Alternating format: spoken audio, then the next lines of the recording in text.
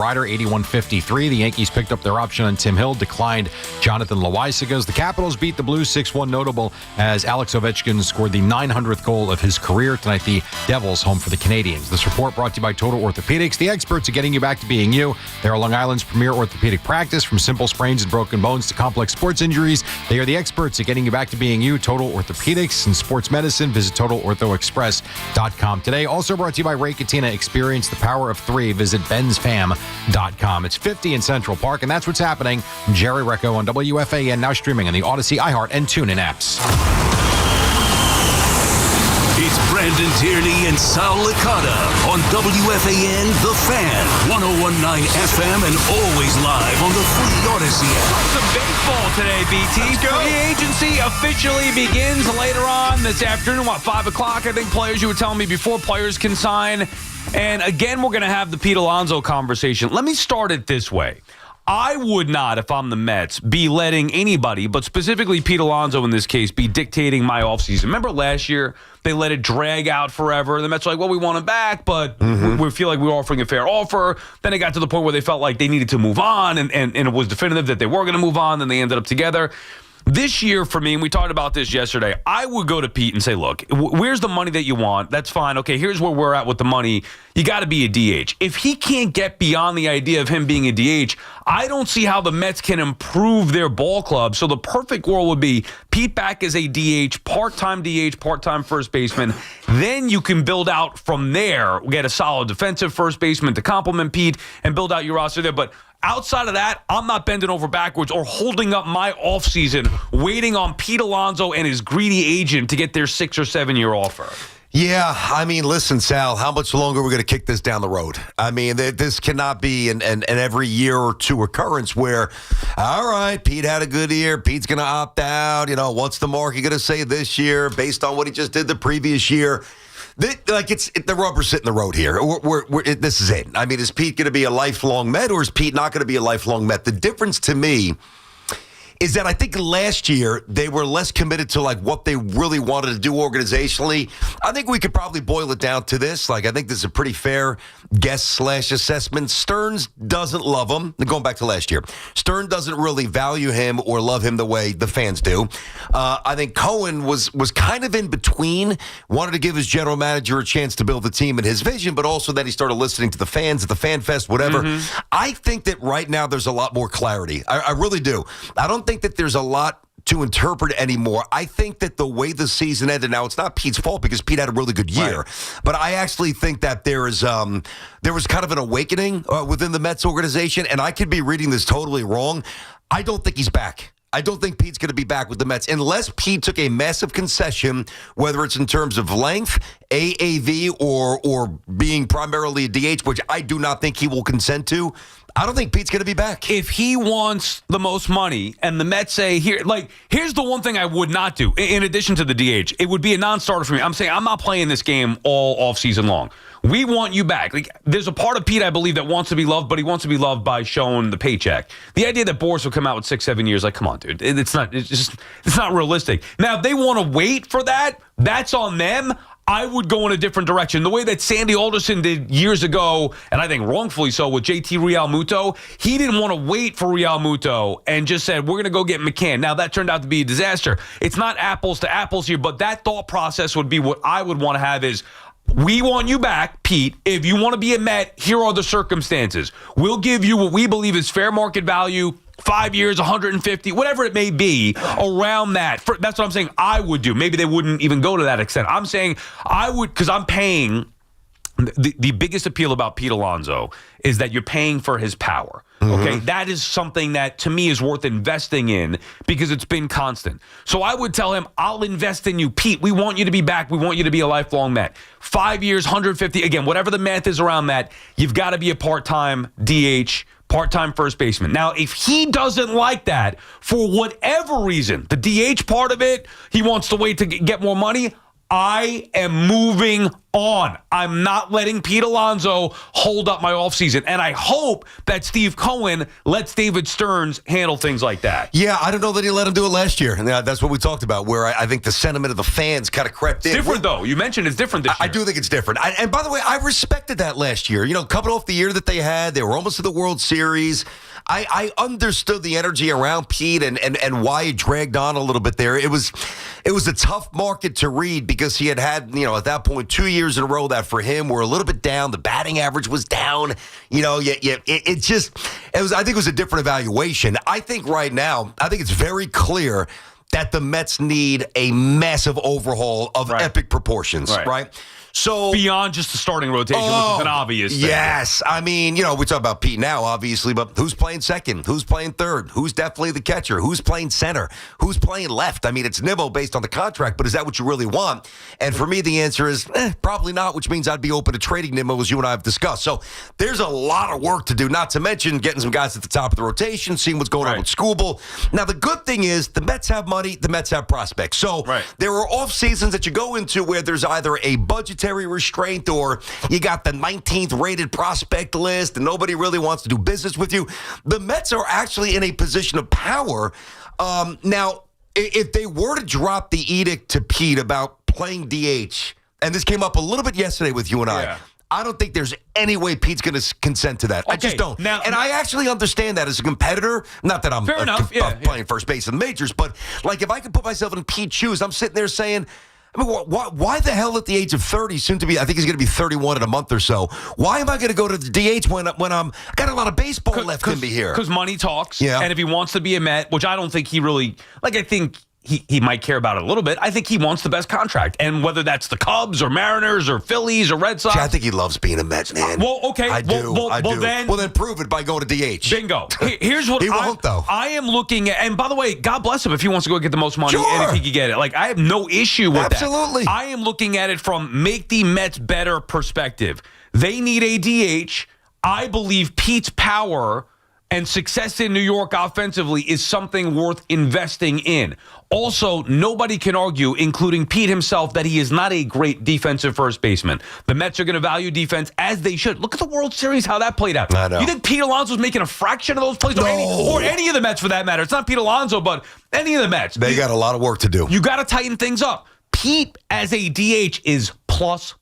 Yep. Now you have one of the better DHs. And again, it's not just exclusive DH. You could play a little bit of first. If he's not open to that, I need to move on. I'm not letting him hold up my offseason like he did into January and February a year ago. End of story. This is different this time. So he may think the market's going to be a certain way, whatever he may want. From the Mets' perspective, if I'm Stearns or Cohen or whoever's making these decisions, here's what the offer is.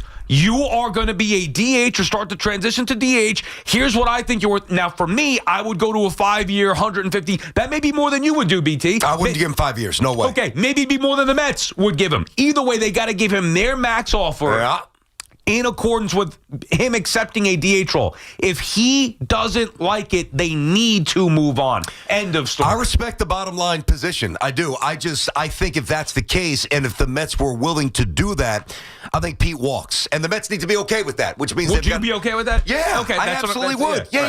And this is not disrespecting Pete. I think you need to build the team very differently. Again, I didn't think Vlad Guerrero was a very, very talented first defensively, but you saw him do things that Pete just doesn't do, all right? And if you watch the World Series or any playoff series with Toronto, you know what I'm saying. And I think that it's time to really shift the focus on how the Mets are built. Now, the other thing, too, right? So I think that there are certain situations where you can make concessions, right? Whether it's having him play first base, even though he's average or slightly below, because there's a monetary uptick with Pete, right? Or with player X. I'm obviously talking about Pete.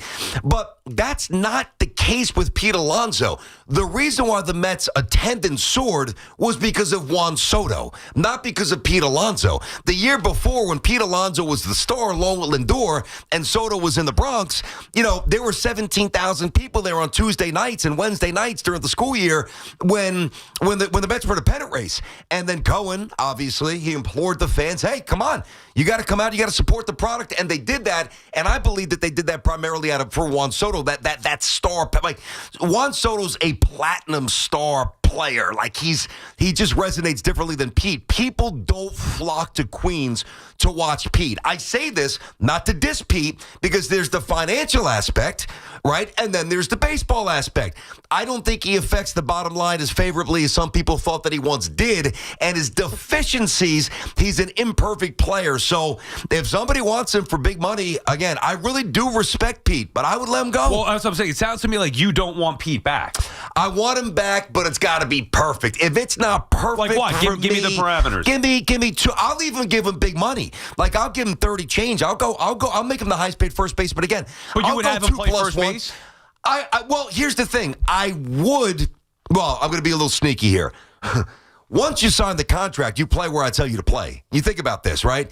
And so I like what you're saying. Be upfront and tell Pete you're going to pretty much be the DH. Well, because how could you want him back as a first baseman? He's not good. No. What I'm saying is I don't want him back, right. but I don't need to tell him before that he's going to DH 100 games. Hey, here's the 3 years. I would go 3 years plus one. That's what I would probably do. That's my drop dead offer. I'm not going more than that. $30 million a year, roughly. Yeah, whatever. Well, let them figure that out. 30, 29, there's something like that. 3 plus 1. Okay. Hey, Pete, you're my first baseman. Then the season starts. I get a better defensive first baseman, and I let Pete DH 2 or 3 times. What is he going to say? I'm not playing? Yeah, you're going to play where I tell you to play. But I mean, I'd rather just be upfront with him. Either way, my point is, forget about what you would say to him, how we would build the Mets out.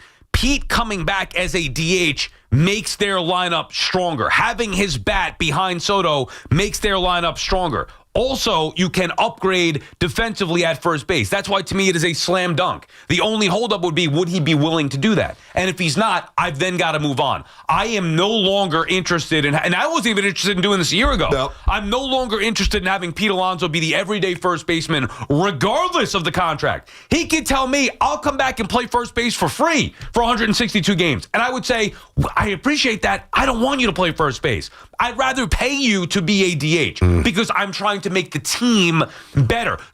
This is not a money thing. Yeah. It's about trying to make the team better. Then win a championship. Correct. How do they get better? You keep Pete's bat in the lineup, and you find somebody else to play first base defensively. Okay, let's think about this, guys, right? And I know, and we'll get these calls, and it's going to be very split. I think a lot of people understand the reality of Pete at this point, all the good, all the bad. Come on, we watched him for 7 years. We know what he can do and what he can't. But if you are staunchly against possibly moving on from Pete, all right? I don't mean just as a DH or as a first. I mean, totally. Think about what you saw in the World Series. Is he going to turn 3-6-3 double plays? Is he going to, cut down a runner at home on a contact play from third base? No, he's not.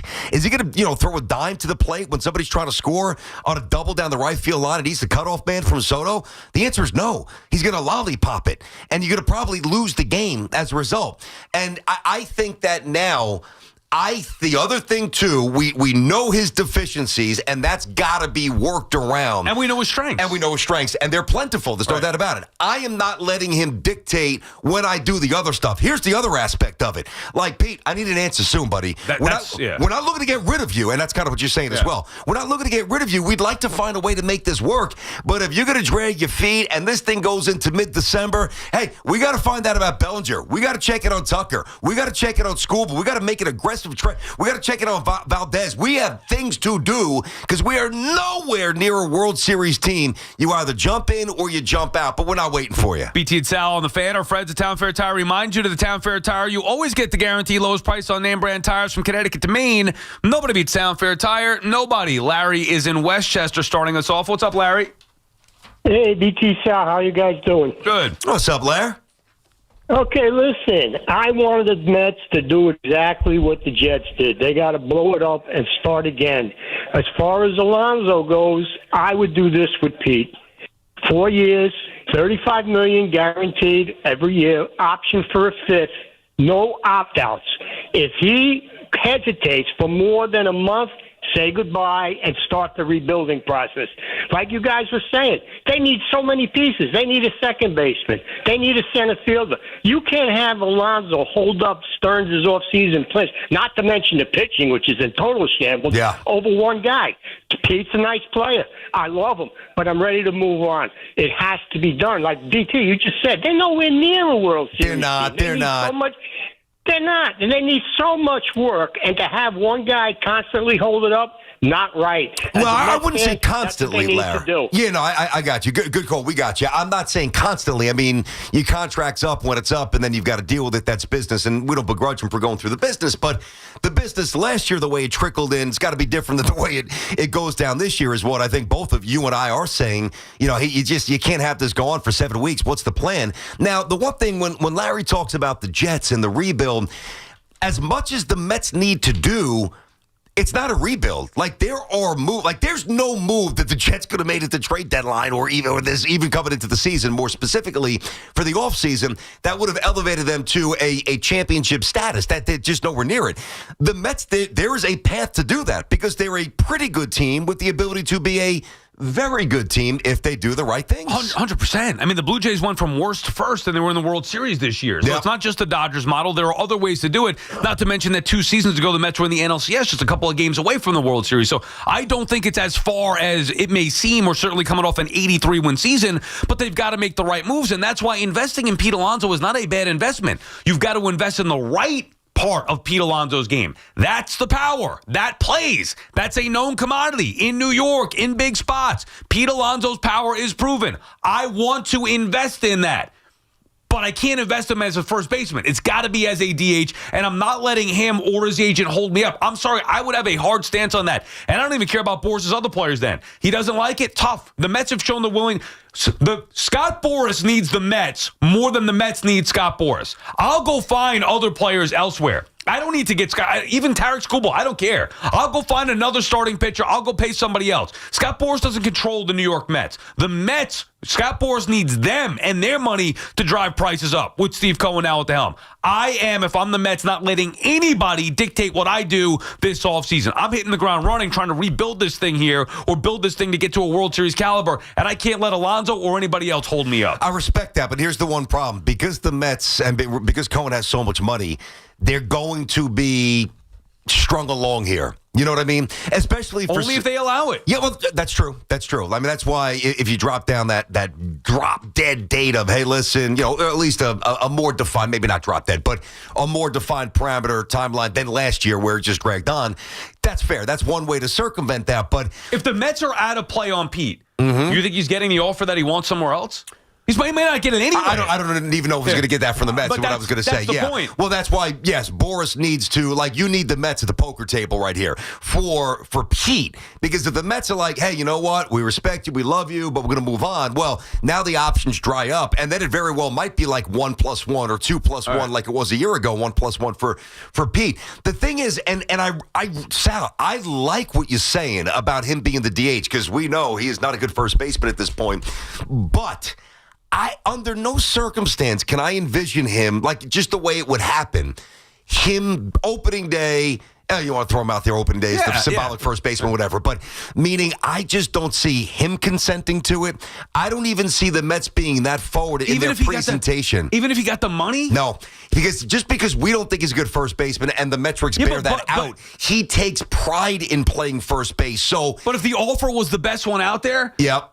Well, I mean, I don't know. The Mets could give him that. Yeah, they could say, we want you to be a lifelong Met, and we want you to continue to hit home runs here. We want to invest in you. We'll give you the 5-year, $150 million, whatever the math is. I know what you're saying. No, nobody's giving 6 or 7, so you don't need to get reckless. But and look, maybe if you want to go to the 6-year, fine, but lesser than the value. However they want to make him happy financially, contract-wise, they have the power to do that. They do. The only ask would be, from my perspective, you got to be open to DHing sooner than later. You don't have to, even if you don't want to give them specific numbers. For me, I'd do half the year this year, and then you start to phase him out into being a full-time DH. I think he would take that as disrespect, and I think he would walk out. And you know what? If the Mets were to be that forward and that brazen, if you will, well, they've already baked the possibility of him responding that way into that calculus. Like, it's not like if the Mets do what you want them to do, And Pete's like, no, I'm offended. That's just disrespect Well, me. go. Okay. But there's no way the Mets would be like, oh, wow, he's disrespected. Of course they would understand that that's a possibility. Of course. No, so I get that. So, But he also wants the money. he wants the money, but now, and I don't even want to get into the finances of the different states and the taxes, whatever. But he could go But you somewhere think about this, like, because what you're saying is if the Mets, if he was to be approached as a part-time DH and he was turned off by it, but the money made it more appealing where he swallowed his pride, right? That's basically... Or he just... Or he says no. Well, not swallowing it. He can do whatever he wants. I got you. But I don't think the Mets, under any circumstance, their offer will be so much more than any other team's offer that... And then you bake in, again, the tax implications. I think. If it's a 5-year deal for the Mets or a 3+1 from somebody else or something, yeah, let's stick with that. And the Mets are like, you DHing and you playing first base, and the Angels say, you're our first baseman. I think he's gone. Okay. For less money and less years. I think he's saying, you know what? I felt disrespected last year. You gave Soto $800 million, rightfully so. But what he's thinking is, and I got to beg for this money, I'm leaving. I'm done. So then who cares? No, I agree. Say, okay, we'll see you later. Yes. I don't want you to be the first baseman. In a lot of ways, that would make it easier on the Mets because if Pete makes the decision for them, well, now the Met fan can't be mad at the Mets for disrespecting a Met legend. There's a thought about, well, the Mets would be better off with Pete Alonso. The Mets would be better off without Pete Alonso. This is definitive. The Mets would be better off with Pete Alonso as their DH. If he doesn't like it, move on. BT and Sal on the Fan. We'll get to your calls when we come back. 888-808-1019. The number to call. Hey, football season's here. Make Surfside your tailgate must-have. Made with real vodka, only 100 calories, and 0 bubbles, so it's easy to sip and enjoy all day long. I know from experience. It's not a seltzer, it's a Surfside. Ask for it wherever you tailgate. Must be 21. Please drink responsibly.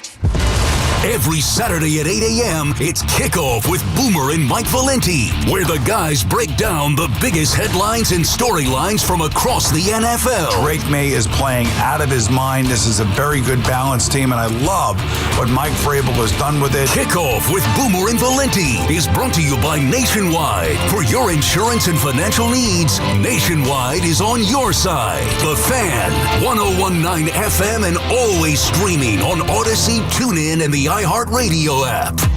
If you're 55 or older and into that whole saving money thing, T-Mobile has an exclusive phone and internet bundle just for you. Right now, get 2 unlimited phone lines plus 5G home internet for just $30 each per month with autopay, plus taxes and fees. And with 5G home internet, setup is easy with just 1 cord and no technician needed, which is great if you're also into that whole keeping it simple thing. Switch now and experience the best mobile network in the U.S. Visit your local store to start saving. T-Mobile, it's better over here. Based on analysis by Ookla of Speed Test Intelligence data Q4 2024 to Q1 2025. Ookla trademarks used under license. Unlimited on our network. Customers on voice plan may notice speeds lower than other customers and further reduction if using more than 50 gigs a month due to data prioritization. Video streams and SD on this plan. Home internet pricing after $20 a monthly bill credit plus $5 per line without autopay. Debit or bank account required. See 5G device coverage and access details at T-Mobile.com. Experience the magic of the season during the Mercedes-Benz Holiday Love Celebration. Enjoy exclusive holiday offers at Mercedes-Benz of Edison, Mercedes-Benz of Union, and Ray Cattina of Freehold. 3 powerhouse locations, 1 legendary name, Ray Cattina. Discover the power of 3 at benzfam.com. This is the story of the one. As a maintenance supervisor at a manufacturing facility, he knows keeping the line up and running is a top priority. That's why he chooses Grainger. Because when a drive belt gets damaged, Grainger makes it easy to find the exact specs for the replacement product he needs. And next day delivery helps ensure he'll have everything in place and running like clockwork. Call 1-800-GRAINGER, click Grainger.com, or just stop by. Grainger, for the ones who get it done. Some people just know you can save money on car insurance by checking Allstate first. Like you know to check if they're going for it on 4th down before going to the concession stand. Yeah, give me 3 hot dogs, 2 jumbo Touchdown, baby! What? Hey, buddy, you want cheese with those? Yeah, checking first is smart. No. What? So check Allstate first and see what you could save. You're in good hands with Allstate. Potential savings vary, including based on how you buy, subject to terms, conditions, and availability. Allstate North American Insurance Company and affiliates, Northbrook, Illinois. Our Our transportation, water, and energy infrastructure is critical. Did you know that those projects are built by the local 825 operating engineers and their contractors? They even built MetLife Stadium and the stadium before that. That's why their advocacy organization, ELEC, the Engineers Labor Employee Cooperative, fights for those priorities every day. That's ELEC, representing the hardworking men and women who build New York and New Jersey. Talk New York sports on The Fan. Hey everyone, this is Chris Hodge from TakingVegas.com and the host of the Bet Big Talk Loud podcast. Pro football action for Thursday night, Las Vegas, Denver. Absolutely free on the text line. Just text the word WIN to the number 545454. That's text the word WIN to the number 545454. Last Thursday night, easy winner on Baltimore. We're going to do it again tonight. Las Vegas, Denver. Now, if you're in the tri-state area, you might not care about this football game too much, but what else do you have to care about? The Giants are in last place. The Islanders and the Rangers still stink. The Nets aren't even worth mentioning. Give the Knicks time, they'll screw stuff up, and the Jets would have just traded their refrigerator if they were allowed to do it. There is nothing else for you guys other than to make some money betting on sports. We'll help you out. Las Vegas, Denver tonight, free. Text the word WIN 545454 and check out the Bet Big Talk Loud podcast. The Hess truck's back and it's better than ever. Roaring engines this year. Hess race cars are here. The Hess stock car racers are loaded with lights, sounds, and a powerful racing motor. Only at HessToyTruck.com. Free shipping and batteries included. Dunkin's $6 meal deal is here for the holidays. Enjoy a bacon, egg, and cheese sandwich, 6-piece hash browns, and a medium hot or iced coffee, all for $6. It's got everything you need to keep your holiday season running. Get it now in Dunkin' stores or order ahead directly on the Dunkin' app. After all, the holidays run on Dunkin'. No substitutions. Participation times may vary. Offer price varies in California and Hawaii. Limited time offer cannot be combined with other offers. Exclusions and terms apply. New York City is delivering for you. With public housing and subway incidents, hate crimes, retail theft, and overall major crime down this year, and shootings year to date at their lowest levels in recorded history, and over 135,000 unlawful guns and vehicles off our streets means more secure neighborhoods, day and night. That's NYC delivering for families, every day, everywhere. Find out more at deliveringforyou.nyc. Hey, this is Tiki Barber. Those of us living in New Jersey got hit with a 20% electric rate increase. If your current heating system is over 15 years old, it's time for a new high-efficiency Carrier system. And there's only one company to call for a new one. My friends at Edison Heating and Cooling, New Jersey's heating experts for over 38 years. Older heating systems waste gas. So get your system checked now and save money with Edison Heating and Cooling. Contact them now at EdisonHVAC.com. That's EdisonHVAC.com. Talk New York sports here. Post BT is that Don Mattingly going to be stepping away. This is a post exclusive. John Heyman had it. Mattingly going to be stepping away from the Blue Jays on great terms, leaving them in a great position, blah, blah, blah. But he does say this is not a retirement announcement, and he's open to new opportunities. There are a couple of managerial spots open. I believe the Padres and Rockies are the two remaining. Dude, they had Braves, Orioles, Angels, Giants, Twins, Rangers, Nationals, Rockies, Padres. Of the 9, 7 have been filled already. And it doesn't seem like they're going the way of a Don Mattingly type. I mean, I hope he doesn't go to the Rockies. I mean, Donnie, a little pride here. Come on. I know you want to manage again, maybe, but the Rockies? No, something that Ottavino got interviewed there for? I did. Hoff and I were talking about that the other day. I think he was going to do TV more and more out of Vino, right? That's what I thought he was going to do. Yeah, I think he wants to be. Well, that's what he was doing. Yeah, more with us at SNY and then a little bit with Yes, I think. But I mean, I think he's eyeing maybe a bigger job, whether it be a front office, whether it be a manager's job. So who knows about the Rockies, where he obviously played there for a while. But anyway, for Donnie, you don't want the Padres or Rockies, John? No, I want him here. I want him home. How about the Mets? Get him bring on the him bench. Man, how about the Mets bring him in? They got vacancies all over with the coaching staff. Can you imagine that? I mean, love it. You're serious about that? Have him coach first. And a matter of fact, maybe coach first. Yeah, maybe he's not coaching first. Why not? Maybe he could play a little first. You have Alonso DH, get Mattingly plays him first. He's a perfect compliment. Willis Reed was a player's coach for a minute back in the day. We've seen that a little bit around here. I mean, Joe Torre as well. So, oh my God, Donnie is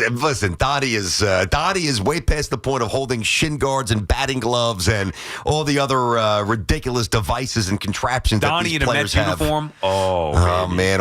I'll tell you what, but it'd be very good for the bench because he's a great baseball man. Now, I mean, we're joking about Donnie coaching first base. Yeah. You better find a first base coach because you lost the best one in the game to your rival. Yeah, okay, the best one. Don't you think, all kidding aside, first and foremost, I could not care less. First base coach. I mean, come on. You think I get worked up about a first base coach? From an 83-win team, no less. I mean, good God. Second, don't you think, all kidding aside, that something doesn't add up? The Mets aren't dumb, nor are they cheap. So there seems to be more to this. And I know that there's some reports out there yesterday that were saying, oh, well, Richardson and the Mets just couldn't come to an agreement. What could be the difference on a first base coach's contract as far as finances go? Yeah, it's funny. I was in the car and I heard Evan and Tiki and the guys talking about this, and I wound up texting Evan and Sean at a stoplight. And my thought was that's not really money driven. I remember the story. There's no. What are you going to nickel and dime Richardson for $75,000? I mean, come on. When he didn't get thrown out, steal the base for 3 months, and Juan Soto basically stole 40, and you're Steve Cohen? No, there's no way that's what happened. What I believe happened was that it was a philosophical difference. I think while I know he's still going to coach first base, literally for the Braves, I think that there's more of a say, maybe a little more juice organizationally. To what extent, I'm not sure. But the story a couple of weeks ago was that Richardson wanted to be elevated to the bench. Remember that? Right. And the Mets didn't seem amenable to that for whatever reason. Maybe they just value him as a first base coach. So I don't think it was about the money at all. Well, maybe they were apart on salaries, but I don't think that was the divisive force that led to the breakup. I think it was that he wanted to have more of a role on the team, and the Mets said, no, we're good. I don't know the exact things. Maybe you're right. I just can't imagine that if the Mets valued him as much as everybody thinks he should be valued, that they'd let him go. I don't know how for you Nichols. and I. How are we not on the same page with this? For Steve Cohen, what he did as a first base coach is amazing. No, but my point is, I think it's more on the players and whatever. But then why didn't Juan Soto steal 38 bases the year before in the Bronx? He said he was going to try to steal more bases when he got here, even before Richardson was even a known name. He became a known name because of the success they had. And I'm not trying to take that away from him. All I'm saying is, if you think it and others think it, don't you think the Mets could easily be like, well, we can't let this guy go? And for what? So $100,000 to Steve Cohen when that's a nickel? That's why I don't think it's the money. Oh, me neither, so that's my point. So philosophical disconnect. It happens. Maybe he wanted to be elevated. Yes. And maybe the Mets said, no, we value more as a first base coach. That's what I believe. You can say. Also, maybe Richardson seeing the writing on the wall saying, I don't want to work with a lame duck staff. I don't want to. Who's the new bench coach that they got? Who is it? Kai something? Kai Correa. Kai Correa, whatever. Coaches, really, they mean so much. Kai Correa. Maybe he doesn't want to work. If he sees Mendy potentially being on the hot seat, which he is. Yeah, sure. Getting fired, then Kai Correa is going to be his boss. Who knows? So I have no issue with him leaving, but I also can't imagine that he was valued that greatly by the way the Mets handled this whole thing. Watch Acuna. He's going to break Ricky's single-season record. He's going to steal 173 bases because of Richardson. Come on. Dude, he's awesome at first base. Yeah, and Hefner, what about the Yankees? Bring him over. Hefner, the Braves. Hefner, too, with the Braves. Yeah, he's so good. They're so good. Well, then how come the Mets only won 83 games? I mean, maybe Richardson could be doing a little bit more than just stealing bases. Big deal. How about you do something else? I could say that maybe if you didn't have Richardson, you would have won 75 games. We'll find out this year. I personally, I would take the over. Sports Talk on WFAN is presented by Paramount Plus. You can't count on much, but you can always count on Sundays with the NFL on CBS and Paramount Plus. Watch your local NFL game live every Sunday, all season long. Visit ParamountPlus.com/NFL to get started today. Matt is in Westchester. What's up, Matt? Hey, Matt. What's up, boys? How we doing? Good. What's going on, buddy? So just a couple of points. I think first, listening to Stearns' end-of-year press conference, he really talked about defense a lot and the ability to maximize each spot on the field defensively. So I think I would be surprised if Pete is back as much as I want him back, but I got a question for you guys. And then I got one more point. If you could have one of the two back, Pete or Edwin Diaz, which one would you guys rather have back for the Mets next year? Pete.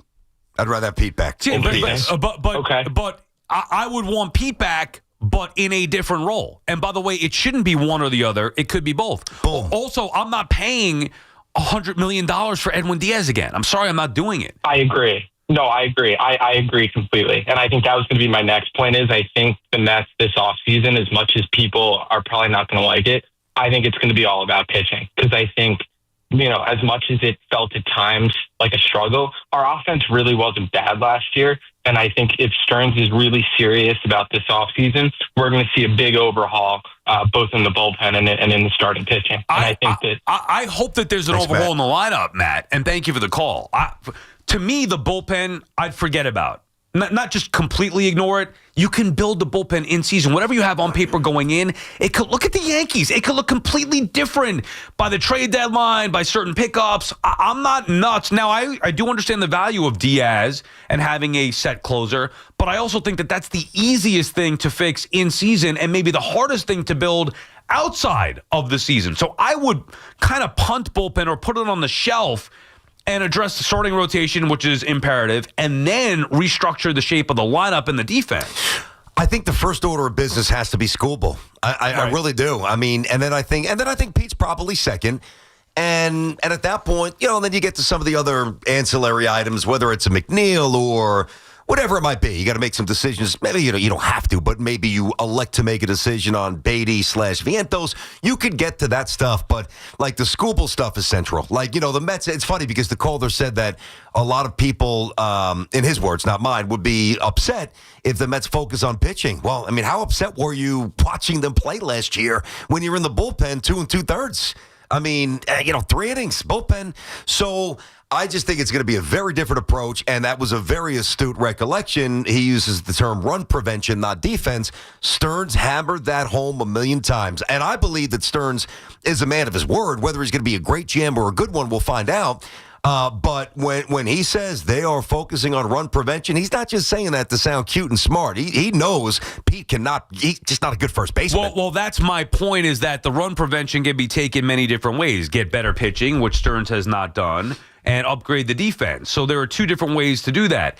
I just hope that it's not all about the pitching and running it back essentially with the same type of lineup. I don't think that that's good enough. They need to... I can't watch them again with Vientos, Beatty, Alonso, McNeil, Acuna, Lindor, Alvarez, Nimmo, whoever's in center field. Yeah. And that's why I do think Skubal should be the what first. If you have a stud in center field? What if you have Bellinger in center field? But that's a big, fair enough. That's a big what if. So when did they decide to go get Bellinger? Is it before Pete? Is it after Pete? Is it let's just lock up Bellinger now, and then we could make him play a little bit of first. We can make him play some center field. In reality, he'd be the perfect fit because you need a first baseman and center fielder. And if you brought him in with bringing Pete back, now you could have PTH, you have Bellinger play a little first. I'll be very He's good one of the young guys in center field. That would be good. But is that something that they're thinking? I don't know. Also, they talk about Carson Benj being a potential center fielder, young center fielder. Great. What if you need to use him in a piece to get Skubal? Then he's gone, and now you definitively need a center fielder. The more I think about this, Bellinger, certainly Skubal, item number 1, but Bellinger... I don't want to see him go to you guys. I want to see him stay with the Yankees. And I think that he will stay with the Yankees. But, if you were to get him, now it enables you to do things like now you're not desperate. Now you can say, okay, well, we have our center fielder. Let's go to first base. Or we have our first baseman. Let's go to center. It just creates a complete more room to breathe in the offseason, somebody like Bellinger. Which is why Bellinger might get a lot of money from multiple teams because he's a useful piece. I just think he's better, Bellinger, as a Yankee. I can't trust his offensive production. The Mets wouldn't be getting him for his offense. Now, it's obviously a part of his game. They'd be getting him because he plays elite level defense in center field and could play first base, could play the corner. That's the Mets need a player like that. Yeah, but he still would have been the 3rd or 4th best offensive player on the team last year. But behind Soto, Pete, and Lindor. Is that a product of being in Yankee Stadium or being in that Yankee lineup as opposed to being with the Mets? He's had inconsistencies offensively throughout his career. So I just think he's the perfect Yankee. By the way, the Yankees need him.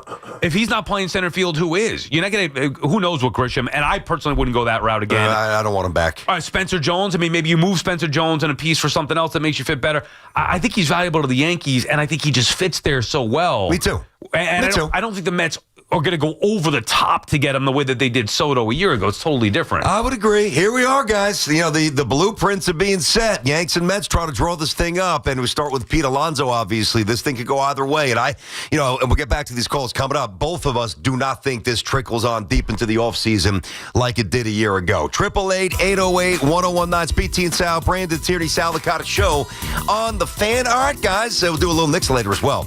Every NFL Thursday is your shot to hit the jackpot on FanDuel. FanDuel, because with FanDuel's Thursday touchdown jackpot, you can win a share of $2 million in bonus bets each week. To jump in on the Thursday action, all you have to do is place an anytime touchdown score bet before the game kicks off. Now, if that player scores the first or last touchdown of the game, you'll win your bet and a share of bonus bets. All you have to do is visit FanDuel.com/BT to take a shot at the jackpot. That's FanDuel.com/BT for your shot to win a share of $2 million in bonus bets. Play your game with FanDuel, an official sports betting partner of the NFL, and also the official partner of us here at WFAN. 21 plus and physically present in New York. Opt-in required. Must apply profit boost token on select market. Prize pool to be split equally among all eligible participants who made the correct first or last touchdown pick. Bonus issued as non-withdrawable bonus bet that expires 21 days after receipt. Restrictions do apply. See terms at sportsbook.fanduel.com. For help with a gambling problem, give them a call at 877-8-HOPE-NY or text HOPE NY. All right, let's get the Odyssey Sports Minute coming at you now. Brought to you by the New Jersey Division of Highway Traffic Safety.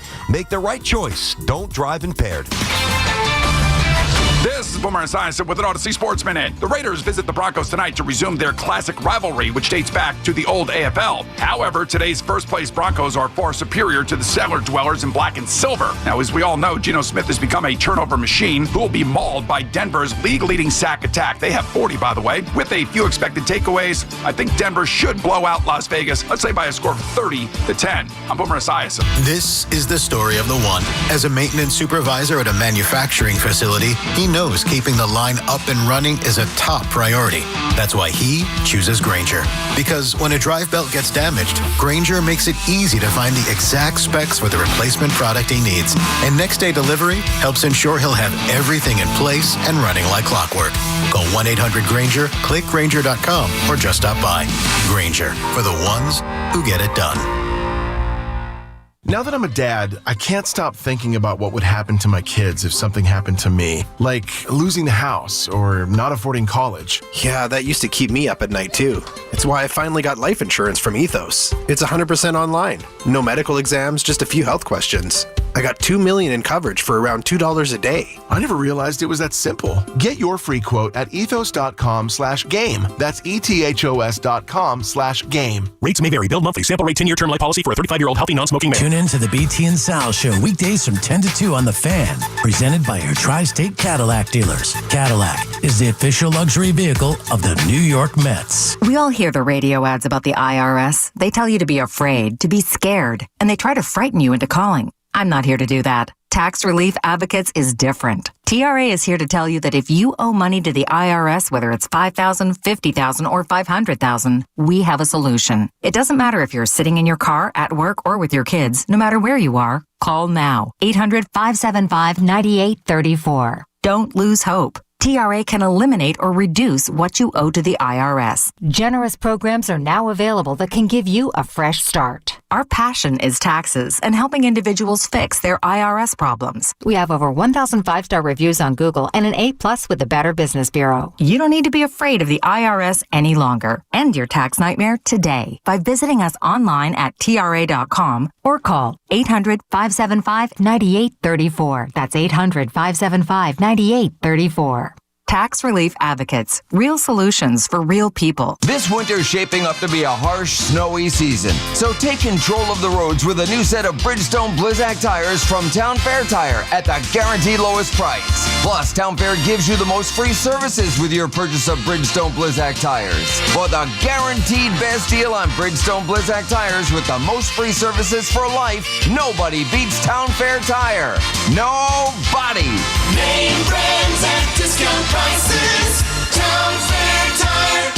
Get ready for more BT and Sal on The Fan. Nissan trucks and SUVs are built for next-level adventure. Too much gear? Dirt? Rock? Sand? Get in a Nissan truck or SUV and feel unstoppable. Whether you want to take your next level of adventure in the Frontier Dark Armor, the Pathfinder, the Armada, or the Rogue, you'll be ready for what comes your way. Nissan, #1 in new vehicle quality among mainstream brands by J.D. Power. Now get 0% APR financing for 60 months on the 2026 Nissan Rogue Platinum. Visit jdpower.com/awards for information based on 2025 model year 2026 Rogue from new dealer stock. 0 down payment, 60 months financing at $1,667 per month per thousand financed. Down payment may vary, subject to NMAC credit approval. Not all buyers qualify. Dealer contribution may affect actual price. See dealer for details. Ends 12/1/25. Hey, football fans. Tune in this week to kick off with Boomer and Valenti, where the guys break down the biggest headlines and storylines from across the NFL. Kickoff with Boomer and Valenti is brought to you by the Home Depot. You order, we deliver. The Home Depot Pro. It's about time. How pros get more done. Kohl's Black Friday deals are dropping early. You can save up to 50% throughout the store all weekend. Yep, call it what you want. Manifestation, luck, fate. The point is, it's happening. Plus, you'll earn $15 Kohl's cash for every $50 spent on Friday. Shop early Black Friday deals at Kohl's and Kohl's.com. And thank the universe later. Select styles up to 50% off, valid November 7th through 9th. Some exclusions apply. See store or Kohl's.com for details. Think Verizon, the best 5G network, is expensive? Not acabar. Bring in a bill from AT&T or T-Mobile to a Verizon store today and we'll give you a better deal. ¿Y ahora? ¿Qué vas a hacer with all those unwanted bills? Pues, how about a full-scale origami version of the Statue of Liberty? Fuera de broma. Bring in your AT&T or T-Mobile bill to your local Verizon store in New York City today and we'll give you a better deal for you and tu familia. Rankings based on RedMetrics Root Score Report dated 1H2025. Your results may vary. Requires postpaid consumer mobile bill from T-Mobile or AT&T dated within the past 45 days. Bill must be in the same name as the person redeeming the deal. Additional terms apply. Rutgers football is back in Piscataway throughout the rest of the fall. Don't miss a moment. This is Coach Shiano. Keep chopping and join the fun on the Rutgers Boardwalk. Free rides, games, entertainment, parades, and more, all before every home game. It's all free family fun at the Rutgers Boardwalk. Visit us online at scarletknights.com. Don't miss a moment. See Coach Shiano and the Rutgers football team all fall long at SHI Stadium.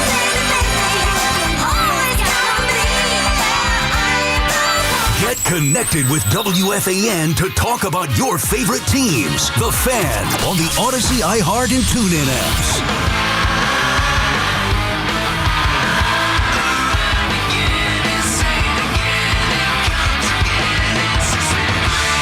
Sound back on the Fan. Hop is in some mood today. What mood are we in today, Hop? This is a pretty, heavy song, is it not? Well, the song is called Set Me Free. The last song was called Set Me Free. I think we need, as Met fans, just get away from this Pete Alonso thing. This is the one thing I said all before, while the Mets were collapsing. This cannot be a distraction from the actual offseason of what they need to do, which is basically blow the whole thing up and get actual players in here. But Pete Alonso's going to handcuff everything. Get this done. Set us all free from it. Just get it done one way or the other. Either move on or sign to a contract. And people in the know, BT, seem to think that the way that Boris operates and their demands, that this is, again, going to drag out. Which is why I'm saying if you're the Mets, you can't be held hostage by Alonso. As much as you want his bat back in that lineup, you got to move on and do other things. That's only going to drag out if the Mets let him do it. That's the thing. You know, Boris has his playbook, and usually, he's got the leverage because he's got the big-time clients. But, the Mets have a little leverage in the sense that you would think that Pete would like to stay here. And they've got to exercise that power and say, hey, listen, Scotty, we know what you try to do and get those extra years. But if we don't know by this date, we're moving on, buddy. So you better let them know what's going on. The other thing that I've heard, again, from people in the know is that Boris won't, whoever his other clients are, he won't move on them before Alonso, meaning with the Mets, let's say as it pertains to the Mets. Yeah. He won't do anything that would prevent the best business for Pete. Let's say his other client, meaning that who's Bellinger? Do we know about Bellinger? Is he a Boris guy? I think he is a Boris guy. Me too, which is why I'm saying I just want to confirm that. Let's say he is. And again, I'm just throwing out hypotheticals because I forget. I talked to so many different people about this so many different times over the years, but I know that, Bellinger is. So let's say the Mets say we want Bellinger. Boris would be like, hold on now. You got to figure out what's going on with Pete first. Meaning, because he knows that if the Mets were to sign Bellinger, he loses leverage with Pete. But why didn't he do that with Soto and Pete last year? Well, he did. He waited for Soto wasn't signed until December. December 11th, I think Juan signed, right? And also, he was a different animal. I think it got to a point where they reached their whatever it was, and then the rest of the offseason fell into place. And also, Soto had nothing to do with Pete. in this particular case, let's say Bellinger. Oh, same position kind of deal. Yeah, Well, if the Mets sign Bellinger, likely they're going to be less likely to sign Pete. It might be in addition to, it might not. And I don't know if Boris is going to be willing to have the Mets use up one of their spots on, even though it's one of his clients, that might hurt Pete Alonso's leverage. If you take the Mets out of play for Pete, whatever his market is going to be significantly dented. Mm-hmm. I agree with that. But the Mets have to be smart, and they will be, that they're not just, used in the process here. I mean, if we're saying this on the radio, that's business 101. The Mets clearly know that, and they can't let that happen. So they've got to kind of rewrite the rules a little bit here. It's on the Mets parameters. It can't be on Pete's timeline this year. It's just, it's business. It is what it is. So let me ask you that. Put Pete aside for a sec, okay? Yeah. There's a thought, and I don't even really necessarily know where I stand yet. I want you to get first crack at this. So, thought is, we both think or know the Mets need to do a lot this offseason. Right. We also think that there's probably a temptation for Cohen to flex because he's a little bit pissed off from last year, but the possibly being offset by what's a bit of a conservative approach by the general manager. Do you think that the Mets just go bonkers this offseason with everything? I think the Mets are going to be aggressive, very aggressive, but also smart. And that's kind of where I'm at. I think that there's this notion that you need to bring back Diaz and bring back Alonso. And a part of me understands that. And then on top of that, go get Skubal and go get Suarez. I understand that. I don't know if it's smart business. I know it's not smart business, and I wouldn't do it. I don't care how many home runs he has as a Met. I'm not bringing Pete back without the idea that he's going to be a primary DH. I also don't know if it's smart business to just commit to a closer that's already given you his best years for another 5 years, $100 million. I'm not feeling the re-signing of Diaz at all. I'm just not. That is not very important to me. I'm sorry. I think they're going to do it. I think he wants to be here, and I think they want him. I just don't think it's good business. We went over this years ago with Hader. I wanted the Yankees to go get Hader. They didn't do it. He hasn't been the same. He's been good, but he hasn't been the same certainly as he was with Milwaukee. And Stearns didn't want to commit big money, which is why he ended up trading all those guys. I can't commit big money to a closer. But if Steve Cohen says, well, it doesn't really matter, we want him here, and focus on more the next 2 years as opposed to the final 3 years of that deal, then maybe you have a little more wiggle room to work with if you're Stearns. But to answer your question, I think they're going to be as aggressive as any other team in baseball, maybe outside of the Dodgers, but they should be on par with that. But also just doing it in a smart way. I don't think it's just, let's sign this guy, and let's sign that guy, and let's sign this guy. You got to figure out, this group wasn't good enough. Even with the monster years that they got from Soto, Alonso, Lindor, and Nimmo, it wasn't anywhere near good enough. Defensively, all that. And I don't believe it's just a matter of fixing the rotation to make them better. I think it's deeper than that. It is. So that's what I want to see. I want to see the aggressiveness in the rotation, which is easy to repair. Trade, free agent, throw some money, go get a couple of arms, put them in that rotation. They're already better there. Bullpen I wouldn't worry about because those things you could fix in season. How are they going to fix the core, the infrastructure of this group when they've already committed a lot of money? The easy thing is to let Alonso walk, but now you're losing counted on production behind Soto, which is why I say I wouldn't let him walk. I'd want him to be the DH. Here's the other thing that I think is a little tricky for the Mets, and there's no guarantee that they navigate this the right way. I think it's very hard to do this. They've got a very highly rated farm system. We all know that, right? Which means they'll be in play. Yeah, for sure. Which means they'll be in play for Skubal and all the other stuff that we've already talked about here. But going bonkers, that's why I asked you the question, like, the Bellingers and maybe a Schwarber or Pete bringing back Diaz, all the things we've Tucker or whatever, if you want to throw that on the table. So it's hard, or it's challenged to commit several multi-year deals to players when you have players who are ready to play at the minor league level. Right. Like, you generally do that when your minor league system is not very good and you just buy some players if you got the resources. But the Mets are in the decision/evaluation mode right now of determining, all right, is Jet Williams going to be a player for us moving forward? Right. What about the center fielder? What about the first baseman? Exactly. So I don't know how they view these prospects. They probably like them, but do they love them? And if they love them, then why would you give either Pete or Bellinger or Tucker or whomever 5, 6, 7 year deals when they're just going to block the path, or a Bregman when they're going to block the path to somebody that might be ready to play? And go ahead, Off. You have a question? I do, because here's the deal, right? They have about $250-something million committed to the books as it is right now, okay? How much to catch up to the Dodgers in any capacity, financially or just talent-wise, you're going to have a lot of turnover. You're going to have to add a lot of pieces to it. Are we talking about, is this going to be close to a $400 million payroll, or we're going to say there's a cap at $350? Because then you're talking about another weak team that's not going to go anywhere. Because you're trying to replace Alonso and Diaz, who aren't already there. So who are you replacing them with, right, with all those numbers? And now you're going to, just to replace those two guys, but we already have a ton of other holes. Yeah, right. everywhere. Well, legitimately a pitching rotation. But that's the problem. But the rotation, I think, is an easier fix than it may seem. Now, even if you forget Skubal, and I wouldn't, he'd be the primary thing, but let's just say the Tigers don't Mets are going to get Skubal. They're going to get him. But the Tigers have to make him available. They're going to get him. I tend to feel the same way, but I'm not 100% certain. I think the Tigers are going to end up trading him, and when they do, the Mets will land him. Let's just say that the Tigers don't make Skubal available. Mm-hmm. You still can repair the rotation. For sure. Rather simply, just go sign two of the top free agents. It's not that hard. Now, or trade for somebody else and sign one of the top free agents. Repairing the rotation is, to me, the easy fix here for the Mets. It's the rest of it. How you're cleaning that up. Where's the balance with which young guys are you going to believe in and rely on? Mm-hmm. And by the way, to win a World Series, those guys have to hit.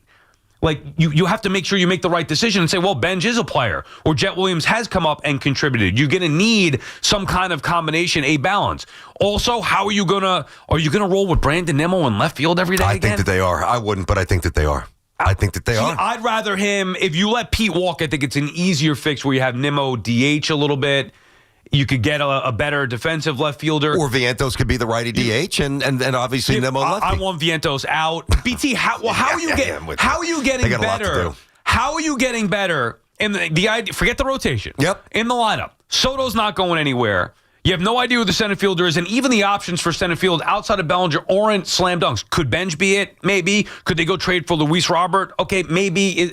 There are no slam dunks in center field, at least not that I'm seeing, outside of Cody Bellinger, and I don't think it's likely. Nimmo in left, no center fielder, Soto in right, Lindor's not going anywhere at short, the Vientos, Beatty, Mauricio at third, the same thing at second, Acuna, McNeil, Jet Williams even. It's not good enough. Can't do it. Alvarez at catcher. So it's not good enough. So how are they changing all of that? And even if I say, well, Lindor's not going anywhere, Soto's not going anywhere, now, how are you going to reconfigure the rest of that? There's a lot of questions. They got a lot of work to do, man. But here's the one I know you're focusing on the hitting, which I don't necessarily disagree with, at least for this part of the conversation. But and this is a smaller thing, but this matters. So how many starts, Hop? I don't know if you know off the top of your head. McClain had, 11 starts? I think that's the number in my head. Wow. I think it was 11. Right up there with Shohei Ohtani. If he could only hit. Yeah. I think it was 11. Either way, I don't think it was much more than that. If he's healthy, you're getting 20 more starts from McClain this year. Right. So now, if McClain started last year in the rotation, how many? 8 starts. That's it? Wow. Yeah. Okay, so even more. But let's just say 20, right? Because usually top of the rotation guy gets 32, 33 starts, but do a whole number 20.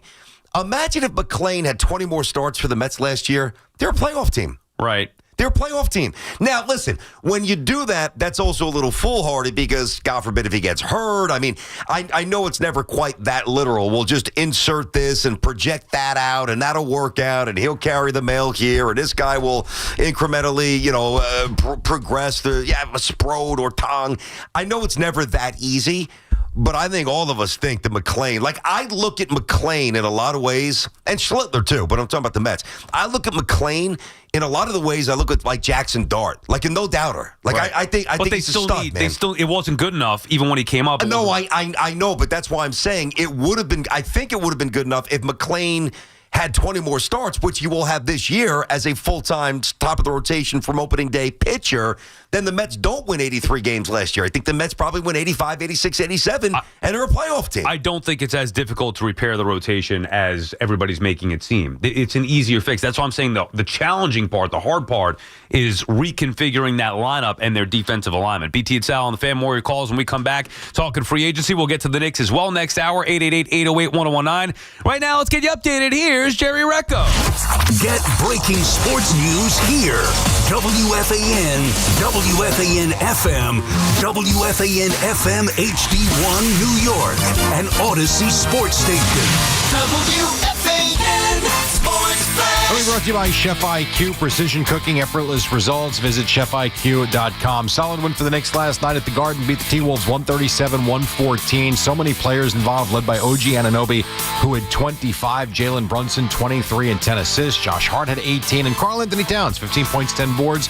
Knicks now 5-0 in MSG. And Towns says, nice to be defending our home floor. It was a great win for us. We found a way to continue to win as a team. And tonight was a great night for all of us to focus on the goal at hand and get the win. Knicks now 5-3 off tonight, as are the Nets, who earned their first win of the season last night, winning at Indiana 112-103. Sad news from the NFL. The Cowboys announcing that defensive end Marshawn Nealon has passed away. He was just 24 years old.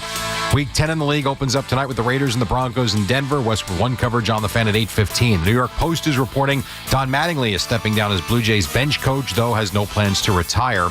NHL tonight, the Devils home for Montreal. This report brought to you by the United Healthcare Medicare store in Jackson Heights and by Town Fair Tire. Nobody beats Town Fair Tire, nobody. Current temperature sponsored by Total Orthopedics, the experts at getting you back to being you. They are Long Island's premier orthopedic practice. From simple sprains and broken bones to complex sports injuries, they are the experts at getting you back to being you. Total Orthopedics and Sports Medicine. Visit TotalOrthoExpress.com today. It is 50 in Central Park, and that's what's happening. I'm Jerry Recco on WFAN, now streaming our podcasts on Apple Podcasts, Spotify, or wherever you get your podcasts. It's Evan and Kiki. Afternoons on the Fan 101.9 FM. There are certain games in which you walk away and say, who am I mad at? Right. Am I mad at this guy? Am I mad at this aspect? I walk away from this game. When I left MetLife Stadium, I walked away saying, they all suck. The GM needs to go. The head coach needs to go. Listen to Evan and Kiki on demand on Apple Podcasts, Spotify, or wherever you get your podcasts. At the United Healthcare Medicare store, right here in Jackson Heights, you can chat face-to-face with a licensed sales agent who understands the community and get clear answers to your questions. We're located at 3752 82nd Street between Roosevelt and 37th Ave. We're ready to help. We're counting down to Black Friday savings. It's the countdown to Black Friday at Nielsen Dodge. Hundreds of vehicles in stock with big savings off MSRP. Your countdown to the hottest deals is on now. Lease a new 2025 Jeep Grand Cherokee Limited 4x4, just $199 a month. Or lease a new 2025 Jeep Grand Cherokee L Altitude X 4x4, just $224 a month. We all know it's the biggest sale of the year, and Nielsen's going bigger than ever. You can count on zero down payment, plus up to $1,500 overbook value for your trade, and the credit help you need. On Route 10 in East Hanover, online at NielsenDodge.com. A proud member of the Nielsen Auto Group. The countdown is on. Don't miss out. At Nielsen, Friday's in the driver's seat. Black Friday sales event. With approval term 24 months to its signed Cherokee 5794, Cherokee L 5819 at tax tag 498 dock and DMV fees. You can't count on much these days, but you can always count on Sundays with the NFL on CBS and Paramount Plus. Watch your local NFL game live every Sunday this season, all the way through the AFC Championship game. Visit ParamountPlus.com/NFL to get started today. So, there's this guy, Paul Rivera, grew up in the Bronx, made some mistakes, but eventually becomes one of those hard-working citizens who keep our city going. But he gets pulmonary fibrosis, and his only hope is a lung transplant. When one hospital, Montefiore Einstein, get him a new lung, and they give him a new life. Right. Everyone in his neighborhood is like, They give that guy a new lung or a new motor. the story, Mr. Giamatti. Well, you ought to know, Mr. Rivera, you lived it. Everyone loves a comeback. Montefiore Einstein, national leader in transplant. Great deals are waiting for you at your local Kia dealer during the Kia Season of New Traditions sales event.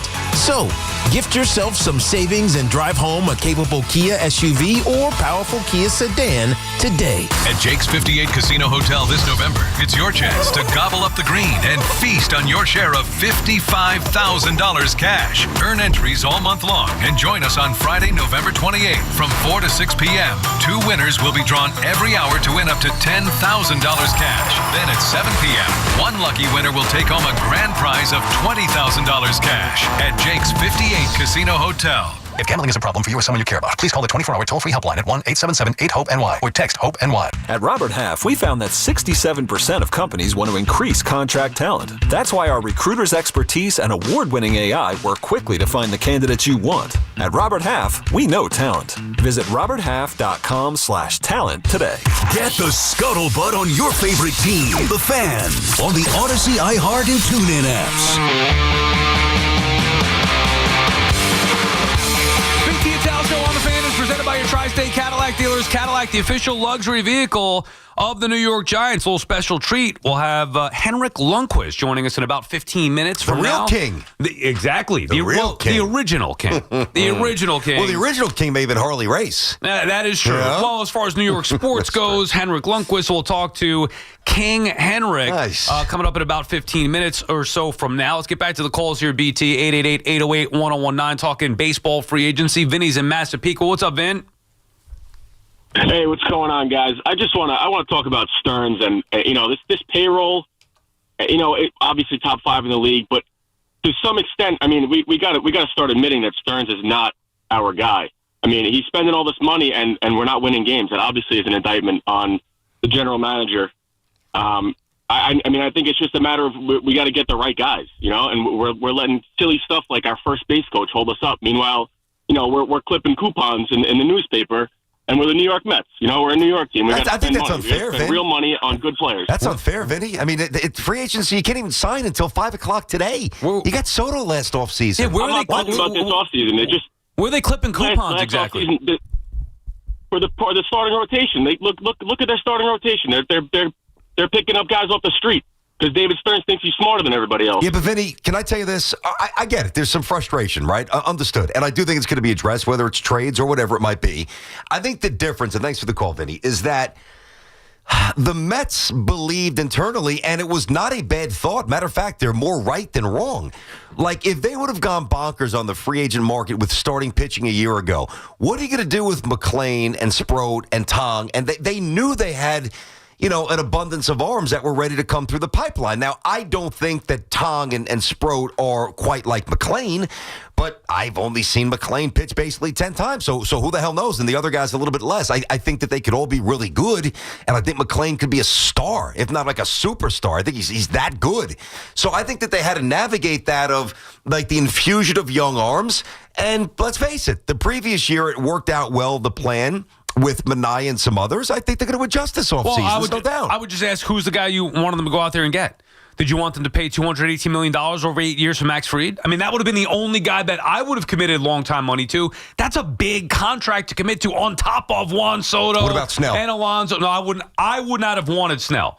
Now, I mean, you could tell that maybe was a mistake. But yeah, I mean, he missed a lot of time, though. He was hurt quite a bit, but when he came back, he was good. And it's easier for the Dodgers to overcome it because they've got Glasnow and Ohtani and guys on top of guys and Yamamoto and Sasaki. The Mets tried to get Yamamoto a couple years ago. They did all they could. They drove the price up. They knocked the Yankees out. The Yankees said, we're down at 300. Sorry, this is ridiculous. The Mets go to 325. The Dodgers match. Yamamoto never wanted to be here. That was the right baseball move. The Mets had the right decision there. We want to invest in a young starter, even though he's never thrown a pitch in the big leagues. I'd rather invest big in him because of his age, where he's at. That was the right idea. He chose to go elsewhere. He didn't want them. Nothing you can do about that. I would not have thrown Corbin Burns hurt for the year. All these starters. I like Max Fried. Would I like him at 8 years, $218 million? I'm not so sure I would have done that for the Mets. It's easy to say now after year one. Well, that's where I was going to go. I don't even love him for 8 years at $220 for the Yankees, but you would have loved him last summer when you guys were trying to get 6-7 innings, to piece together a pennant race. So there's definitely two ways to look at it. What if that took them out of the Scooble thing? You know what I mean? But I don't think it would. It wouldn't, at least from a rental, preclude them from doing that because they've got a lot of, they've got ability to make the trade. And if you would have paid Fried and traded for Scooble, and by the way, this is the appeal about Cohen. There shouldn't be any limitations. That was the thought coming in. Fair enough. I mean, you can't be reckless. I mean, there's limits to everything. But the Mets didn't hit the limit a year ago. I think that they push it more this year. I do. I think. Listen, I think that they know what they need to do. They have to and push if him. they don't, then Stearns is the wrong guy. Right, but to knock Stearns, especially after he had a successful year one and a lousy year two. Yeah, I think that's an unfair characterization. It takes a long time to build these things up or turn things around. Darren is calling from Tampa, Florida. What's up, Darren? What's happening, guys? Yo. So a couple things with regards to Pete. Sal, I agree with you. I think that the easier fix is the rotation. The harder thing to fix is finding consistency in the lineup, which is why you have to pay Pete. Right? You know for a variety of reasons, right? You know that Pete is available every day, right? The best commodity is availability. Guy doesn't get hurt. He plays 162 and prides himself on wanting to play 162. And it's not just the power. He led the team with runners in scoring position, batted .310, over 400 OBP, and 1,100 OPS with runners in scoring position. Soto batted .238 with runners in scoring position last year. It's not like every big moment that we had, Juan Soto or Lindor or anybody else was driving runners in. No, Pete didn't do it every big moment either. He had plenty of opportunities because Juan Soto was on base a million times in front of him. I'm not knocking Pete.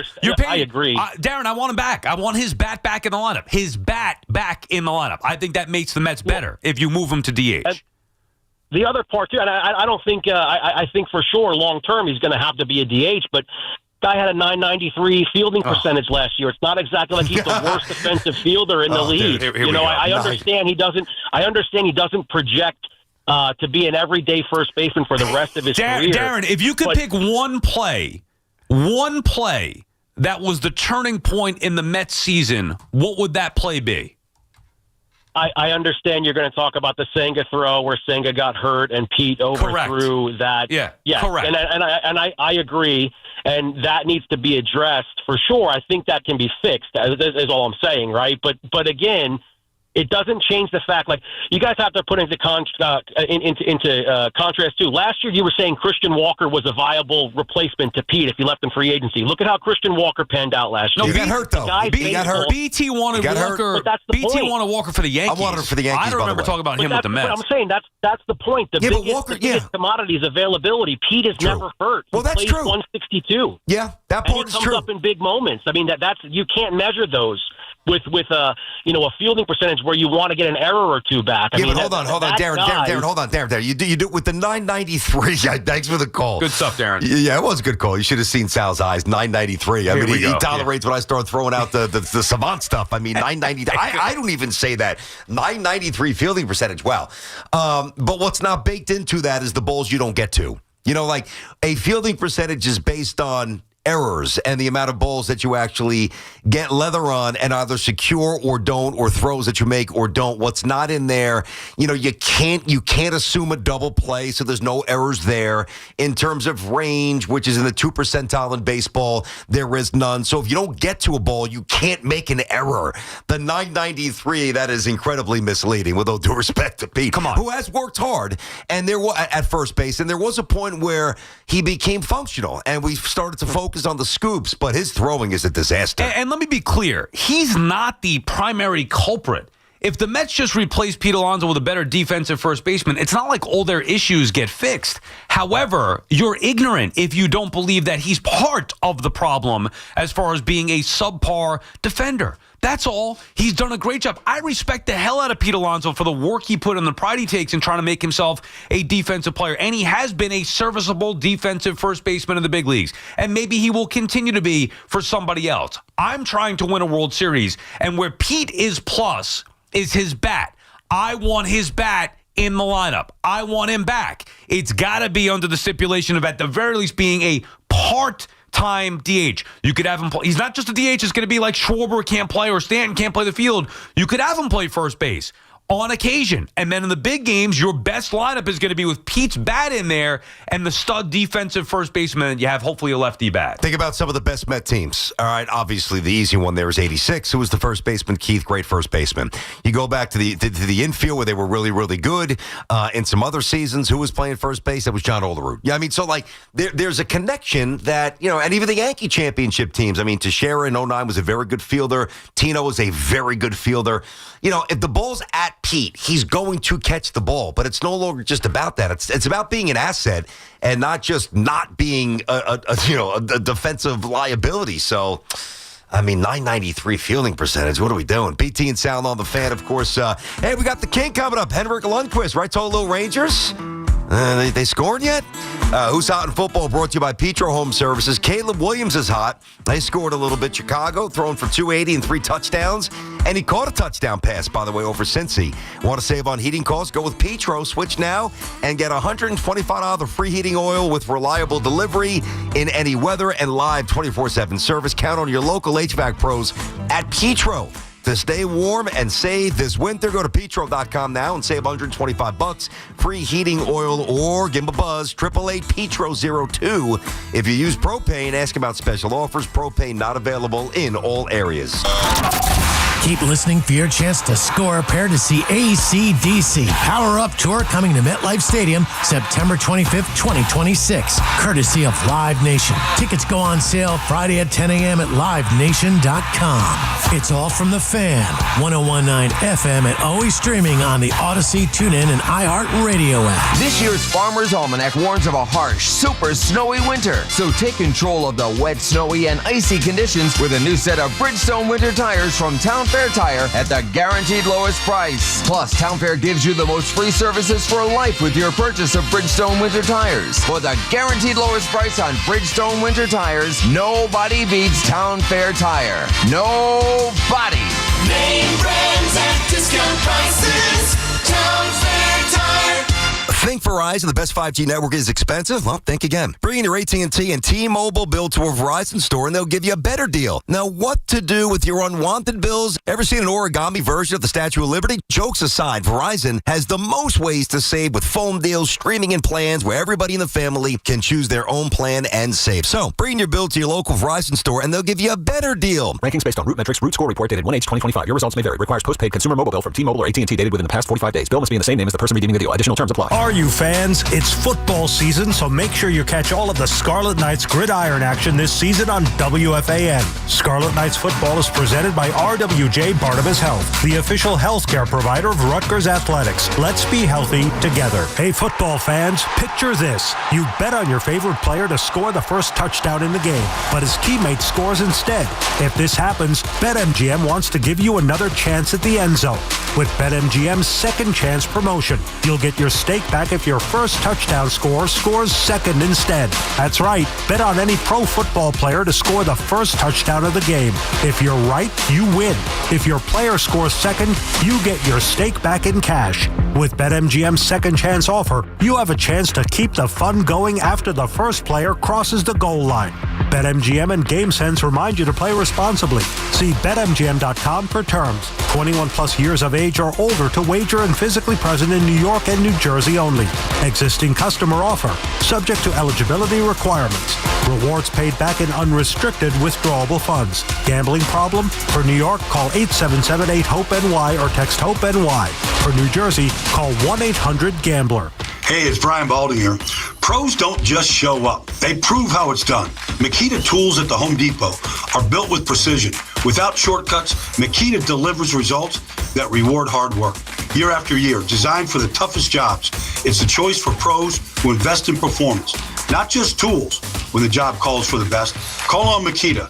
Built to be the best, available at the Home Depot. How pros get more done. We've got more sports talk coming up on The Fan. Do you owe $10,000 or more in credit card debt or personal loans? With credit card debt at all-time highs, Debt Relief Advocates is urgently notifying consumers of debt relief now being made available, designed to aid consumers with out-of-control credit card debt. Those who qualify and enroll for this relief program will only have to pay back a fraction of what they owe. This is not bankruptcy or a debt consolidation loan. This is a relief program that credit card companies would rather you not know about, as it ends your debt nightmare and saves you lots of money. Consumers owing at least $10,000 in credit card debt or personal loans can now take advantage of this debt relief as the cost of living skyrockets. Debt Relief Advocates has established a relief hotline for you to call to learn what debt reduction you may qualify for, so don't wait. For this free information, call the relief hotline line at 800-505-9257. 800-505-9257. 800-505-9257. Don't fumble the ball when it comes to fine jewelry, diamonds, and engagement rings. There's only one choice. It has to be H.L. Gross Jewelers of Garden City. Visit hlgross.com. This is the story of the one. As a custodial supervisor at a high school, he knows that during cold and flu season, germs spread fast. It's why he partners with Grainger to stay fully stocked on the products and supplies he needs, from tissues to disinfectants to floor scrubbers. Also that he can help students, staff, and teachers stay healthy and focused. Call 1-800-GRAINGER, click Grainger.com, or just stop by. Grainger, for the ones who get it done. Too many tools, too much stress, and way too many bills. Odoo replaces it all. One connected platform for every part of your business, so you can work faster, smarter, and for less. Odoo, the only software you'll ever need. Try it free today at odoo.com. That's ODOO.com. 1-877 Cards for Kids. KARS Cards for Kids. Ready to get rid of that old car? Donate it to Cars for Kids. Call 1-877-CARS-FOR-KIDS to reach a friendly live agent. Donation's super easy, and your car can be picked up as soon as tomorrow. Call us now, 1-877-CARS-FOR-KIDS. 1-877-CARS-FOR-KIDS. Donate your car today. Did you know you can donate real estate too? Talk New York sports here. The Fan.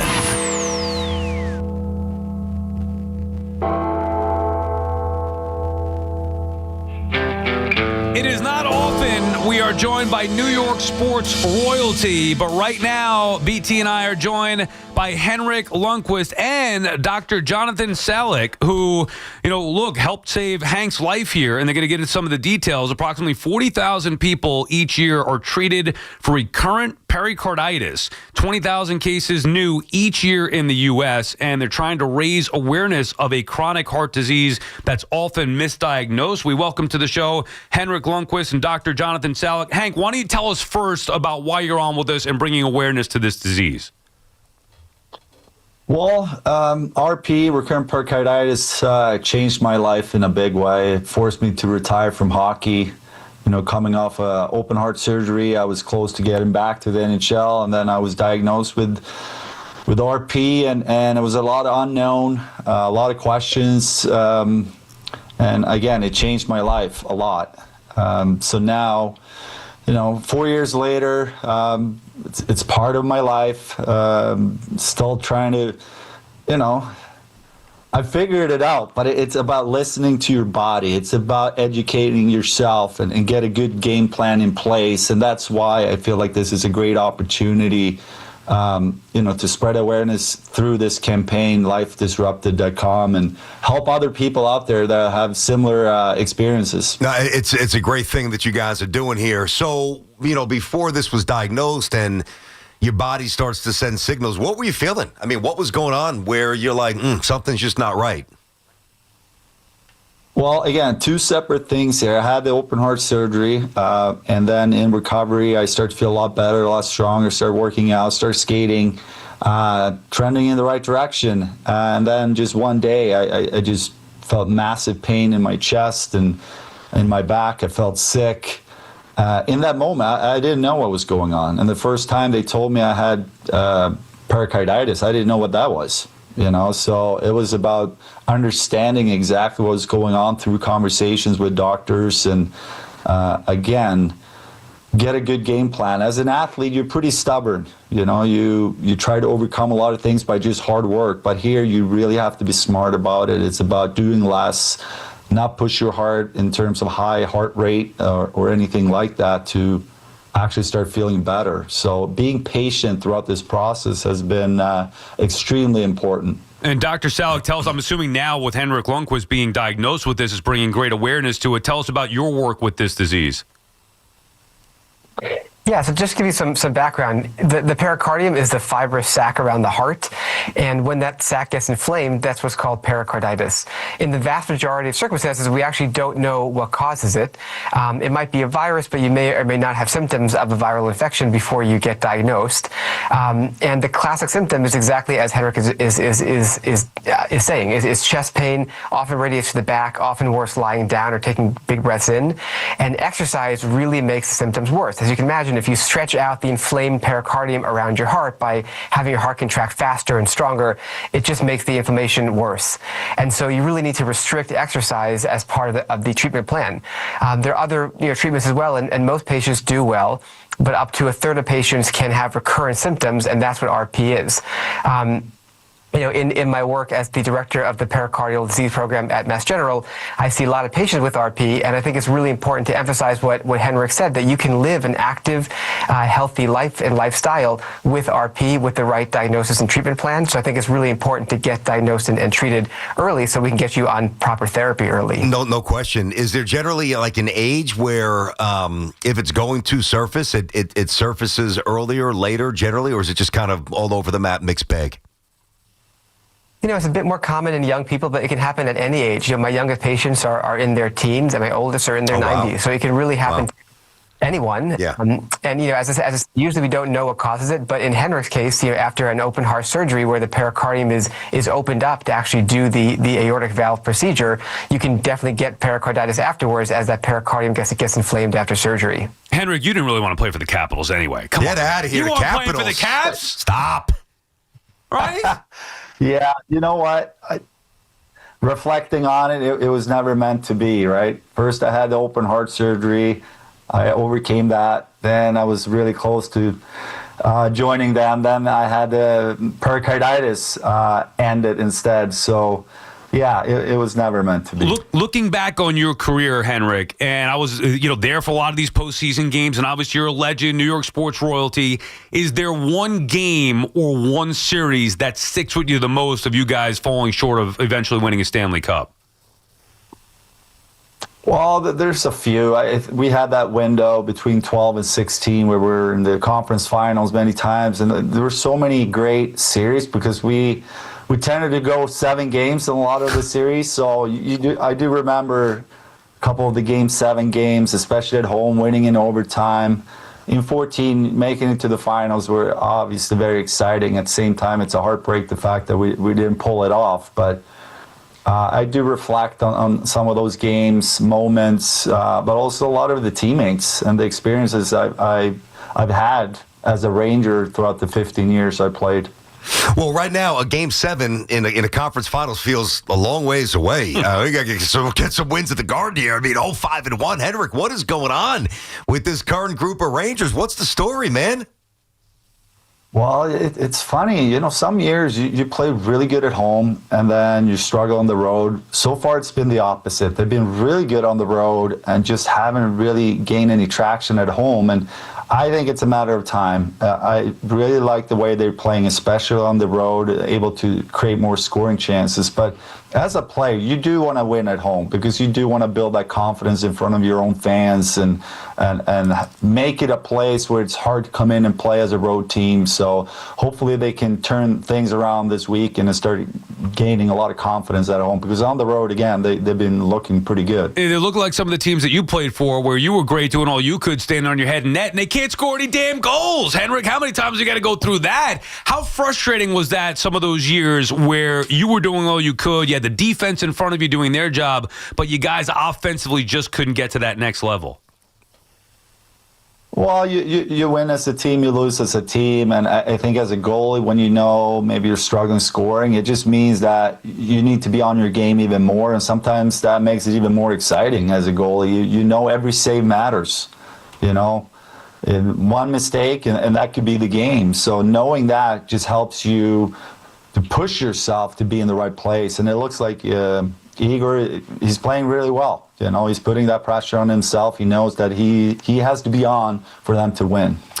In a lot of ways, I don't know if you look at it this way, and I've seen your show on MSG. You talked a lot of the old Knick athletes. It's fun. I like the loose conversation. It's a really good watch here. And I've always kind of looked at you as, the Rangers version of Patrick Ewing, an all-time great. The fans revere. As Sal said, didn't always have the offense around you. Some deficient rosters. Do you feel, I don't know if kinship is the right word, but do you feel like that kind of connection to Pat, even though Pat was before you? Do you feel that a little bit?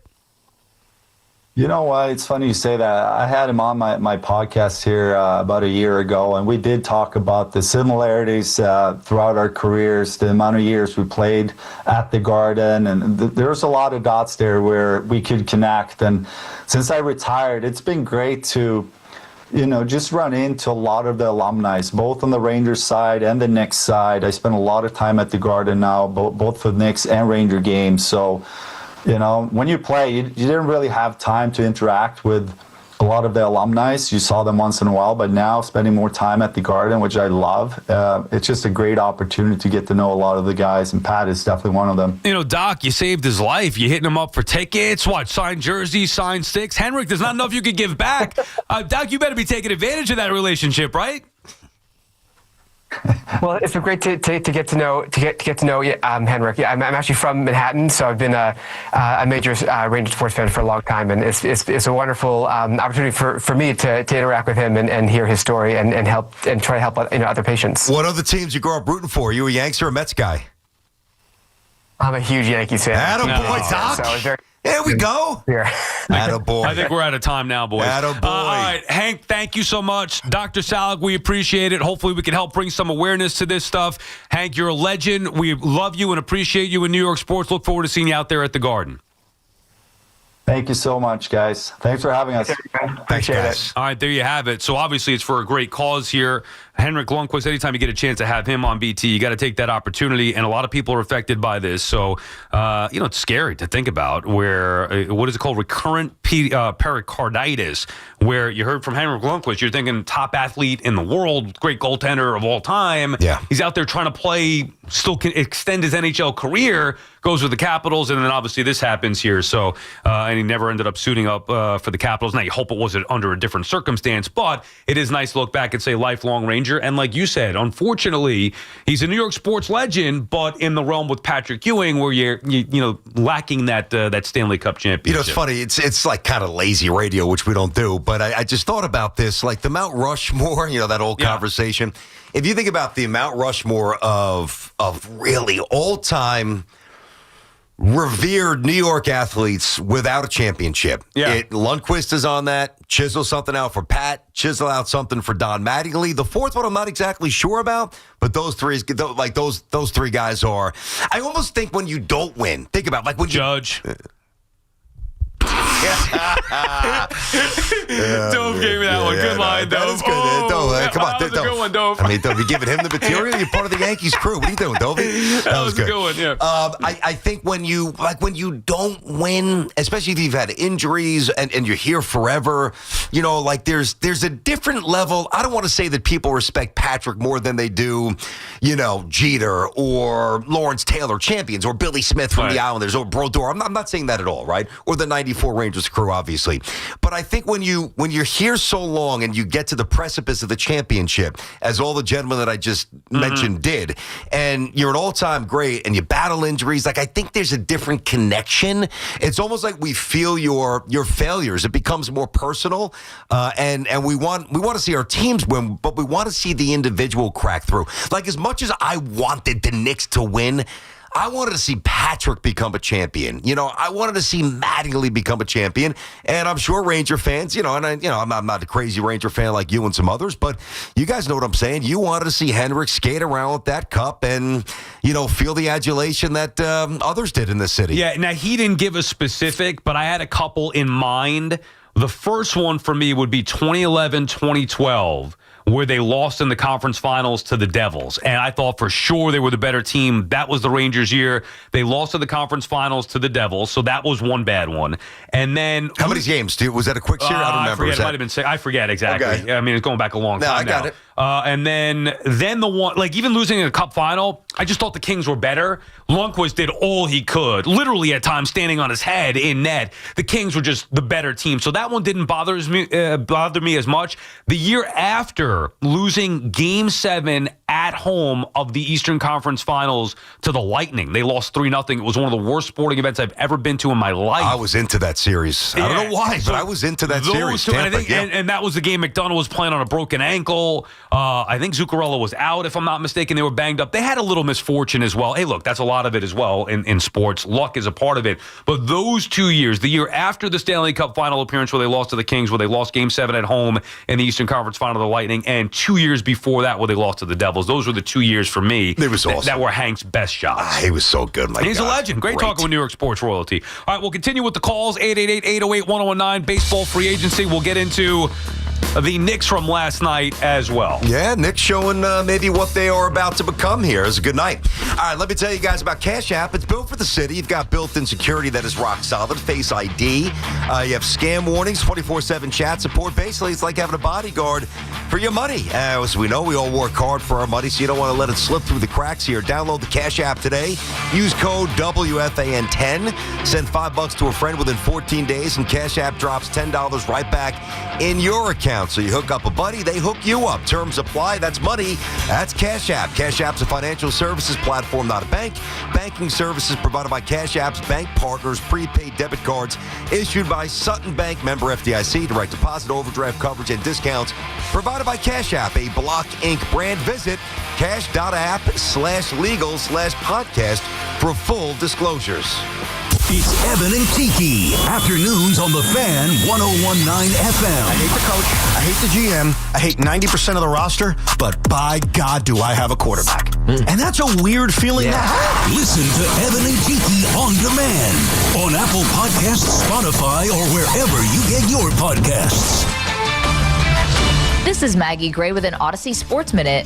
Has Deion Sanders really proven he's a great college coach? Since stars Shedeur Sanders and Travis Hunter left, Colorado stumbled to a 3-6 record, and Coach Prime just stripped play calling duties from Pat Shurmur for the second time in 3 years. What started as a bold rebuild now looks like a struggle to adjust. I'm Maggie Gray. Your favorite neighborhood spots run unsquare. You know the ones. Maybe it's the popular shop that just opened a new location by you, or the big sports bar that's always packed on game day. These places make the neighborhood, and the money spent there stays in your community. Square powers more than 4 million neighborhood businesses worldwide. To learn more, go to square.com, or just stop by your favorite local business. See you in the neighborhood. Square. Hey, I'm Mike Slater. My dad passed away at the age of 63. It's out of nowhere. Had a stroke. Super hard, obviously, for the whole family, but my dad had life insurance. This is why I have life insurance for my family, for my wife and 4 kids. And the best place to get life insurance is ethos.com, because you can do it in 10 minutes. And there's no medical exam and no blood test, just a few health questions. Get life insurance in 10 minutes so your family is protected. Ethos, ETHOS, ethos.com/play. Sun and clouds with a high around 57. Weather brought to you by Robert Half. Our recruiters' expertise and award-winning AI will find you the skilled candidates you want. At Robert Half, we know talent. Visit roberthalf.com/talent today. Nissan trucks and SUVs are built for next-level adventure. Too much gear? Dirt? Rock? Sand? Get in a Nissan truck or SUV and feel unstoppable. Whether you want to take your next level of adventure in the Frontier Dark Armor, the Pathfinder, the Armada, or the Rogue, you'll be ready for what comes your way. Nissan, #1 in new vehicle quality among mainstream brands by J.D. Power. Now get 0% APR financing for 60 months on the 2026 Nissan Rogue Platinum. Visit jdpower.com/awards for information based on 2025 model year 2026 Rogue from new dealer stock. 0 down payment, 60 months financing at $1,667 per month per thousand financed. Down payment may vary, subject to NMAC credit approval. Not all buyers qualify. Dealer contribution may affect actual price. See dealer for details. Ends 12/1/25. Dunkin's $6 meal deal is here for the holidays. Enjoy a bacon, egg, and cheese sandwich, 6-piece hash browns, and a medium hot or iced coffee, all for $6. It's got everything you need to keep your holiday season running. Get it now in Dunkin' stores or order ahead directly on the Dunkin' app. After all, the holidays run on Dunkin'. No substitutions. Participation times may vary. Offer price varies in California and Hawaii. Limited time offer cannot be combined with other offers. Exclusions and terms apply. Get ready for more BT and Sal on the Fan. Every NFL Thursday is your chance to hit the jackpot on FanDuel, because with FanDuel's Thursday touchdown jackpot, you can win a share of $2 million in bonus bets each week. To get in on this Thursday's action, all you have to do is place an anytime touchdown scorer bet before the game kicks off. And if your player scores the first or last TD of the game, you'll win your bet plus a share of bonus bets. Just visit FanDuel.com/Gio to take a shot at the jackpot. That's FanDuel.com/GIO for your chance to win a share of $2 million in bonus bets. Play your game with FanDuel, an official sports betting partner of the NFL. FanDuel Sportsbook, also the official partner of WFAN. 21 and over and physically present in New York. Opt-in required. Must apply profit boost token on select market. Prize pool to be split equally among all eligible participants who made the correct first or last TD pick. Bonus issued as non-withdrawable bonus bets, which expire 21 days after receipt. Restrictions apply. See terms at sportsbook.fanduel.com. For help with a gambling problem, call 877-8-HOPE-NY or text HOPE-NY 467-369. Tune in to the BT and Sal Show weekdays from 10 to 2 on The Fan. Presented by your Tri-State Cadillac dealers. Cadillac is the official luxury vehicle of the New York Mets. Are you searching for a warm and welcoming community for mom or dad? River Spring Living just may be the right option. Set on a 32-acre campus right there along the beautiful Hudson River, there are plenty of chances to engage in activities, wellness programs, and so much more. From independent living to assisted living and memory care, specialized teams are dedicated to making everyone feel right at home. I've seen firsthand what makes life at River Spring Living so special. Visit riverspringliving.org today. The wait is over. AC/DC's Back Live Power Up Tour, Friday, September 25th. MetLife Stadium with the Pretty Reckless. Tickets on sale Friday, 10 a.m. at Ticketmaster.com. Friday, September 25th, MetLife Stadium. Don't miss AC/DC. Football season is here, and just like winning teams, your engagement should be all about the best. So if you're ready to pop the big question this season, why not visit the experts at London Jewelers? With top-notch professionals and cutting-edge technology, London Jewelers can help you select or even design the absolute perfect ring. So whether you're starting over or starting new, let the professionals at London Jewelers be a part of your journey. Visit any one of their convenient 6 locations across New York and New Jersey. London Jewelers, serving you and your family since 1926. Get connected with WFAN to talk about your favorite teams. The Fan on the Odyssey, iHeart, and Talk the Fan, 888-808-1019, the number to call. We're talking baseball offseason. What a treat to talk to Henrik Lundqvist before. In case you missed it, check it out on the free Odyssey app. And I know they were on for a good cause, bring awareness to the disease that Hank has, the rare disease there. But boy, you'll love to get him in studio one day and just talk it up and go over all those tough, hard-fought series and his legacy. You know, it's fair to call him New York sports royalty even without a ring. That's how great, to your point before about Ewing, those guys are New York sports royalty. They were so great as individuals and did have team success, just not the ultimate team success. That is, like you said, the Mount Rushmore of guys, certainly without a championship. But even if you factor in the championships, he's still on a short list of greatest athletes that we've seen in this town. He was so good, my God. I mean, he probably just brought them places they really didn't deserve to be in a lot of ways, because then when they ran up a team that was just built differently, they couldn't win. I mean, in a lot of ways, Patrick did that too. I mean, that's why I always looked at Pat and Lundqvist, very similar terms. They were just undeniably among the best at their trade, and they were victims of timing. Their rosters weren't built the right way, and they just came up a little short, but that doesn't change how we perceive them. And the Rangers have had the fortune, and we'll get back to the baseball calls here in just a second, 888-808-1019, but the Rangers have had the great fortune of basically going from Richter to Lundqvist to Shesterkin. Mm-hmm. I mean, that's 3 powerhouse goaltenders for a long time. It's like Colts quarterbacks almost, if you think about that. I know, it really is amazing. And so Richter Let me see. And then before Richter, right after Beezer before Richter. Bees. And then before that, I think it may have been Eddie Mio, and that's where the lineage kind of stops. Yeah, I don't think Eddie was anything special. Van Beesbrook was the first guy that I remember, the Beezer. Yeah. And then into Richter. Richter retired. I'm just trying to pull this up here. Richter retired 02-03.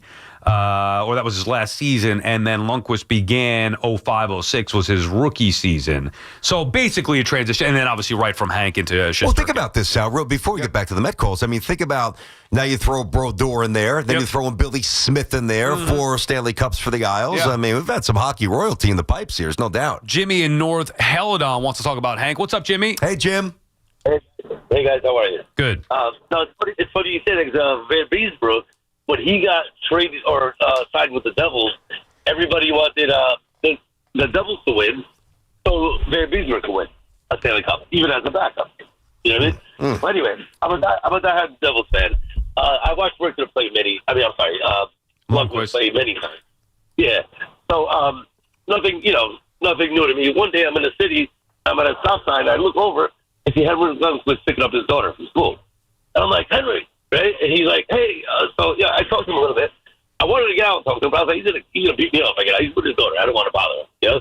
But it was like weird. And when I seen him in person, I thought I seen Tom Cruise. You know, I started calling everybody like, Tom Cruise. Well, I mean, he is a good-looking individual, so I can understand that aspect of it. I'm pretty good-looking too, but you know what I mean. No, I'm kidding.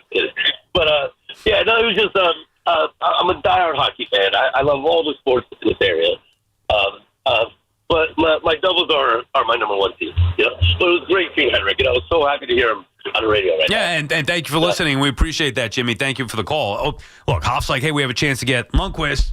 We do it. It's no-brainer. No-brainer with that. It's always, and then we don't talk a ton of hockey, but Henrik Lundqvist, we talked to him for an hour if we could get him in studio here.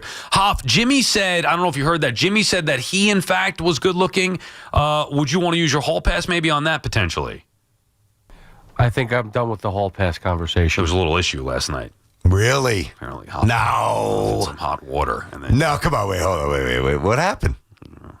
Oh, nothing. So you know, Sal, what happened? You heard the conversation? You got mad at him? I don't know. Come on. BT and Sal, the fan. I think some things we got to, be careful what we say sometimes. We got to watch who we pull into the conversation. We can do what he can. Hoff was pretty emboldened yesterday with that hall pass, and maybe now rethinking things. I think the hall pass has been ripped to shreds. Yeah. From the hall pass back to detention. Ray's calling from Waterbury, Connecticut. What's up, Ray? Ray? What's up, Ray? Okay, Anthony's calling from Mineola. What's up, Ant? Hey, what's up, guys? Great show, as always. Thank you. So, I understand where you guys are coming from with the whole school ball thing for the Mets, but me personally, I don't want to empty the clip for school ball. I was going to give you guys 5 names, and then I wanted you guys to tell me if you think this would be a successful offseason. Go ahead. If they signed Suarez from the Padres to take over the closer position, right? They signed Bellinger. Yep. And they signed Brandon Woodruff. Good. Go ahead. Okay, so right there, we're not talking about a lot of money, if we're being honest, right? Probably more than you think, but certainly Cohen could absorb it. Yeah. Right. So, and then because the Mets have a problem. They have a lot of kids that do the same thing. Even in the minors, the kid Jet Williams, he's a lot like Luis Angel Acuna. So I hope he's better than that. Yeah, well, I agree. But my thing is, why not go make a trade with the Royals, go get Pasquantino, and go get Cole Reagans, and then now look at your starting rotation. You got Cole Reagans, you got Woodruff, and then, of course, you got to have Peterson, Senga, whatever. I'm not saying this is a World Series team, but then it comes back to my last point. Then you go to Pete and you say, hey, Pete, here's the thing. We think you're not a first baseman anymore. So we're going to give you 5 years, 150, and you're going to DH. And now look at the lineup. And then look at the starting. But Anthony, you lost me when you said you're not interested in school ball. That doesn't make any sense. No. I'm not saying I'm not interested in school ball. I would love school ball. I just know what it's going to take to get school ball. What? Okay, what's it going to take? Okay, so if you don't think it's going to take Sproat, Jonah Tong. Who cares? Who cares? Sproat Tong. See ya. What else? What else you want? You keep going. Mauricio. See ya. Take him. Right. I get what you guys are saying. You want Cole Reagans instead of, I'm not sure you do, Ann. Why would you want Cole Reagans or Brandon Woodruff when you could get the best pitcher in the sport? Okay. But Sal, I'm going off of what you said. You could fix pitching easily, like you just said.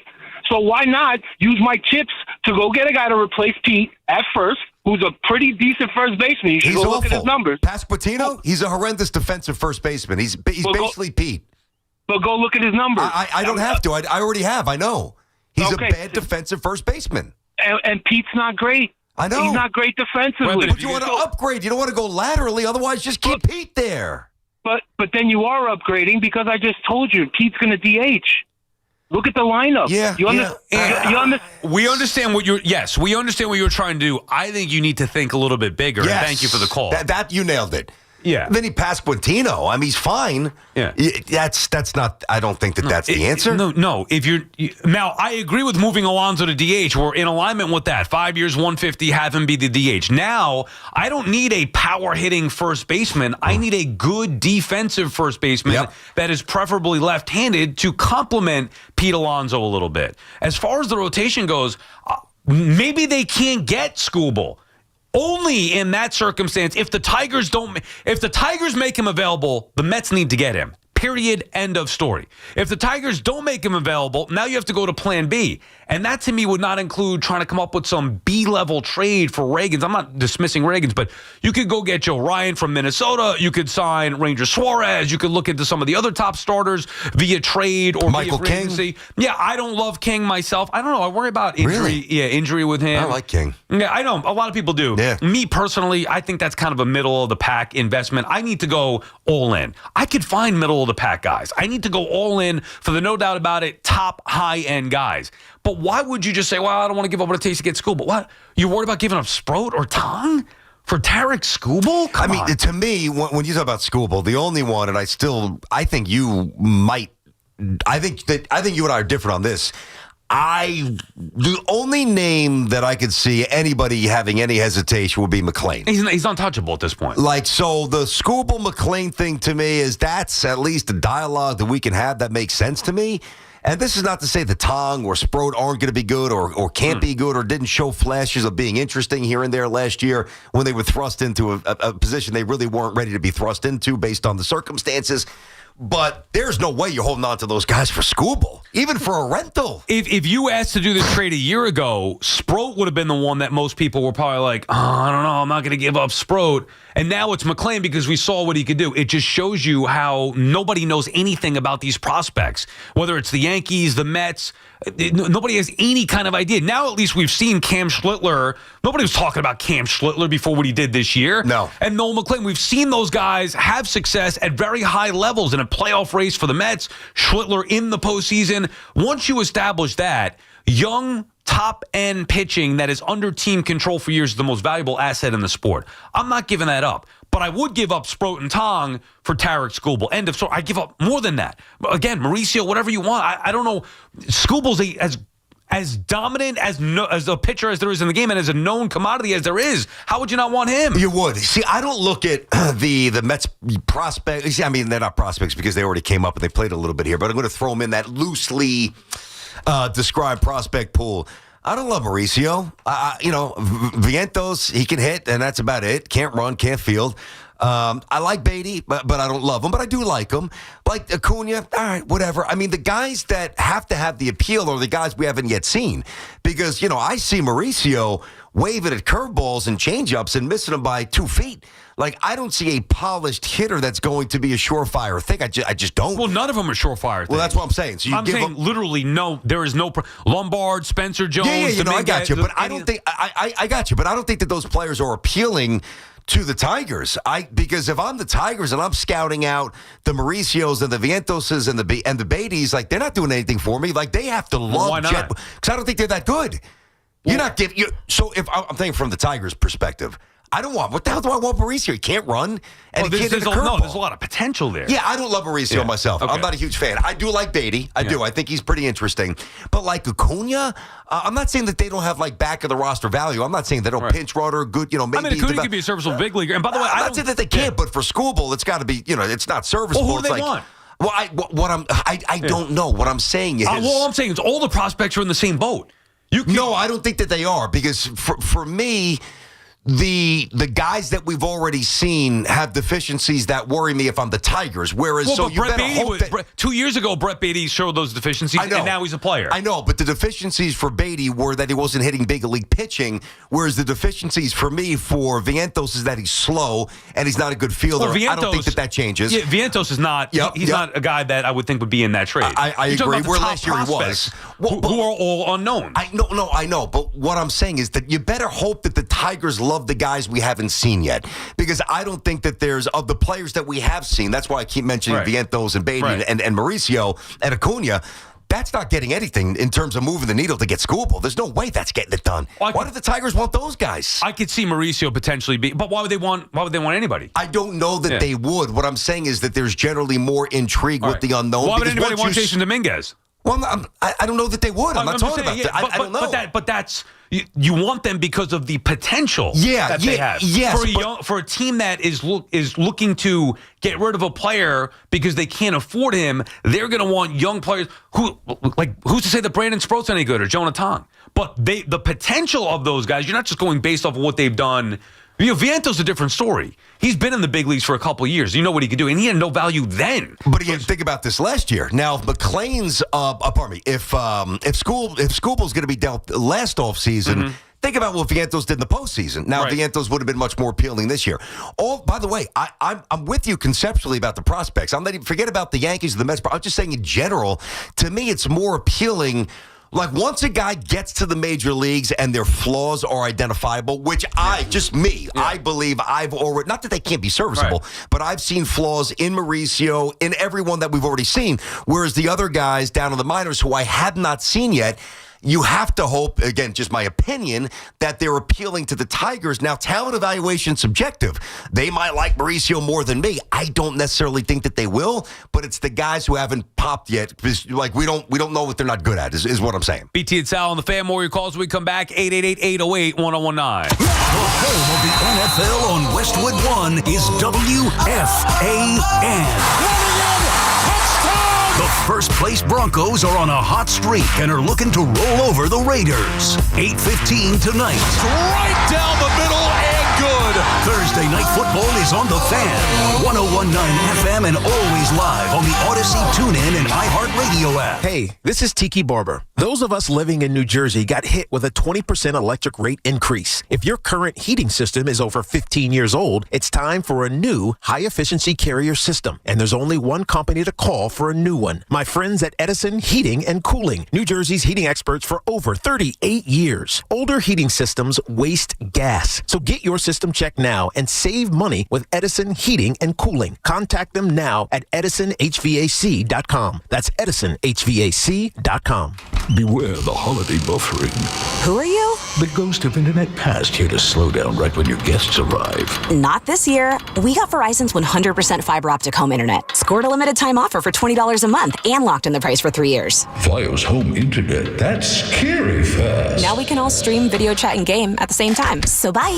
Call 1-833-VERIZON to switch to Fios home internet today. Fios 300 megabits per second plan at $20 a month with autopay. Any Verizon mobile phone plan and bonus discount. Price guarantee applies to base monthly rate only for my home customers. Terms apply. You can't count on much these days, but you can always count on Sundays with the NFL on CBS and Paramount Plus. Watch your local NFL game live every Sunday this season, all the way through the AFC Championship game. Visit ParamountPlus.com/NFL to get started today.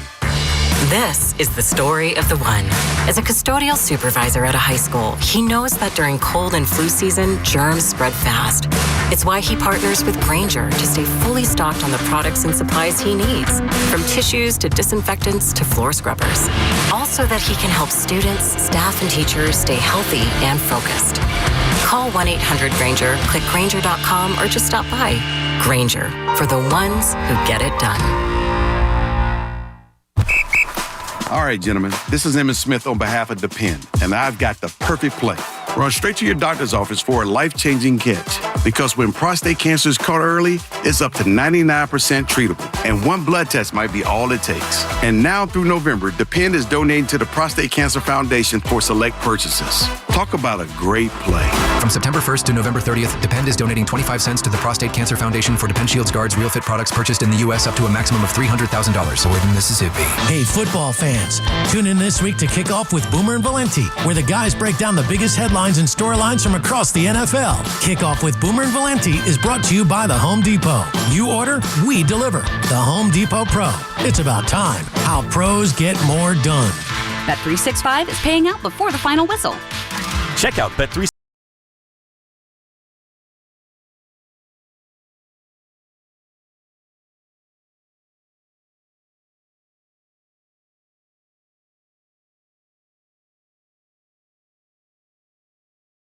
At Bet365. Gambling problem? Call 1-800-GAMBLER. 21 plus only. Must be physically located in New Jersey. T&Cs apply. Football season's here, and we're bringing you your tailgate must-have. There's nothing more refreshing than an ice-cold Surfside to enjoy while you cheer on your home team. Made with real vodka, Surfside's only 100 calories and 0 bubbles. That's right, no carbonation. So it's easy to sip and enjoy. It's not a seltzer, it's a Surfside. Ask for it at bars, restaurants, and stores near you. Must be 21. Please drink responsibly. Get the latest on the Giants and Jets on WFAN, WFAN FM, WFAN FM HD1, New York, and Odyssey Sports Station. WFAN Sports Flash. Cowboys defensive end Marshawn Nealand died this morning at just 24 years old. Frisco police said that Nealand was found deceased of a self-inflicted gunshot wound. Troopers had been pursuing Nealand after he was involved in a crash on Dallas Parkway. Nealand was a second-round pick of the Cowboys in 2024. He just scored a touchdown on Monday night, recovering a blocked punt in the end zone. Thursday Night Football features the Broncos looking to win a 7th straight as they host the Raiders. We'll have Westwood One's coverage beginning at 7:30 here on The Fan. The only local action tonight sees the Devils return home after their West Coast swing. The Devils are hosting the Canadians at 7 o'clock. They're trying to improve to a perfect 6-0 on their home ice. And Blue Jays bench coach and former Yankees great Don Mattingly is leaving the Blue Jays after their heartbreaking World Series loss, according to the New York Post.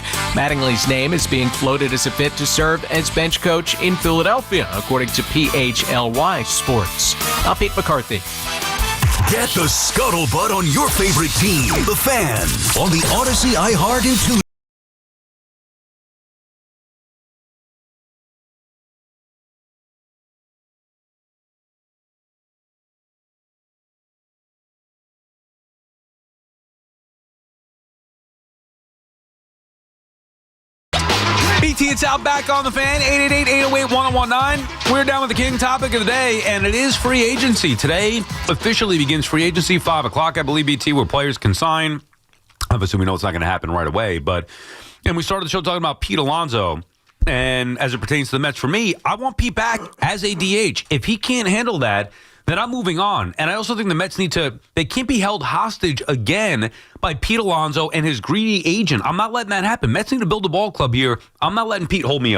Yeah, nor should you, and I don't think that the Mets will. And the irony here is that the market's going to be better for Pete Alonso this year than it was a year ago, because I think he answered some of the questions that were following him into last year's free agent endeavor.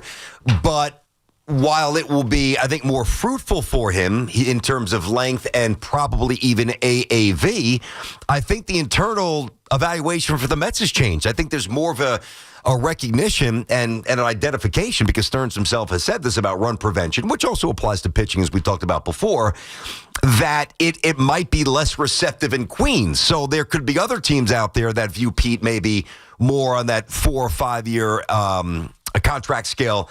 And the Mets might. I don't know if this is going to flush itself out, hopefully soon. I don't think it will be soon. But what needs to happen is that the Mets need to dictate this as much as they humanly can, because there's other players out there that can really reshape their fortunes. And as much as we all love and respect Pete and would like to see him finish his career as a Met, there's no guarantee that he will. And really, there's no law that says he needs to if you think there's a better way to build a team. Well, that's the way it is. That's the bottom line. I believe that the better way to build a team is with him back as the DH, not as a first baseman. So I really don't care what he says or what anybody else says. In my mind, if I were building a team, I'd tell him, I want you back. Here's the parameters of the deal. I'm not going to give you 2 years, $40 million and pay you like a DH. I'm going to pay you like the star that I believe you are and have been for this franchise. It just comes with the caveat that you've got to be the bulk DH moving forward. Then from there, because now you know that you have that trusted power in that lineup and that run production in that lineup, then you could start to build out the rest of the team and how you want to make it look differently with defensive player at first base, how you're going to go about third base. There are plenty of options here. And I think starting pitching, the idea that people are caught up on starting pitching, well, the Mets just need to fix pitching. Yeah, obviously. We all know that. We all know they need to fix the starting pitching. It's going to be a matter of how many and who. Is Skubal going to be available? If he is, then go get him. I don't want to hear any excuses. I don't care what it takes to get outside of McLean, and he should be untouchable. He's not even in the prospect conversation anymore. So I don't care what it would take to get Skubal. You got to do that and then go sign another free agent pitcher, which they can do. That's the easy fix. How are they then fixing the rest of it? Whether it's a center fielder, whether it's Bregman at third base, Bellinger, do they get him? There are a lot of question marks. But for me, I think bringing Pete back is the right thing. Not because he hit. I couldn't care less if Pete Alonso had 2 home runs as a Met. I care that he's a proven commodity as a power hitter, and he is a bonus to this lineup. In addition, a plus to this lineup. That's where I want him back. Yeah, I mean, listen, the one thing that I've heard this before with other players, and I just don't get. I don't know why. Well, I do. I don't know why people don't understand this. I think that they do, but I think that the sentiment of a player that they care about sometimes clouds their ability to evaluate the situation. What I mean by that is, I remember hearing this last year. Like, how are the Mets going to find a first baseman that's going to hit 40 home runs? Nobody's saying that you need to. Let's just say in the event that you move on from Pete, there's too many people who think that it's impossible or that you need to literally replicate the offensive production from Pete Alonso in 2026 to have a comparable or a better team. And I don't think that that's the case. I think ideally what you do is you shore up the deficiencies, and even if there was a downtick from 37 or 38 home runs this year down to, say, 23 or 24, but the defense was better, the athleticism was better, fewer strikeouts, and then you take the rest of that money and you sprinkle it here and you upgrade this and you do that. Well, now you're a better team.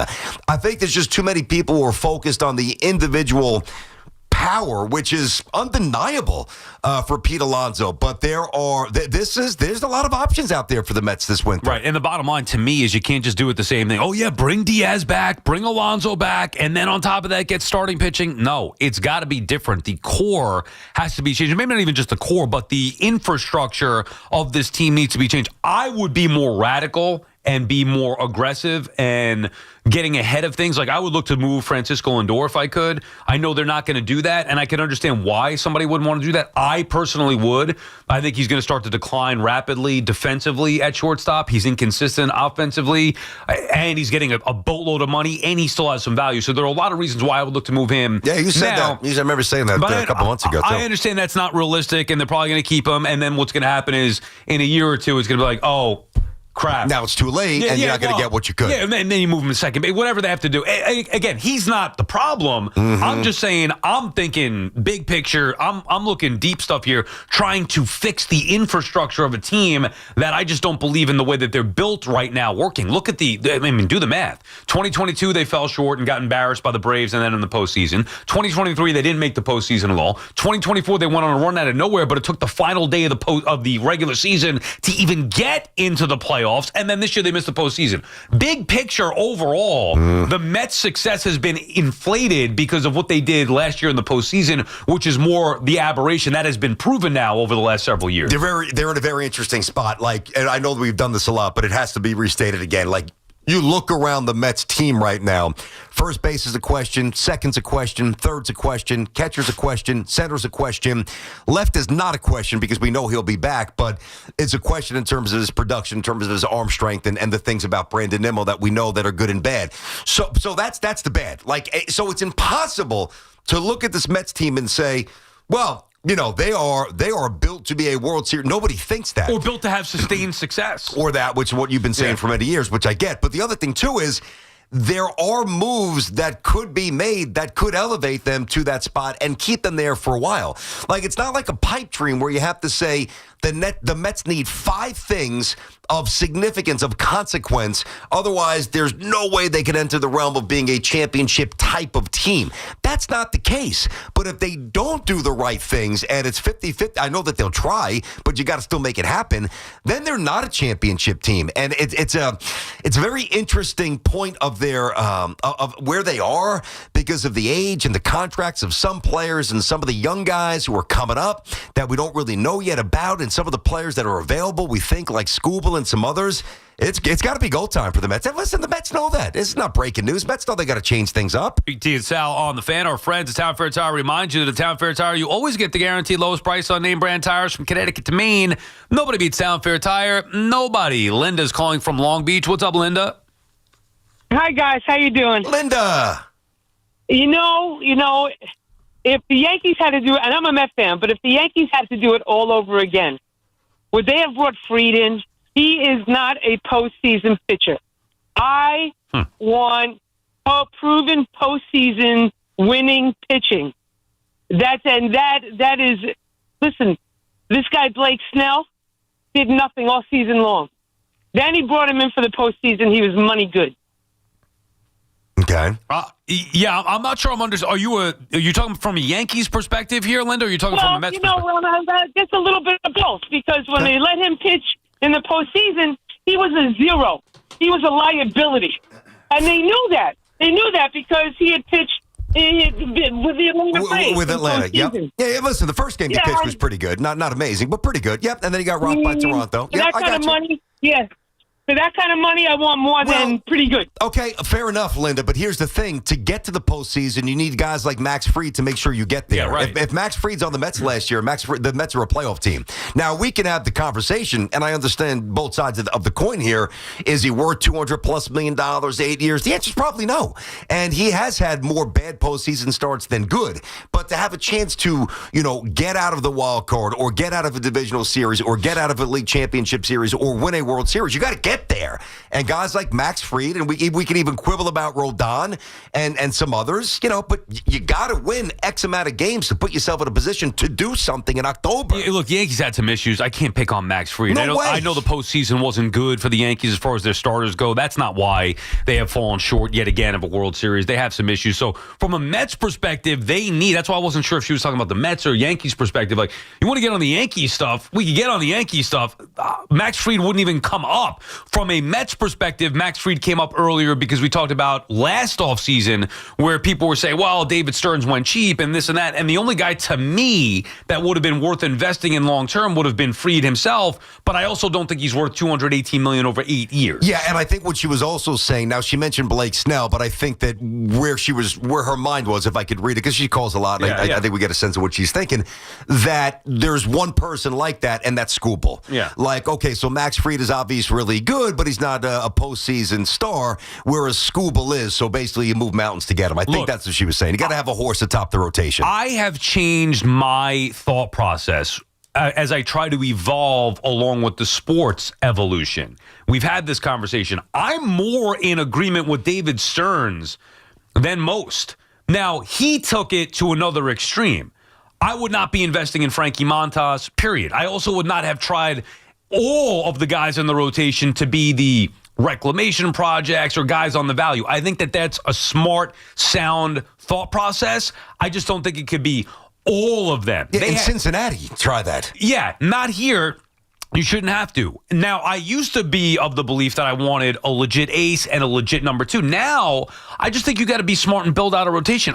You need an ace, whether it be in the postseason or whether it be to get to the postseason. You need a horse at the top of the rotation that's going to be a stopper, going to be reliable and dominant every 5 days. You don't need 3 of them like the Mets tried to do a couple years ago in 2022. You don't even need 2 of them, but you need 1 of them. Then from there, like the Mets rotation right now, if they go get Skubal, they have to me now a number 1, a number 2 in McLean, and then Holmes, Peterson, Minaya, whatever, 3, 4, 5. I'm fine with that. You should be. I agree. Even Montas, who I can't stand and is not going to pitch this year, if you're telling me he's your 4th or 5th starter, whatever, like, you suck it up. He's not going to pitch in the postseason for a guy who could give you maybe some innings. Now, again, he's hurt this year, so we know. I'm just saying that I don't care what they do from 3 through 5, really. Find whoever you want, take as many value chances as you want, but you need to have a horse atop the rotation. There's no question. You absolutely need that. Now, I think when we were younger, the definition of an ace, it's changed a little bit here, as we know, because guys just don't go as long, and Tommy John surgery is much more common, so guys miss full swaths of seasons. But whether it's a number one or an ace, however you want to define it, here's what that guy at the top of the rotation does. Number one, and forget about October for a minute. He stops losing streaks during the regular season. There's value there. Number two, he keeps winning streaks going. That's a good thing. And number three, he gives your bullpen a chance to regenerate. So all these things matter over 162. Hey, Gibson, Drysdale, Koufax, Randy Johnson, Greg Maddux, Roger Clemens, Young Doc, Guidry in 78. Come on, Clemens. Like those days, there's still a few of those guys around. It has changed, but the presence and the importance of your guy at the top should not, because of the residual impact that I just mentioned. You nailed it, because a lot of the reason why I'm okay with Stern's philosophy for the most part is because investing in high-end pitching is not the same value as it used to be, because those guys used to pitch a lot more and more often. Meaning, you were strict on your schedule every 5 days. Now it's these rest days. You want to go to 6-man rotation at times, or guys need the extra rest. Not to mention that they used to go 8, 9 innings for a true ace. Oh, no question. Now it's 6, 7 innings. Mm-hmm. But there's still great value in that. The Mets this year never had a chance to have a guy go out there and just take a timeout for a second and reset, not only with a victory or a good performance, but a guy who actually gave you some breathing room with the bullpen to give you 6, 7 strong innings to then, okay, we didn't, overuse the bullpen this day. It was just they were bleeding nonstop. Yeah. 2 innings, 3 innings, 5 innings at best. You can't sustain that from a top end of the rotation aspect. That, to me, is the most important. Yeah, and think about this. Like, the Mets lost some series that they just shouldn't have lost to teams that they should have beaten. Well, I think part of the reason why that happened, and there's a lot, but, when you go in, say you're playing a bad team Friday, Saturday, Sunday, home or the road, it doesn't matter, and Friday night you get 3 to 3rd innings from whomever starts the game for you, right? Well, now the precedent has been set for that entire weekend. You're in your bullpen Friday, which obviously impacts Saturday, which obviously impacts Sunday. Now, the other thing, the Mets need to change their offense, as we've discussed many times. I can't quantify this, but common sense will prevail here. When you are in the hole 3-0 after 1, 5-1 after 2, you're losing 7-2 after 5, what do you do as a hitter? You start to press. So I don't think that the numbers, the statistics, especially with Soto, the batting averages with runners in scoring position, is that true last year for the Mets, which was a big problem? Is that truly reflective of the state of their offense? Well, I think in certain spots it is, but I also think it was the increased pressure because you're playing from behind. Tommy calling from West Babylon. What's up, Tommy? Hey, guys. Thanks for taking my call. All right. So for the Yankees, off season here, if they're going to sign a free agent, I think Alonso should be their first option. Nah, I don't want Pete Alonso. I'm not interested. But I'm going to let you go for sure. Go ahead. Yeah, of course. Thank you. Yes. Yeah. The Yankees haven't had a real slugging first baseman since Teixeira and Giambi. And the infield, it needs an impact bat. The infield is not very good. And, Bellinger would be good in the outfield, but when you look at this infield, especially if the Yankees are going to run a lot of these guys out there, you got McMahon at third, who's no bat. Volpe, he's not much of all. Jazz a 30-30 guy. And then what do you have for first base? You're going to put, Rice. We don't really have a first baseman. And if the Yankees are going to be frugal, like one free agent signing, from what's out there, Alonso, I think, would be good. Your only other option, would you go with Bo Bichette at short? But there's got to be another infielder on this team. Yeah, the infield's not nearly good enough. No, the Yankees infield stinks. I just don't like it at all, Tommy. Now, I don't want Pete Alonso there, but you think about the last championship team the Yankees won. You had Mark Teixeira, switch hitting, Gold Glove first baseman, bang. You had Robinson Cano, boom. You had Jeter, boom. You had A-Rod, boom. Let's go around the horn now. You had 38-year-old Goldschmidt when he played, or Ben Rice, who's not a first baseman. You had Jazz, who's half the time is in space at second base. Your shortstop is a mess, and your third baseman strikes out 200 times a year or hit 220. I mean, so you obviously need to upgrade the infield. I am not starting with Pete Alonso. If Pete Alonso said, "I'll go to the Yankees for a year or 20 just to stick it to the Mets," I don't want him. That's not the route. I'd rather have Bellinger at first base. I would even rather experiment with Ben Rice learning how to play at first base over Pete Alonso. Not interested. Pete Alonso's the last thing the Yankees need, and guess what? We could end the conversation here. It's not happening. The Yankees know what they have no interest in Pete Alonso, so it's a sexy sports talk debate. Ooh, could Pete leave to go to the Yankees? The Yankees don't want him, nor should they. The Yankees got to build out a better team, a well-rounded team. The last thing they need is Pete Alonso, who's not a well-rounded ball player. If Pete were better, I'm not trying to knock Pete. I want him back. The Mets need his bat. The Yankees don't. The Yankees' problem is not hitting home runs and driving in runs. Although if they lose Bellinger and Grisham, and again, I'm not going to change my opinion. I don't want Pete. But I'm saying we're thinking how the Yankees were constructed a year ago with their power. If Bellinger goes somewhere else and they don't get Tucker and Grisham is gone, well, no, that's a lot of home runs that left the building. No, yeah, but they still have Stanton. They still have Judge in there. You still got Rice. The Yankees have a lot of home run hitters up and down that lineup. If you need, and even if you did need to replace some of the power, you would need to move on from Giancarlo Stanton to even bring in Pete. Just because my philosophy on Pete Alonso does not change whether it's the Mets or the Yankees. The Mets need him more definitively. If the Yankees lost a lot of power in their lineup, they still would, let's say they need him, I still would not make him play first base. No, I can't have him if I'm play trying to win baseball games, he's not a first baseman. No. I mean, and the Yankees, when the Yankees win championships, they have always had a first baseman that could pick it. Well, of course, Teixeira. Tino was a very good right-handed defensive first baseman. Chambliss was even pretty solid, back in the day. Listen, you're right. It's a sexy sports radio story. The phones will light up, but we're not here to do lazy radio. Yankees don't want him. They don't need him. Hopefully he figures it out with the Mets. And if he's not willing to play a little DH, then Pete's going to have to leave New York. It's probably that simple. I hope that that's the case, meaning that the Mets make him play DH or make him DH this year more often. Sports Talk on the Fan is presented by Paramount Plus, streaming November 16th on Paramount Plus. It's the return of Landman from Taylor Sheridan, co-creator of Yellowstone.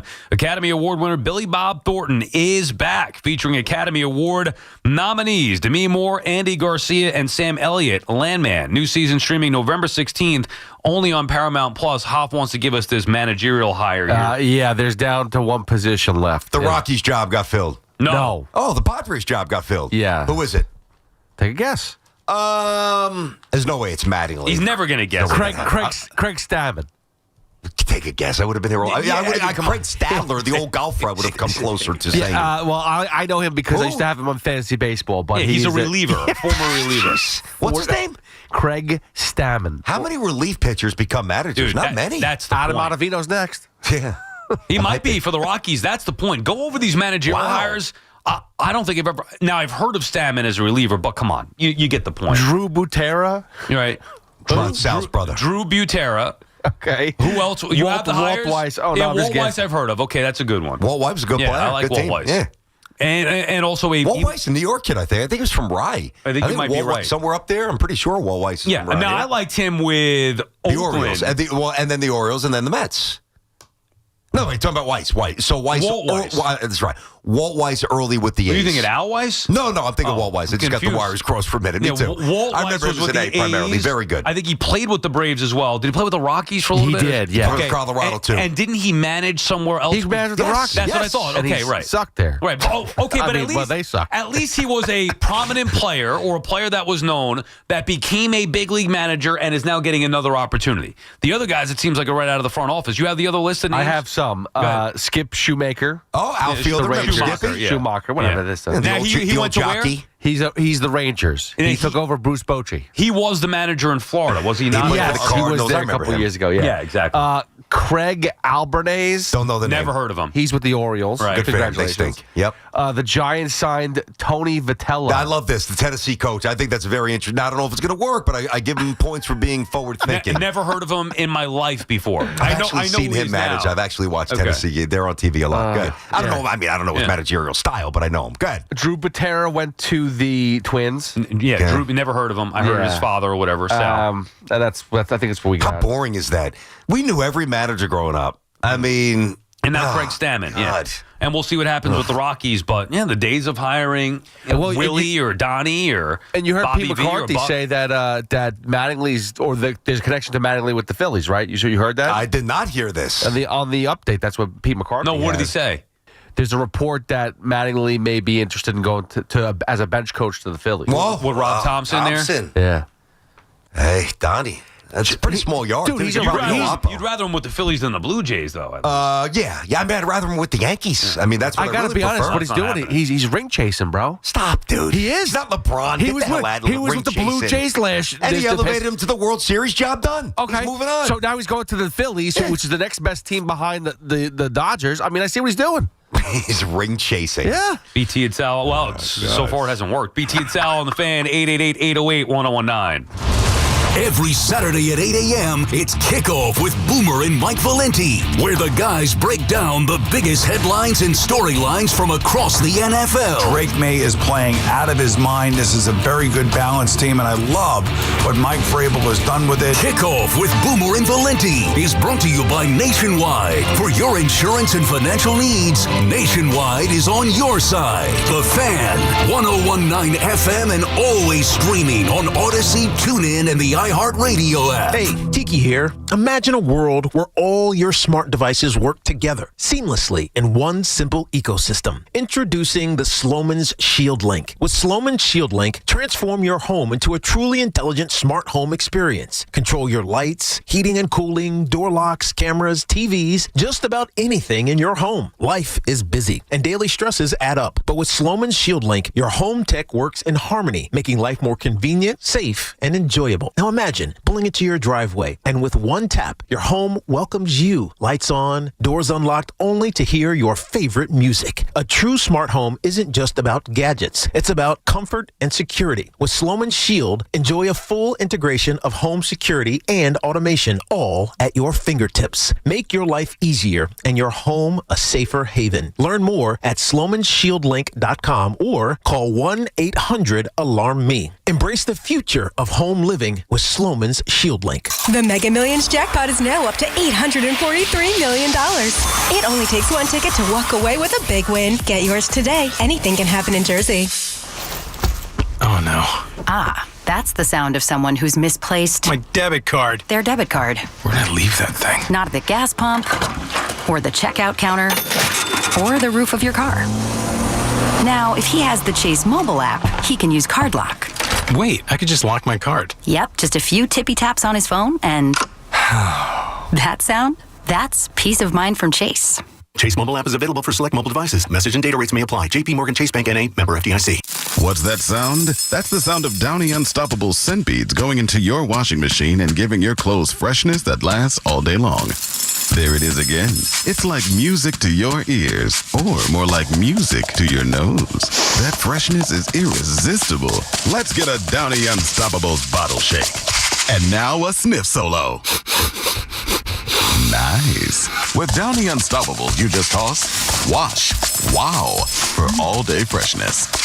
Think Verizon, the best 5G network, is expensive? Nada que ver. Bring in a bill from AT&T or T-Mobile to a Verizon store today and we'll give you a better deal. ¿Y ahora? ¿Qué vas a hacer with all those unwanted bills? Pues, how about a full-scale origami version of the Statue of Liberty?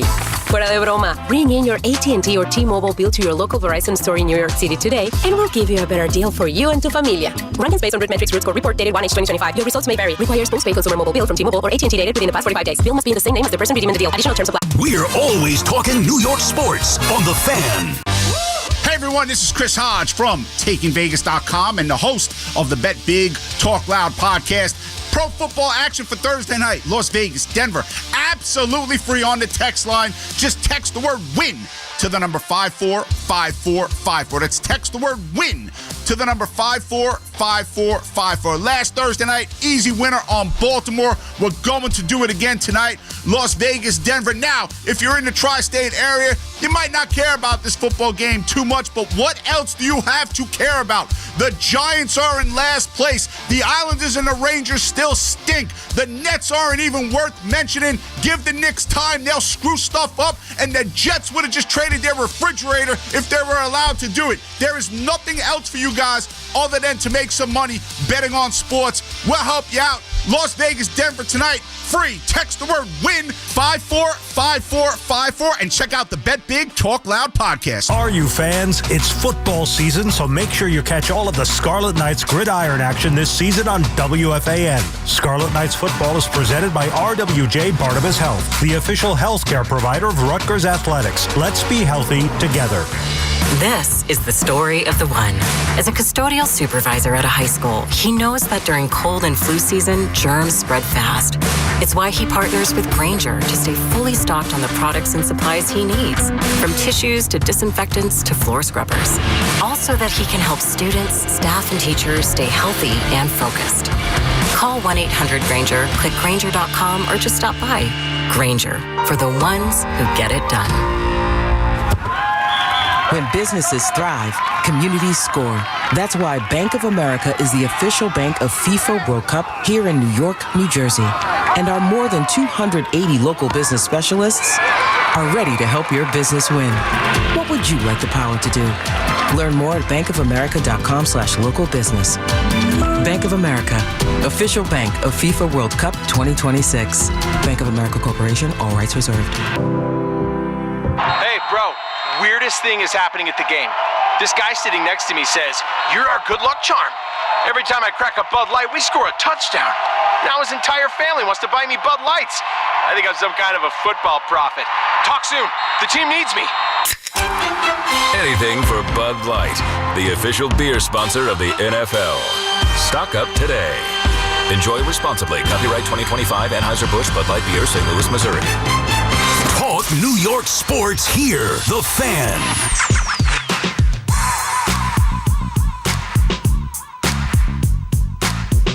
BT Sal back on the Fan. 888-808-1019, the number to call. We'll get into the Knicks coming up at 1 o'clock. You know, we've just been busy here. We had Hank on. We've been doing a lot of baseball stuff. We're going to do Power Up when we come back at 12:40. But there is something that I wanted to bring up today, BT, and I have a bone to pick with your guy, A-Rod.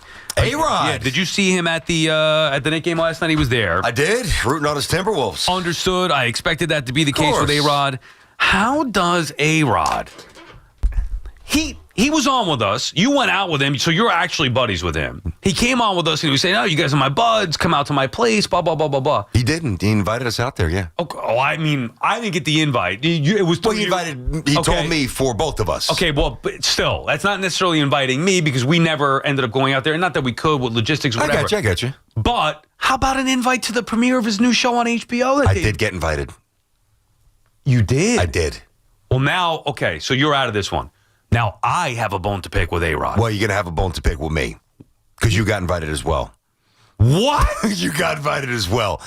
I will even show you the timestamp. This is a true story. So as Hoff was laying on his deathbed for 2 days, and I was laying on my deathbed simultaneously at home, I got a text message from A-Rod's nephew, Nick. Yeah. Great guy. Yes. I think you know Nick a little bit. Well... a little bit. So you know Nick, really good dude. Yes, and he joined us at lunch that day, so I got to meet him. I got to know him a little bit, and he actually invited me and you to go to the premiere. Now, when was it? It was Monday night. Oh, yeah. So the bone is not to pick with A-Rod; it's to pick with me. Oh, but here's the even thing. better, I guess. I get you. Well, yes, because you had direct contact, so you can start picking. But let me just defend myself for a moment. Yeah. Now, when you have a fever, and I have not had a fever, thank God, in a long time.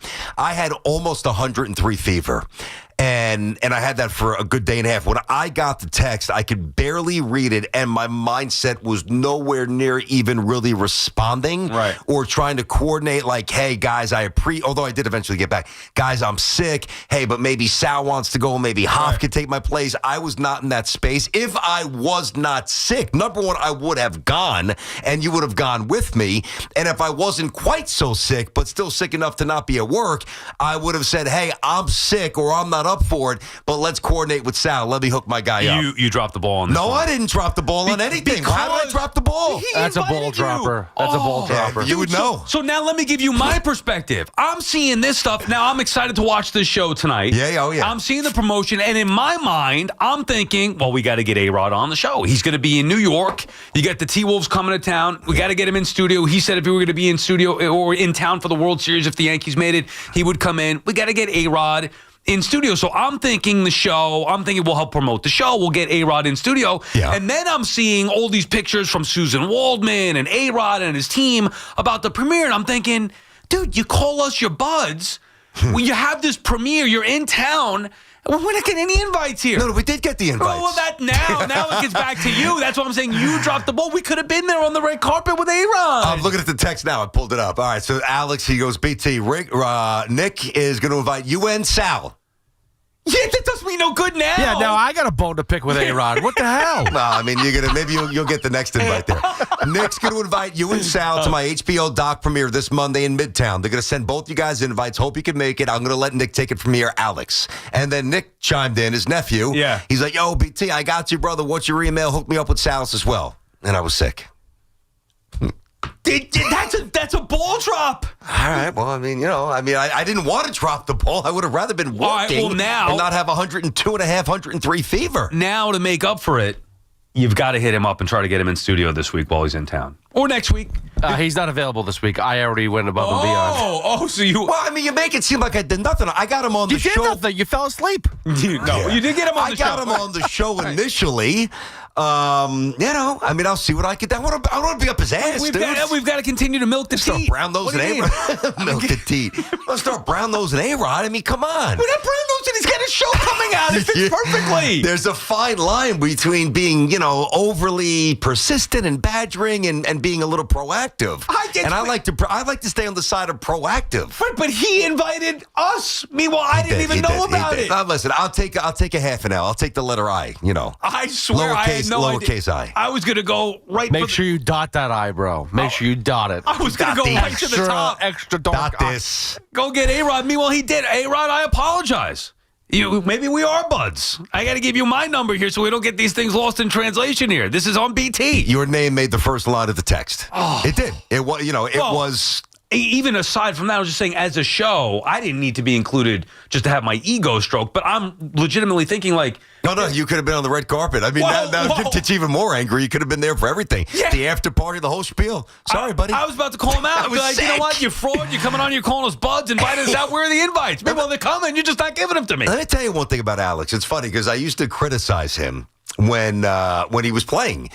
And I even told this. I said this to him when we had lunch. I said, I think your biggest issue.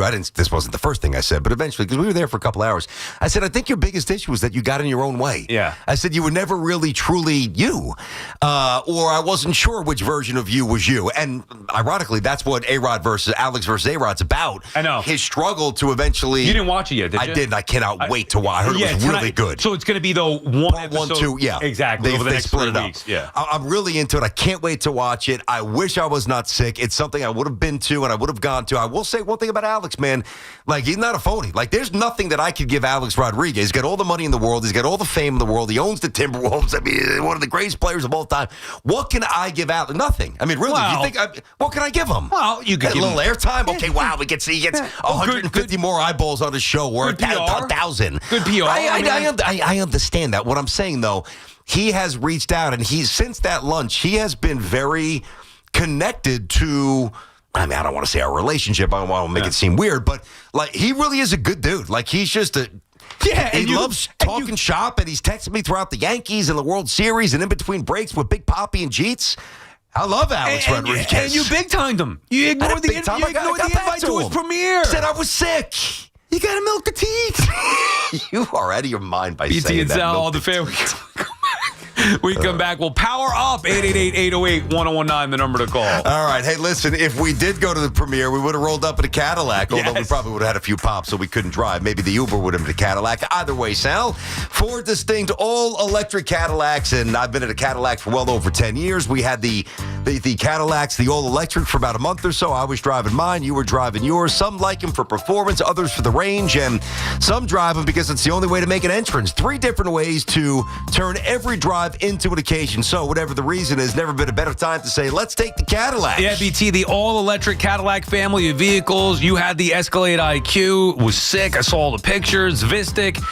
You get the Optic. That's what I was driving. And the Lyric. That's what I drove last year. And once you get over the unknown about the electric vehicle, which I had last year, and we talked about it this year, it's the easiest thing ever. I meant to tell you this. Now, the unknown is felt like charging the battery. That's a little bit, but it's simple once you actually know how to do it. I did it at Target once. It was amazing. My son's like, you got to do this. I'm coming back from my daughter's soccer game last weekend. Now, the car that I had, the Escalade IQ, drives itself. And I did. I was a little nervous to drive it on the highway, and I actually, he figured out how to program it. I programmed it. Now, I wasn't just chilling, but my hands were kind of near the wheel. Dude, it works. Like, you get a little bit close to the lines. I mean, that thing slowly recenters it and recalibrates. It was driving itself. That's what I was saying. My favorite thing about it was the safety features. I know that's probably in a lot of new models, but for me, it was great. All the safety features that they have, smooth drive as well. Make sure you visit your Tri-State Cadillac dealer today. The BT and Sal Show presented by your Tri-State Cadillac dealers. Cadillac, the official luxury vehicle of the New York Giants. This Odyssey Sports Minute brought to you by the New Jersey Division of Highway Traffic Safety. Make the right choice. Don't drive impaired. This is Maggie Gray with an Odyssey Sports Minute. Has LSU found a spark amid the chaos? Interim head coach Frank Wilson said he'll stick with Garrett Nussmeier as the starter, but plans to mix in dual threat Michael Van Buren Jr. when LSU takes on Alabama. LSU season is already off track, but Wilson's ready to take chances. With Brian Kelly gone and nothing to lose, LSU might finally find some life on offense. I'm Maggie.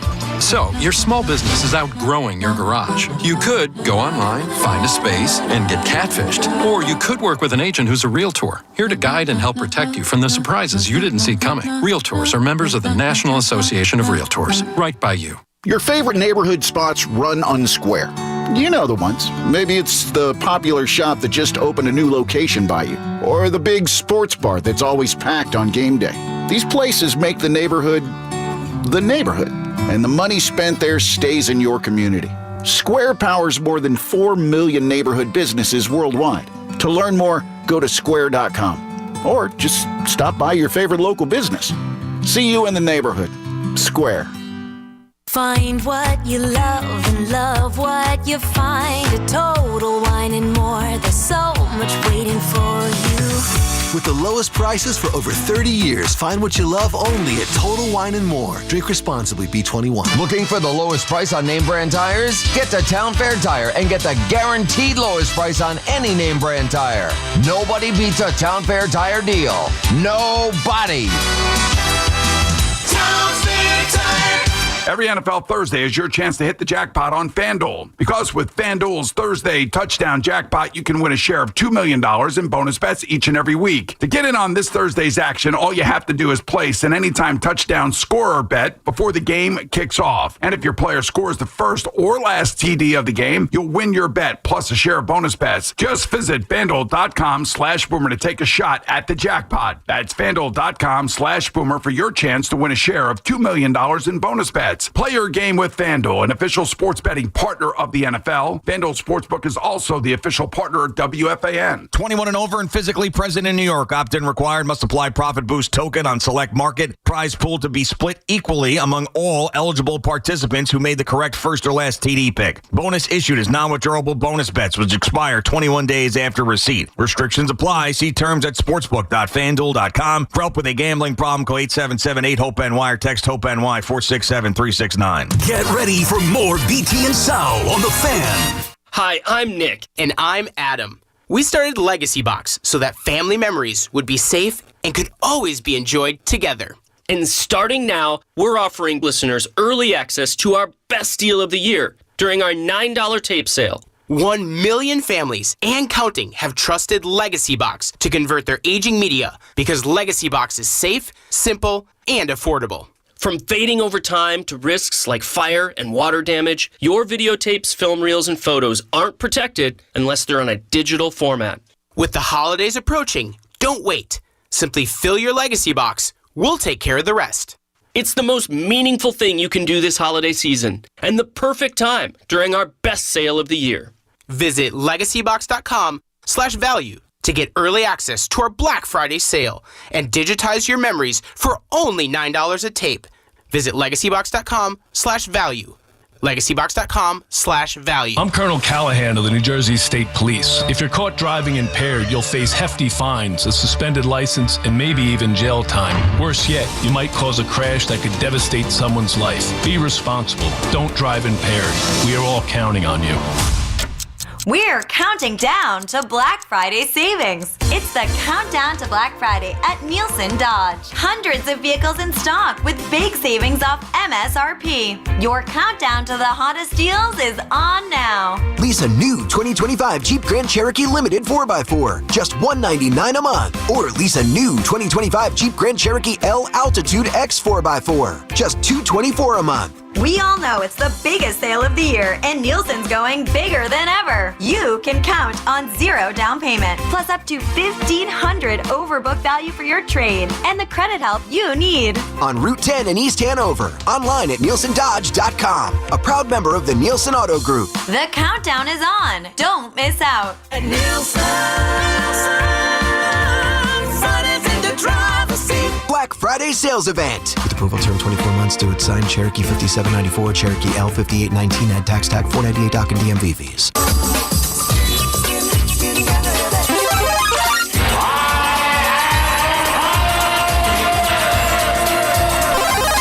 Now it's time to power up with BT and Sal. All right, BT, here we go with the power rankings, and I'm not messing around anymore.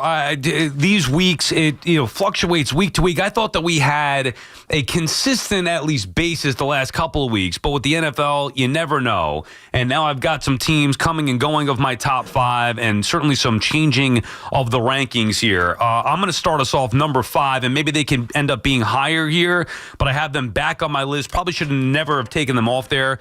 I got the Bills back up there. They're one of the best teams in the NFL. We can pick apart their defense and the inconsistencies. Push comes to shove. Buffalo, as we now enter Week 10, they're one of the top 5 teams in the NFL. Other teams may have a better record. They'd be more consistent. I still trust Josh Allen and that Bills team ultimately to be one of the better teams in the NFL. They have cracked my top 5 once again. They're at number 5. Okay, yeah, I penalized them over time as well, and I think that was being fair to who they are. I have them higher than you, so I'll get to them later. They are on my list. I've got Detroit, number 5. Now, I had to drop them down a few spots here. That was an odd game there. It was a home game, which you hate to lose there in the division. Obviously, McCarthy played well, and you're throwing for a couple, running for one. Now, I think, I'm not going to say it's an outlier, because I do think that, Detroit is like everybody pretty much this year, is beatable on some level, but I don't think Detroit's going to have another game this year where they run the ball so poorly. They only average 3 yards a carry, which is one of their real assets as a team. So you give the credit to the Vikings for stopping them. I think that's not going to really resurface a whole lot more. So while I was very surprised and disappointed, not enough to get them out of my top 5. Detroit's number 5. Yeah, the NFC to me is so weird.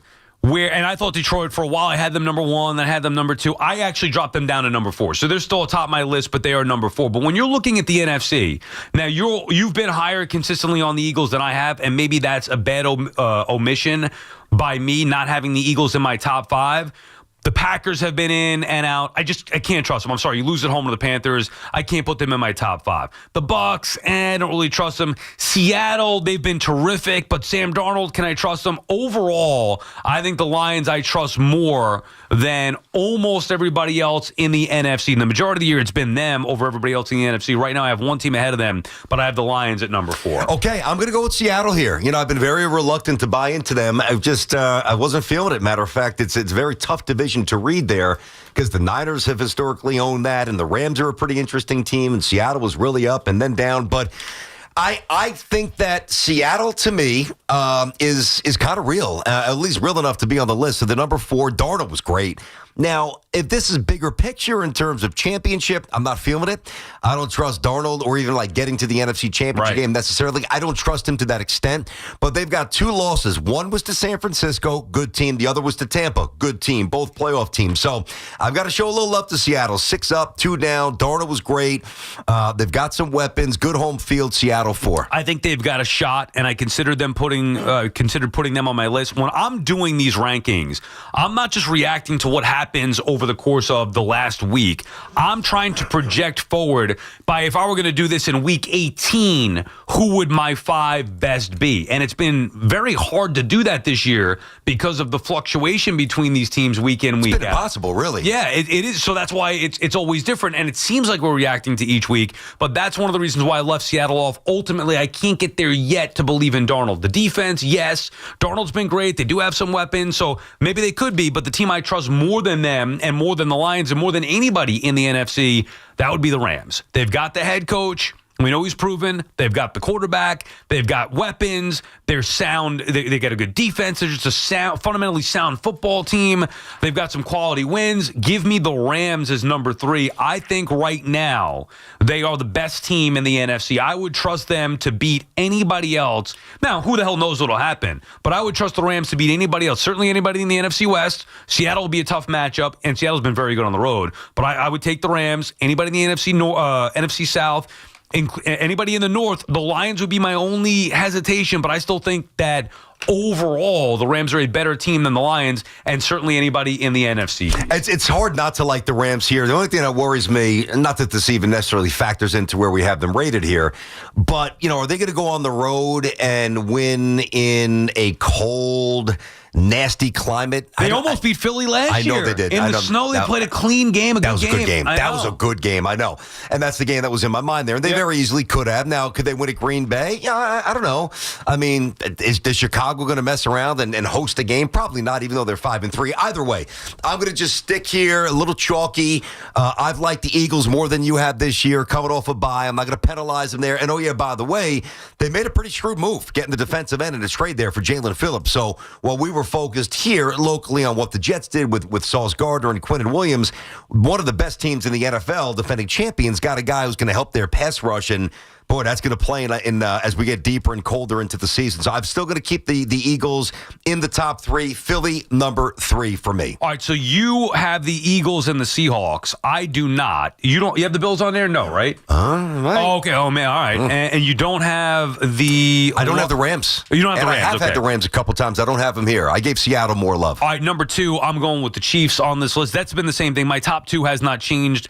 Kansas City, even with the loss to Buffalo. That's what I'm saying. It's not just reacting to the loss. I still think the Chiefs, you can make an argument when all's said and done, they're going to be the top team. They are my number 2 right now for all the reasons that are obvious. Great coach, the pedigree, the great quarterback, the improved defense. Easily can make a case for Kansas City to be number 1. Right now, I got one team ahead of them. Yeah, I mean, I think this is a little prisoner of the moment-ish, but, I mean, you played 9 games and you lost 4. It's hard for me to keep saying, the best team in the NFL, which I kind of thought that they still were because they were getting healthier and healthier with their offensive weapons coming back. So I do have to penalize them a little bit. I slide Kansas City in the 2 spot. I did not like what I saw from Mahomes over the weekend. Really one of his worst games ever as a pro. I mean, barely 50% completion. He threw a pick, didn't have a ton of yardage. The defense got sliced up, over 6 yards a carry. And this is going to be, I think it's 9 or 10. I think it's 10. 10 straight years Kansas City's won the AFC West. That run is over. I don't think they're going to win this division. So I've got Kansas City. I'm not abandoning hope for them to still win this thing and get to the Super Bowl. But they're a little more fallible, I think, than I thought most of the season. Kansas City, number 2. Curious to see your number 1. Last week, I think we both had the Colts up there. You had them higher than I did. I can't put the Colts on there. Nope. I think now you're going to start to see maybe the regression. Even if they beat Atlanta, and that game is in wherever, Germany, London, something. It's in Berlin. Berlin, there you go. Okay, Sunday. So I still just don't believe in the Colts. I was barely putting them on there. The Pats, can't put them on there either. Again, as I project forward, doesn't mean that those teams can't do it. Just right now, I'm not seeing it. I will say my number 1 team has been the Broncos. It's been that way consistently for a while. Maybe not just the number 1 ranking, but I believe that they had the best defense for a while. I'm going to say that they're the best team overall in the NFL right now. I'm a little nervous about tonight. I think they're vulnerable. Division spot, people overlooking the Raiders. You see Brock Bowers and his reemergence now. He had a monster game. Those division, So I'm nervous to a point where I'm not picking Denver in my knockout pool, and that might be an obvious pick to some. I think the Raiders are dangerous here tonight, and I think Denver's due for a little bit of a slip-up. But that aside, I think Denver is, to me, the best team in the NFL. Their defense, the head coach, the weapons, the quarterback play, all of it together. The true test will be what they do head-to-head against Kansas City. And if they win tonight, even better for me, but I'm expecting maybe a little bit of a setback tonight. But I think Denver's true test will come when they play the Chiefs. I have them at number 1. What's the number on the game tonight? Well, do you have the spread in front of you? I think last I saw it was 6 or something. Still around 6? Let me pull it up. I could be way off on that. All right, as you're looking it up, I got you. So 8.5. Oh, wow. Denver minus 8.5. I think, yeah. I mean, if you want a little action tonight, I think you got to take the 8.5 rather than lay the 8.5. Meaning take the Raiders. And I'm saying that I wouldn't touch it as a Broncos lover That's and what supporter. I'm saying. Yeah, that's a big number to division. All right, standalone game. You'd think they'd be fired up. Bauer's back. Number 1, I know they're not the best team. I'm going to just give the Bills. I am reacting to last week. I really am. You beat Kansas City. I've been sitting here hyping up every single week. I've got to at least reward that mindset here. And by the way, the record's still really good, and they looked really good. 404 yards of offense, a bunch of touchdowns. I thought they had good balance. They ran the ball well, which obviously makes Josh Allen even more dangerous, and he can obviously run himself. Now they did have an injury. One of their rotational pieces on the defensive line ruptured his Achilles. Bean did not make any trades like some of the other teams. I mentioned Jalen Phillips going to the Eagles. Obviously, the Colts got Gardner. Dallas, even though I don't think Dallas is a playoff team, they got Q Williams. So there was a lot of movement. I would have liked to have seen the Bills do something to bolster their chances here. They elected not to, or maybe they tried and they just couldn't get it done. I don't think that they'll be number 1 for me for a long time, but based on the Kansas City win and how good they looked in the win, Bills number 1. Yeah, I'm surprised at that. I'm surprised too. It's a pretty drastic change to go from not having them to number 1, and you left off Indy and New England? I did not like what I saw from Daniel Jones, and I left off the Pats, yes. And now why I'm giving Pats? more love to Seattle. By the way, I think the Pats could get beat this weekend as well. They're taking on the Bucs. I could expect them to maybe have a little bit of a setback. Not going to win every game the rest of the way. No, I mean, listen, this is, I admit, I mean, this ties me up in knots mentally because, you're right, the Patriots are not on my list, but I was saying about maybe a month ago, I'm like, hey, maybe the Patriots can mess around and win the division. I mean, they beat the Bills. I mean, this is going back about a month or so ago. Now, a lot of people are saying, well, the Pats pretty good. I kind of saw that early, but I dropped them off here just because I think Detroit is better. I think Seattle right now is better. I think the Eagles are better. I think Kansas City's better. And I think the Bills, based on beating Kansas City, is better. If the Bills would have beaten the Dolphins or the Jets or the Raiders, no, I would not have had that massive flip there. And I do admit, it's probably a bit of either a market correction or an overreaction. But I'm going to ride with the Bills here. I'm going to ride with them for a little time at the top spot. Yes. Of your 5 right now, as we go into Week 10 tonight. Week 10, jeez. Which is the most likely, do you think, of your Power 5 right now that will be on the outside looking in? Seattle. Okay. For me. I would probably have to say the Lions, which is shocking to me. I still believe in them. I don't see any way. I love Denver. I'm fully all in on Denver. You still have not had them crack your top 5 at all. I just can't give you that bone. I can't throw you that bone. I mean, come on. That's dude. my little personal resistance. And now watch, they get beat tonight, and now I'm going to have to. Then I'll be justified. I told you. Potentially. No, but I know they're good. I don't love Bo Nix. That's the problem. I don't love them. Fair enough. And by the way, you could easily make the argument that of mine, Denver could get knocked down. I don't see that coming, but I don't think the Chiefs are going to get knocked off this list at all. I don't believe the Rams are going to get knocked off this list at all. And I think the Bills are back. Probably could argue should never have been knocked off the list, but they have not looked good or the dominant team that we've seen for a few weeks in a row there. So I don't think the Bills are going anywhere. And if I believe in Denver, then that would leave the Lions the one spot. Like maybe if I project forward, the Eagles would be that team. I don't think it's going to be Seattle.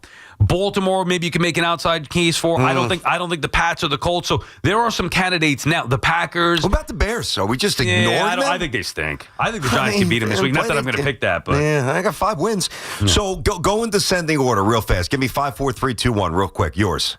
Your list there. Just to redo just so everybody. Yep. Bills, Lions, Rams, Chiefs, Denver. No Philly. Yeah, so you're Philly. feeling Philly or not feeling them the way I'm not feeling Denver. Right. And I've got Detroit 5, Seattle 4. I've got the champ Eagles 3 coming off the bye, Kansas City 2, Buffalo 1. And get back to the calls when we come back. Also have to work in the Knicks from last night as well. 888-808-1019. BT Sal on the Fan. Keep listening for your chance to score a pair to see AC/DC Power Up Tour coming to MetLife Stadium September 25th, 2026, courtesy of Live Nation. Tickets go on sale Friday at 10 a.m. at livenation.com. It's all from the Fan, 101.9 FM, and always streaming on the Odyssey, TuneIn, and iHeartRadio app. Hey, neoyorquinos! Fast, reliable internet puede ser tuyo when you switch to Fios. Por tiempo limitado, combine Fios Home Internet and a line of mobile por solo $69.99 a month. Get unlimited welcome for $50 a month with autopay, plus taxes and fees when you bring your phone. And add Fios 300 Mbps for $19.99 a month with autopay, mobile plus home discount, and bonus discount. Visit your tri-state area Verizon store hoy mismo to get this limited time offer and switch to our reliable red 5G 100% fibra óptica for eligible new Fios internet and mobile customers. Both the 15 monthly discounts for Fios and bring your phone apply over 36 months. Mobile and home discounts enrollment required. 99 Fios setup charge applies. For unlimited welcome, unlimited 5G and 4G LTE might be temporarily slower than other traffic in times of congestion. Domestic data roaming at 2G speeds. Ray Cattina Lexus of Freehold and Ray Cattina Lexus of Monmouth. One legendary name, two exceptional destinations. Hey, football fans, picture this. You bet on your favorite player to score the first touchdown in the game, but his teammate scores instead. If this happens, BetMGM wants to give you another chance at the end zone. With BetMGM's second chance promotion, you'll get your stake back if your first touchdown scorer scores second instead. That's right. Bet on any pro football player to score the first touchdown of the game. If you're right, you win. If your player scores second, you get your stake back in cash. With BetMGM's second chance offer, you have a chance to keep the fun going after the first player crosses the goal line. BetMGM and GameSense remind you to play responsibly. See BetMGM.com for terms. 21 plus years of age or older to wager and physically present in New York and New Jersey only. Existing customer offer. Subject to eligibility requirements. Rewards paid back in unrestricted withdrawable funds. Gambling problem? For New York, call 877-8-HOPE-NY or text HOPE-NY. For New Jersey, call 1-800-GAMBLER. At the United Healthcare Medicare store, right here in Jackson Heights, you can chat face-to-face with a licensed sales agent who understands the community and get clear answers to your questions. We're located at 3752 82nd Street between Roosevelt and 37th Ave. We're ready to help. It's about time delivery worked on your schedule. Same day, next day, or scheduled in advance. However you plan it, the Home Depot delivers the whole job. From drywall to doors, plumbing to paint, we'll get it there when you need it. Because on the job site, timing is everything. You order, we deliver. It's that easy. The Home Depot Pro. It's about time. Hey, I'm Mike Slater. My dad passed away at the age of 63. It's out of nowhere. Had a stroke. Super hard, obviously, for the whole family, but my dad had life insurance. This is why I have life insurance for my family, for my wife and 4 kids. And the best place to get life insurance is ethos.com because you can do it in 10 minutes. And there's no medical exam and no blood test, just a few health questions. Get life insurance in 10 minutes so your family is protected. Ethos, ETHOS, ethos.com/life. Our friends at Town Fair Tire remind you that at Town Fair Tire, you always get the guaranteed lowest price on name brand tires from Connecticut to Maine. Nobody beats Town Fair Tire. Nobody. WFAN will now transmit the weekly test of the emergency alert system.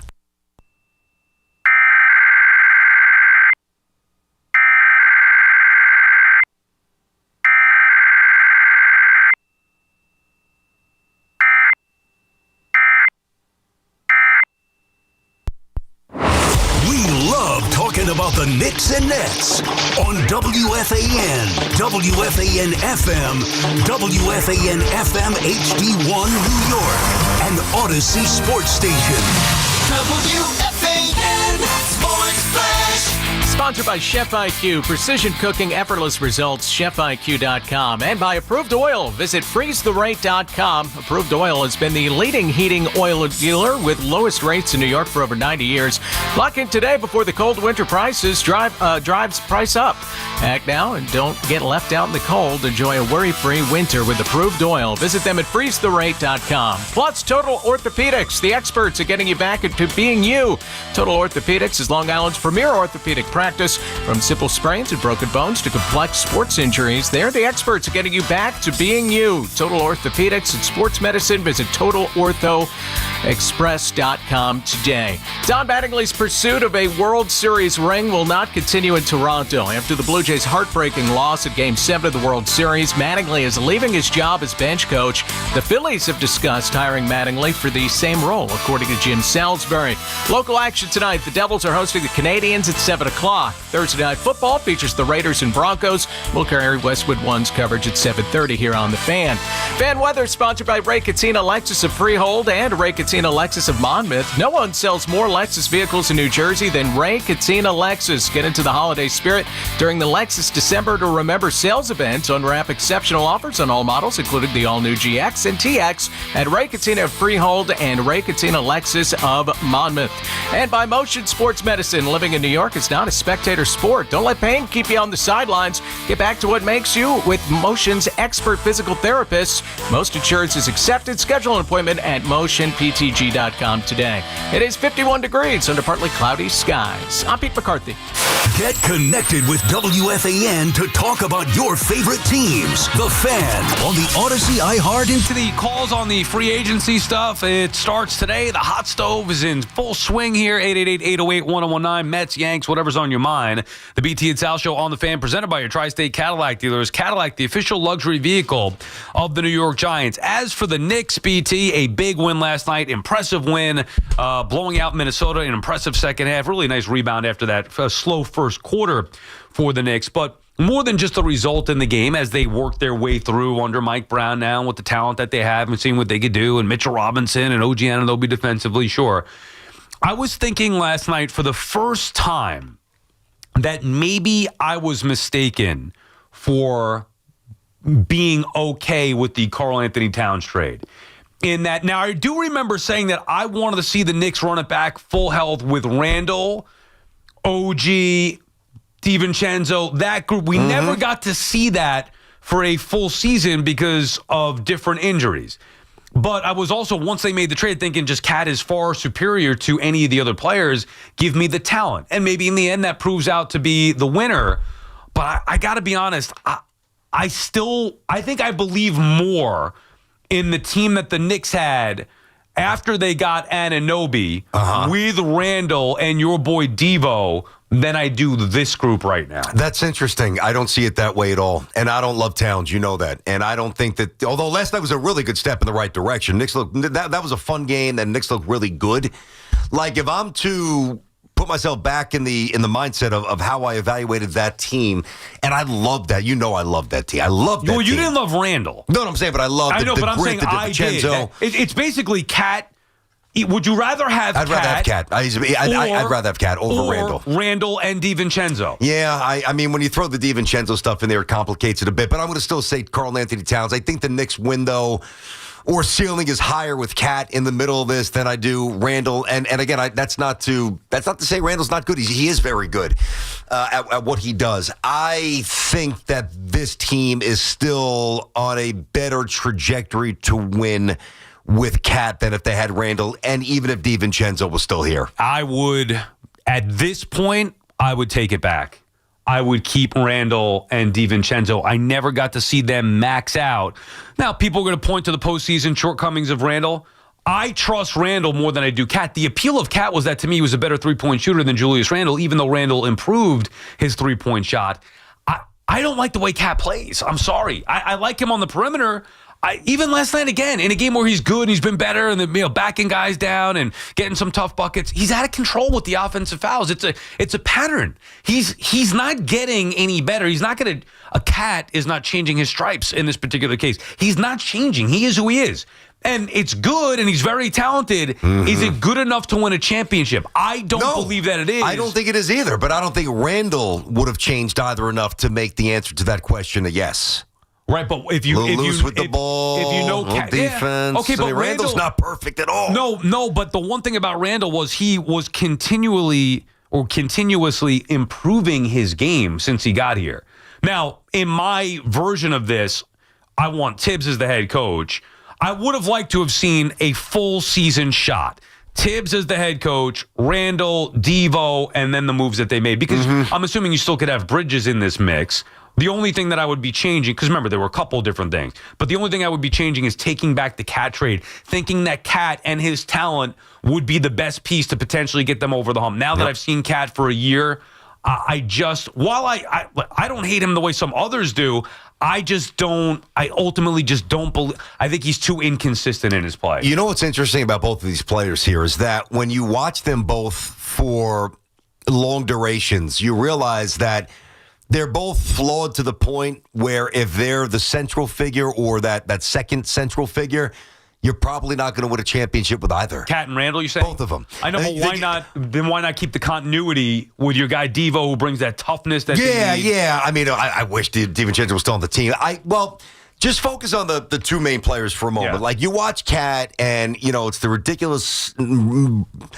The way he rolls to the rim, the elbows, and he's not a great athlete, and he does commit the stupid fouls, and he's very slow laterally up top, so you can really exploit him in space athletically.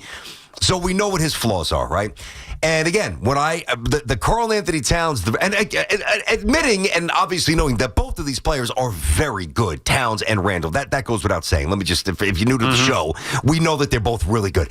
The thing about Towns is that, what I thought from Kentucky and then seeing him from a distance here and there with Minnesota, I would, in my mind, I'm like, he's 40% from three. He's 80% from the stripe. His first couple of years, he played 82 games. He showed up and played every night. He's been a little bit nicked up recently, but he was a guy who played big minutes and played every night. So the appeal for Towns from a distance was a little stronger than it is for me now that I watch him every night. And the same with Randall, because I think it's easy. Think about an old girlfriend, think about an old situation, think about an old apartment, an old car, whatever it might be that you had an attachment to that you really cared about. But in real time, there was something wrong with it, which is why you moved on from it. And Randall's either his aversion to passing or monopolizing the ball, just banging it down, bang. We all remember this, or not a really good defender, bit of a chucker. Those were the deficiencies that I think would have derailed the Knicks from winning a championship with him. So, it really comes down to, I guess, who's more compatible with Brunson. Yeah. And I still feel like it's Towns, but that's not an easy answer. Of the two, who do you think plays harder? Randall. Who do you think maximizes their God-given ability? I would say... Or gets the most out of their... Yeah, I mean, I think that you're thinking that I'm going to say Randall, but... Well, no, it is Randall. Well, no, hold on. I don't know about that. Hold on. I mean, if Cat was sitting here averaging... Well, let me take a step back. Your frame, the way you frame it, God-given ability. Yeah. Well, Cat has more of it. No, I don't think so. Julius Randall's a superior athlete. He's more explosive. He jumps. I'm just talking about athletic traits for a moment. And if you look at Karl Anthony Towns, he barely gets off the floor, and he's one of the slowest bigs in the NBA. So I could say, and I do feel this on some level, while he's a very imperfect player, and the last thing I want to do is defend him blindly, because I'm not even a huge Karl Anthony Towns believer. I think it's actually easier for me to look at Towns as maximizing his whatever talent God gave him more so than Randall. But if I just asked you who plays harder, and you said Randall. Yeah, but because Randall has to. Well, I think. Okay, right. Well, hold on. Right, because he's not as skilled as Karl Anthony Towns. Yeah, but he plays harder. Well, he plays more demonstratively. So I'm gonna think about this. Like the guy, I like Randall more. Like that's Randall's a soft? guy. No, Randall's not soft at all. Correct. I understand that.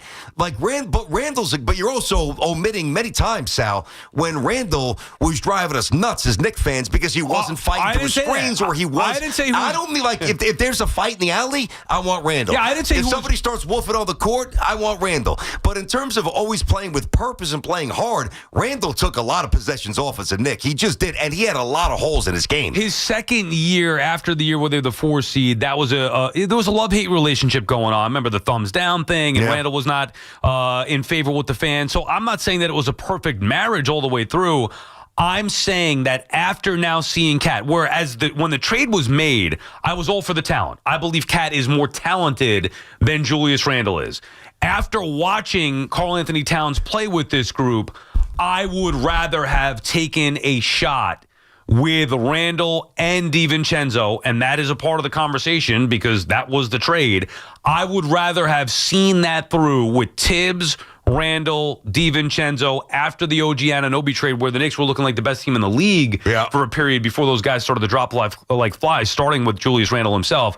I would rather have seen that through than be frustrated by an immense talent with Karl Anthony Towns, but somebody that to me is just not, he's not it. But it's different frustrations because this is where I think you're overlooking the frustration that Randall used to give us every night. I get it, but used to drive me nuts. But Randall. that was when he was the guy. We never saw it with Karl Anthony Towns. Right now, this is the most loaded Knicks team we've ever seen. Julius Randle didn't have that. Julius Randle brought the Knicks out of the abyss. Not until they had Jalen Brunson did he finally have a running mate, and even then, Randle was never able to be healthy. I get that. Listen, then they get the OG Anunoby trade, and they were playing like they had a really good record. Yeah. I think it was 17-3. It was very good. Listen, and I like Randall. He was a very good Knick. It's funny. I'm watching the game last night with Colt, and he sees Randall, and I think he was being introduced starting lineup, and he booed him. And I'm like, what are you doing? What are you booing Randall for? And he's like, he's not on the team anymore. I said, this guy was the dog, man. Yeah. I said, you got to respect it. He played his ass off for us, buddy. And he's like, oh, okay. And then he stopped booing him. Right. So I think that's what it comes down to. I'd rather have that. At the time, I said no talent because I wanted to see it. Yep. Now that I've seen it even for a year, I want to go back to the way that it was. I'm splitting hairs, though. Like, to me, from a personality trait perspective, give me Randall all day. Give me Julius Randle all day over Cat. But I think why I'm stopping short of getting where you are is because I truly, and I'll say I believe because I don't really know. I believe that I know, but you don't know until you actually see it. We didn't get a chance to see it. I believe that the more high-pressure basketball that Julius Randle played against good teams. The worse he got. Yes. Okay. Well, against well-coached teams that were defensively principled, his sloppiness, which used to drive me nuts, and all the other good things that I love, that loose handle, that chuck with 13 seconds on the shot clock, holding the ball while the defense gets to catch their breath, that would have prevented the Knicks from winning a championship. I believe that. Now, I also and clearly so did they because that's why they made the move. They moved on. Now, I also believe that ultimately Karl Anthony Towns' shortcomings, which are different than Randall, will unfortunately also prevent the Knicks from winning a championship. Right, which is why I'm at where I'm at, because I'd rather... Now, I always wanted to see it through with Randall, meaning I wasn't going to bury him the way that you did or some others like, playoff Randall stinks, playoff Randall. I wanted to see him fully healthy with this group. Unfortunately, we never got to see it. But knowing that Cat has flaws as well, I'd rather go back to what you liked a couple of years ago in that the team played their asses off every possession, every night. Yep. And at the time I said that I just feel like there's a ceiling to that, and it wasn't a championship level ceiling. But now after seeing it the other way, you want to go back? Well, because I don't believe that this is a champion. Talent-wise, yes, it could be, but I'd rather try to survive on the playing hard with enough talent. Yeah. Not max talent, but more than enough talent, and having them play hard together night in, night out, and maybe that winning through in the postseason as opposed to just relying on the skill that they have. Now, look, maybe they do win. I don't think it's going to be enough, which is why I'd rather go back to that toughness that they had. Okay, now just a general take on last night. And the Randall Cat stuff is interesting. If you guys want to jump in on the Knicks stuff, we obviously did a lot of Pete Alonso stuff, Yankee offseason stuff. Guys could start signing today at 5 Eastern baseball. They won't, not the big ones, but they could. 888-808-1019, BT and Sal. So you're starting to see the beginning, whether you believe in it all or partly, and I'm not all, but I'm much more than you when it comes to Mike Brown. You're beginning to see elements of Mike Brown's vision. Number one, the Knicks had a 40-point third quarter. The Knicks had a 43-point fourth quarter against a really good team. The Knicks, like Minnesota Timberwolves a year ago, were one of the four final teams that were playing in the NBA, trying to get a championship. One of the four last standing, Brunson, OG, Cat, Bridges, all played in the 31 to 33-minute range, so that's a little bit of an adjustment. You're starting to see the bench take shape here. Hart's back, Deuce, Clarkson. Those are the three. That ninth, I like to see Albacelli get his act together. He's been very disappointing, actually, and it hasn't really hurt them yet. But once he starts to play better, which I think he will, you'll have a 9-man rotation that's very interesting. Mitch last night played 16 minutes, had 9 offensive rebounds. Now, the Knicks are not perfect. Last night was the best Knick night of the season. Yeah, I'm still not seeing it with Mike Brown, though. Like, it's very early on, obviously. I'm not seeing it with Brown. As a matter of fact, I think this team's best traits are defensive, with OG Anunoby and Mitchell Robinson, a guy that Tibbs didn't have at all last year until the very end of the year. So I'm not seeing the Mike Brown impact yet in a positive way. Well, I mean, again, they scored 40 points in back-to-back quarters against a good team. So I think you'll see, but you have to at least admit you've seen an adjustment from the minutes. Now, if that doesn't matter to you, that's fine. It doesn't. It doesn't because down crunch time, it's not going to matter. Yeah, I thought it was just kind of pushing things a little bit much. I don't need Brunson to be out there for 41 minutes in November or in January. You know, I think that there's a middle ground, and I think that Mike Brown is starting to hit that. That's why when I told you that, you know, the Brunson, OG, Hart, Cat, and Bridges quartet, they averaged between 31 and 33, or they played between 31 and 33 minutes last night. It's a work in progress. I was a little confused watching the Knicks earlier this year. They weren't running a lot of sets. Josh Hart was banged up. Mitch wasn't playing. That's why I'm saying, again, last night to me was by far like the best Knick night of the season, because you got to see at least remnants of the plan, which I happen to believe in more than you do. I think the minutes is overblown. McBride would have played a bunch of minutes under Tibbs. He didn't play a ton last night, McBride. He's going to play more. He played 21 minutes. He would have played under Tibbs. Shamet played 12 minutes. No big deal. He's a guy who's been actually effective for the Knicks this year. He was lesser on the bench, and he certainly would have been even less used under Tibbs because they have a better bench now with Clarkson, Yabusele, even though he's off to a slow start. You know, Josh Hart coming off the bench. I think the ability to have Mitchell Robinson start along with Karl-Anthony Towns, something that we didn't have last year with Tibbs, has made a huge difference. But I don't believe that those minutes are a big impact here with the Knicks as far as what do you think Tibbs would have done with it? He didn't have this to work with, so I don't think that's the Mike Brown impact. You're starting to see signs of the offensive spacing at times maybe look a little bit different with Mike Brown. That hasn't been consistent enough for me yet. They've shot more threes. And I think sometimes they shot too many. I mean, they had a game where they shot 51 or whatever it was. Well, that's the thing. You hit the threes, you're going to look great. You miss them, you're going to look awful. Yeah. The NBA, even the Sixers are off. I don't have the standings in front of me. I don't know if you do. But, like, the Sixers are off to a good start. I'm not really buying them.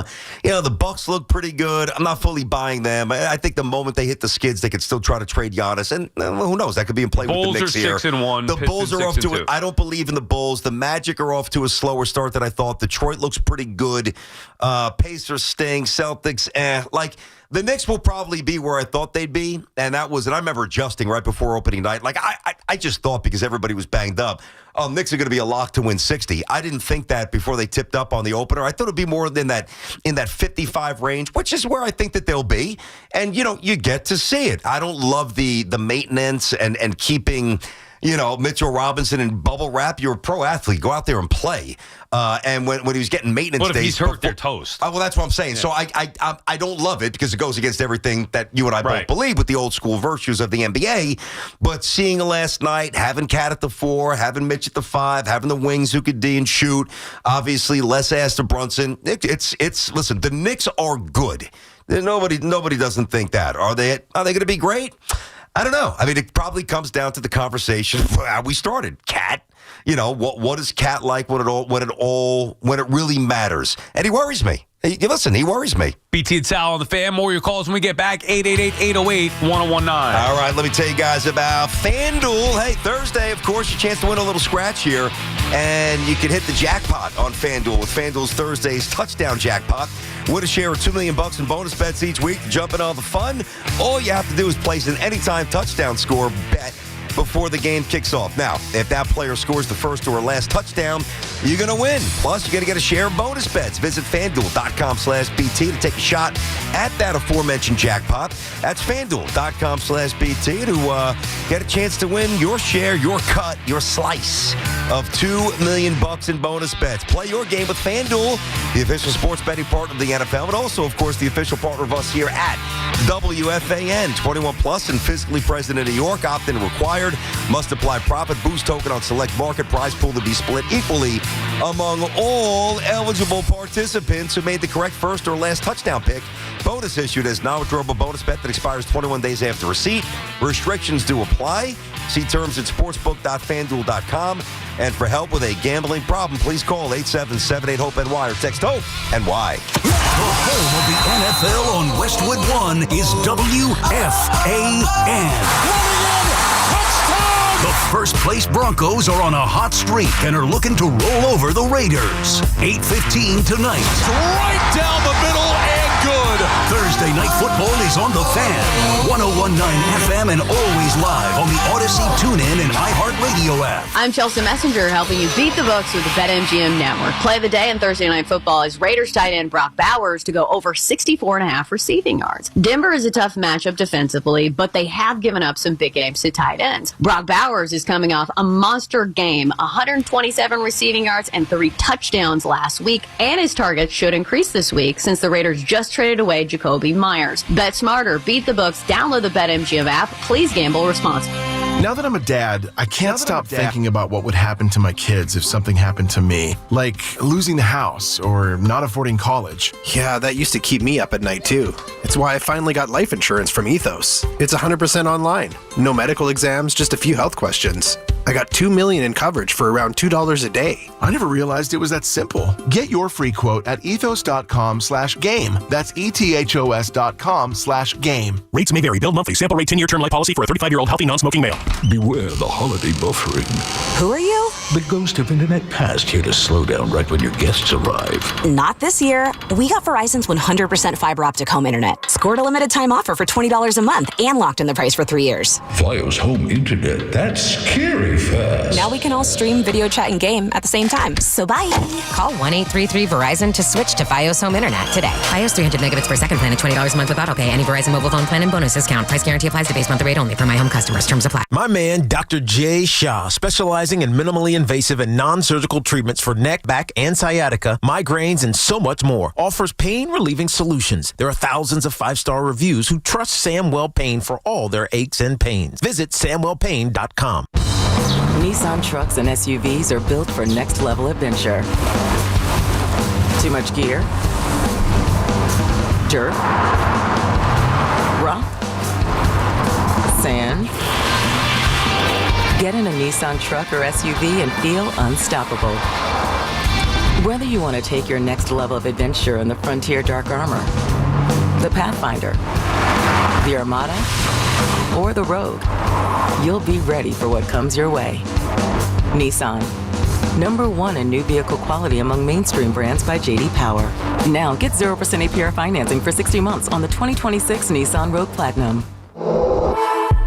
Visit jdpower.com/awards for information based on 2025 model year 2026 Rogue from new dealer stock. 0 down payment, 60 months financing at $1,667 per month per thousand financed. Down payment may vary, subject to NMAC credit approval. Not all buyers qualify. Dealer contribution may affect actual price. See dealer for details. Ends 12/1/25. Get ready for more BT and Sal on The Fan.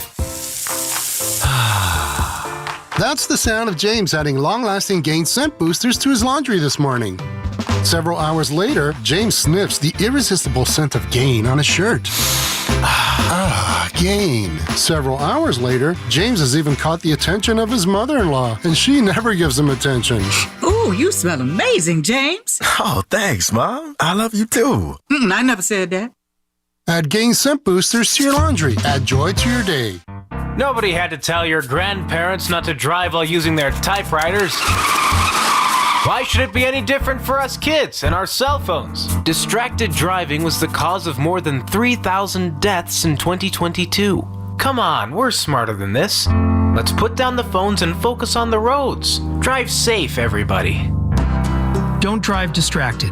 A message brought to you by the National Highway Traffic Safety Administration, Project Yellow Light, and the Ad Council. This is Tiki Barber. You definitely don't want your heating system to fail this winter. So call my friends at Edison Heating and Cooling, New Jersey's heating experts. Have them check your heating system before it breaks. I know Edison Heating and Cooling. They can fix anything. Go now to edisonhvac.com. This is the story of the one. As a maintenance supervisor at a manufacturing facility, he knows keeping the line up and running is a top priority. That's why he chooses Grainger. Because when a drive belt gets damaged, Grainger makes it easy to find the exact specs for the replacement product he needs. And next day delivery helps ensure he'll have everything in place and running like clockwork. Call 1-800-GRAINGER, click Grainger.com, or just stop by. Grainger, for the ones who get it done. At Town Fair Tire, New England's largest name brand discount tire dealer, you get it all. The guaranteed lowest price, the most free services, and we accept all valid rebates from any manufacturer and from our competition. Yes, we accept them all, even competitor rebates. Town Fair Tire, New England's largest discount tire dealer, now with over 120 stores from Connecticut to Maine. Nobody beats Town Fair Tire. Nobody. Name brands at discount prices. Town Fair Tire. Get the scuttlebutt on your favorite team, the Fan, on the Odyssey, iHeart, and TuneIn apps.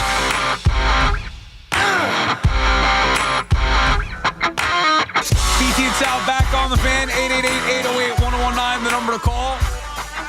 We'll get back to those calls here, BT. Hey, did you guys see that Gremlins 3 is coming out? Oh, God, please. What? I thought you liked the Gremlins, right up your alley with the 80s. No.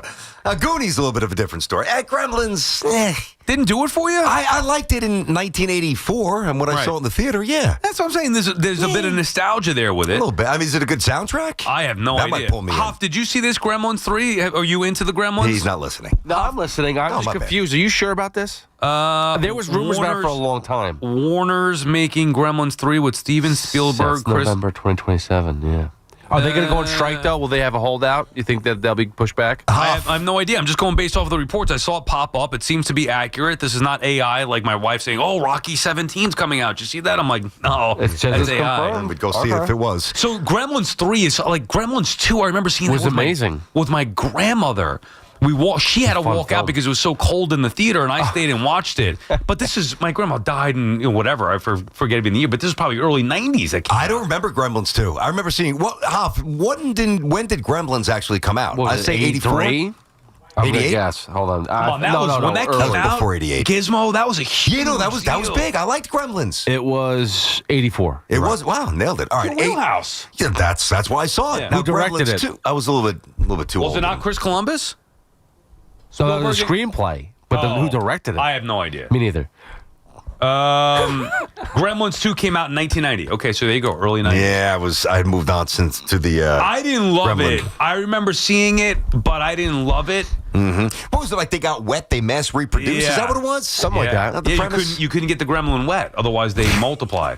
Yeah, man, Gizmo, come on! I'm excited about this. I would 100% see Gremlins Who was the 3. girl? Who was the lead girl? It hasn't been out in 30. Don't remember. 35 come years. on.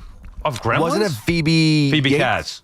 Was it? Phoebe Cates? Phoebe Cates. Yeah, Phoebe Cates. So Yates, Hey, you give me a little Katz? Grease 3, I'm all in. I have no idea. Grease 3? You and the musicals. I'm very surprised by this. Well, what other musical have I referenced? I haven't mentioned Grease Hair. every other day, and Grease 2. Yeah, what else? That's it. So let's not overstate it. But you also referenced You don't think it's cool to have a movie that last came out, was huge in 1984. Huge. Comes out in 1990, obviously not as big, but still Gremlins 2 in 1990. They haven't made a movie since 1990. That's 35 years, Is right? it a continuation of 2? I mean, that's the question. So is it like that I Rocky 2 to don't- Rocky 3, or is it just... I feel like they'd have to have a tie-in. Like, you're not just going to make a random Gremlins movie and, try to remake Like a remake, it. yeah. You're probably right. All right, screw you guys. I'm into it. Gremlins. Oh, wait, what? You think I'm not? Maybe we'll get the invite to the premiere. Gotta have the right friends. Gotta have the right friends. Gotta let us know about it if we do. Hop, do me a favor. If you're getting an email for that, can you let us know Don't get about sick. that? 888-808-1019, the number to call. Let's get back to the phones here, BT. Let's go to Phil in Spring Valley. He wants to talk about his Yankees. What's up, Phil? Hey, good afternoon. How you guys doing? What's up, buddy? Oh, yeah. So, the problem with this offseason is sort of like, I think the Yankees realized it, in the trade deadline last year, where you started getting more role guys, where you said, hey, look, we need to line up better, have our lineup, more fit against lefties, have more versatile guys, have guys like Caballero who could steal bases. Mm-hmm. And the issue when I look at this offseason is I say, the guys that are really the big hitters out there are all home run guys, really.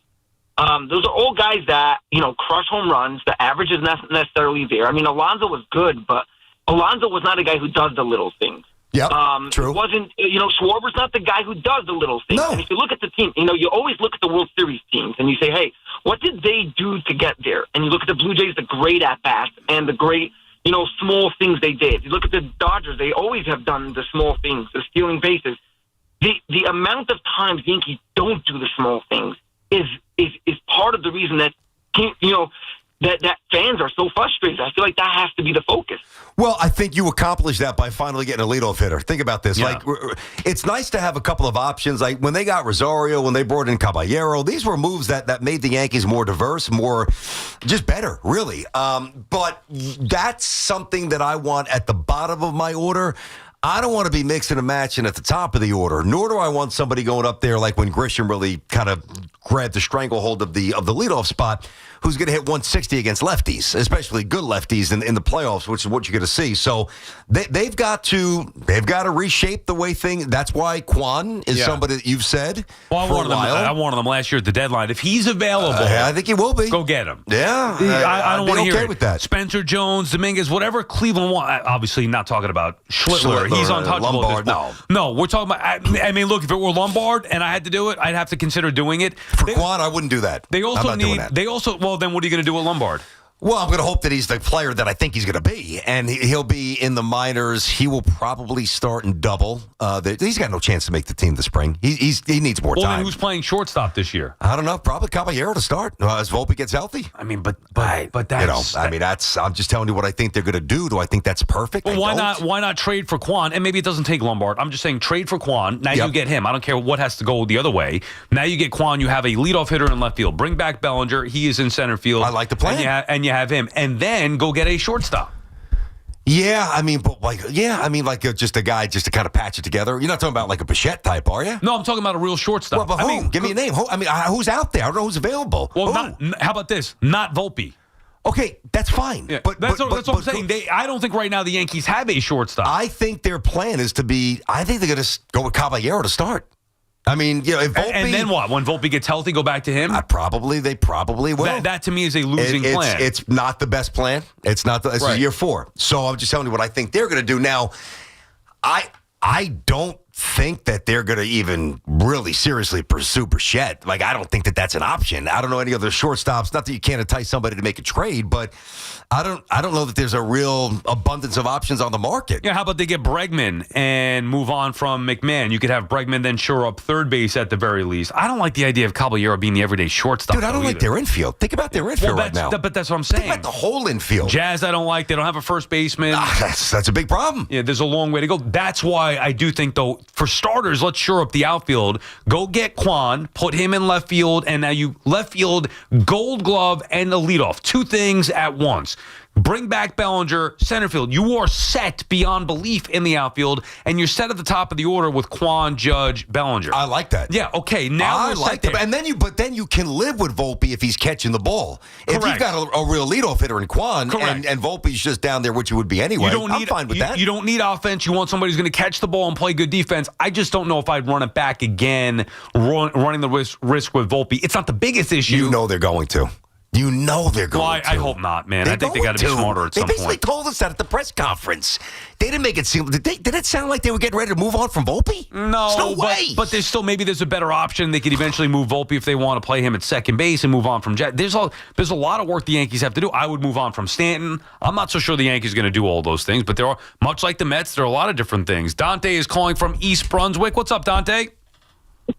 Hey guys, I'm just revisiting that Cat Randall trade again. I'm one of those guys, obviously it's water under the bridge, but I'm one of those guys that believes if they kept that 2024 group together, and you add Bridges to that group the way they were playing, I honestly think, they probably win the whole thing, or at least definitely get to the finals. I don't know if you beat OKC, You're but not it's just beating the Thunder. Yeah, I don't think you don't beat them, last year, but maybe you just, it's a gradual step. And I just think it's a simple 2-for-1. If you add Cat for Randall, okay, maybe, that's one thing. But then to throw in DiVincenzo and a first-round pick, and you look at the time, Julius's contract, what he was making like $30 million. Cat, right, but cap is like $62 million. Dante, let's forget the cap, forget the money, forget the pick. Yeah. The players. That's the fun part of the conversation. Would you right now trade Karl Anthony Towns for Randall and DiVincenzo? Without a doubt. It's a simple 2-for-1 for me. The shooting, the effort, just everything. Obviously, Cat is talented, but to me, you take a little bit of a step off with Julius. He might not be as good, but if you throw in DiVincenzo on top of that, I think it just cancels it. It's way more. And then throwing the Nova, whether it's a real thing, the Nova Knicks, that would have been just the continuity that group had and the toughness and everything. I kind of think you chink the armor a little bit I love the chemistry. Yeah, I mean, listen, it's a really interesting way to process what the Knicks decided to do. They fired that big bullet, and that's it. Cat's making a lot more money than Randall. You see, to me, I'm not saying there's no teams like this. Like Larry Brown's Pistons team, they had Chauncey Billups. They didn't have like a true all-time transcendent superstar like a Bird or a Jordan or a Magic or one of those guys. But it's very rare. I'm not saying there's none, but it's very rare when a team's second best player is as flawed as Cat is and as flawed as Randall is.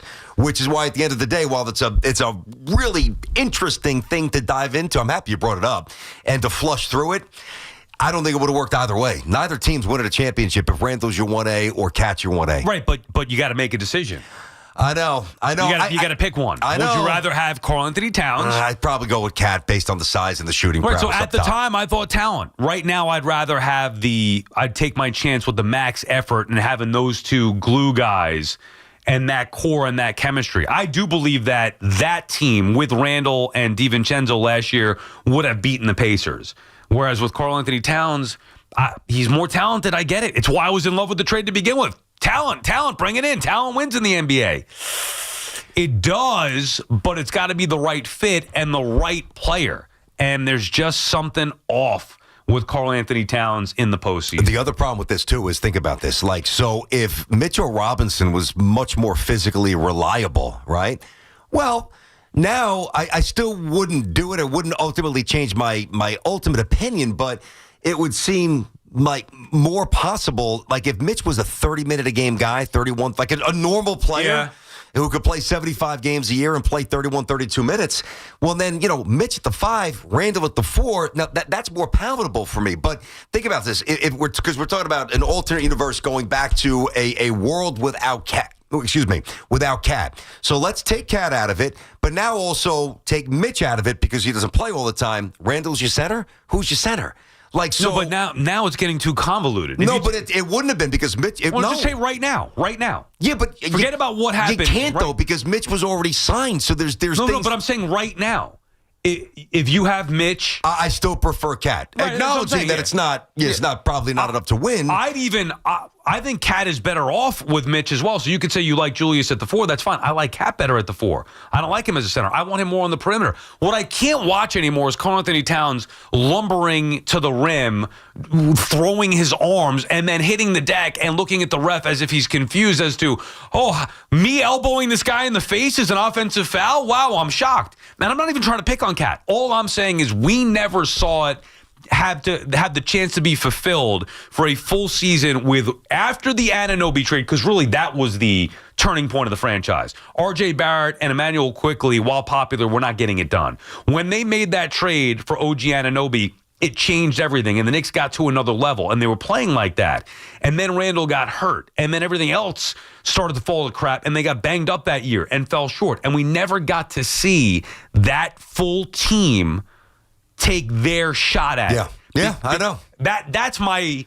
I wanted to see it, but I understood why when you had the opportunity to go get Cat, who I thought was far more talented than Julius Randle, and I didn't care about DiVincenzo at the time of throwing, whatever. And I don't think the Knicks missed DiVincenzo as much now. They needed him a couple of years ago. Now they don't, but I still would rather have that chemistry and those guys who are both max effort players now than I would Karl Anthony Towns. And given their flaws, like if I'm going into a 7-game, I don't mean a first round, like a deep series, conference finals, NBA finals, who am I worried about more? Myself?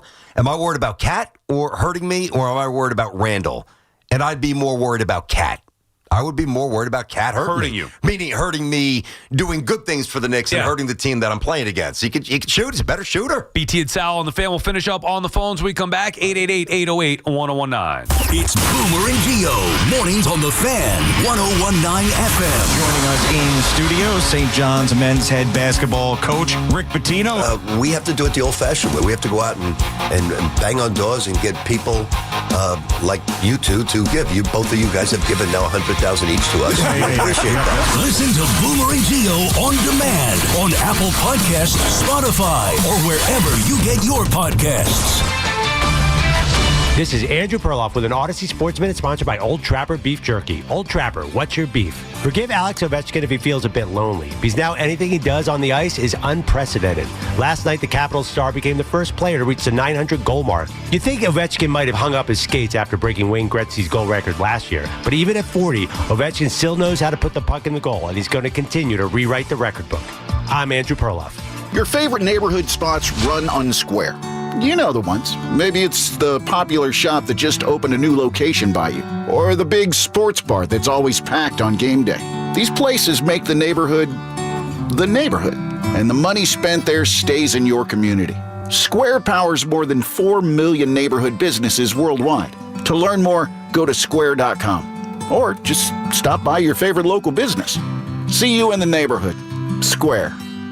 At Audion Hearing, our mission is simple: to make better hearing affordable for everyone. We're proud to offer high-quality, rechargeable hearing aids starting at just $98. Clear, comfortable, and ready to use right out of the box. And here's a study worth hearing. Research shows that wearing hearing aids can reduce your risk of dementia by up to 61%. Join over 1 million happy customers and hear the difference today by going to audionhearing.com. That's AUDIEN hearing.com. Take the guesswork out of cooking, folks. The Chef IQ senses a must-have wireless cooking thermometer that eliminates under or overcooking chicken, fish, or steak. Order the newly released 3rd-generation Chef IQ Sense at chefiq.com. That's chefiq.com.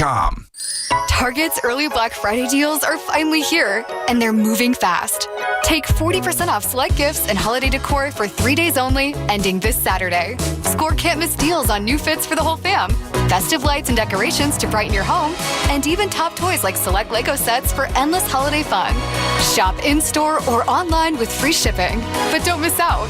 40% off gifts and holiday decor and Saturday only at Target. Restrictions apply. Free shipping applies to orders over $35.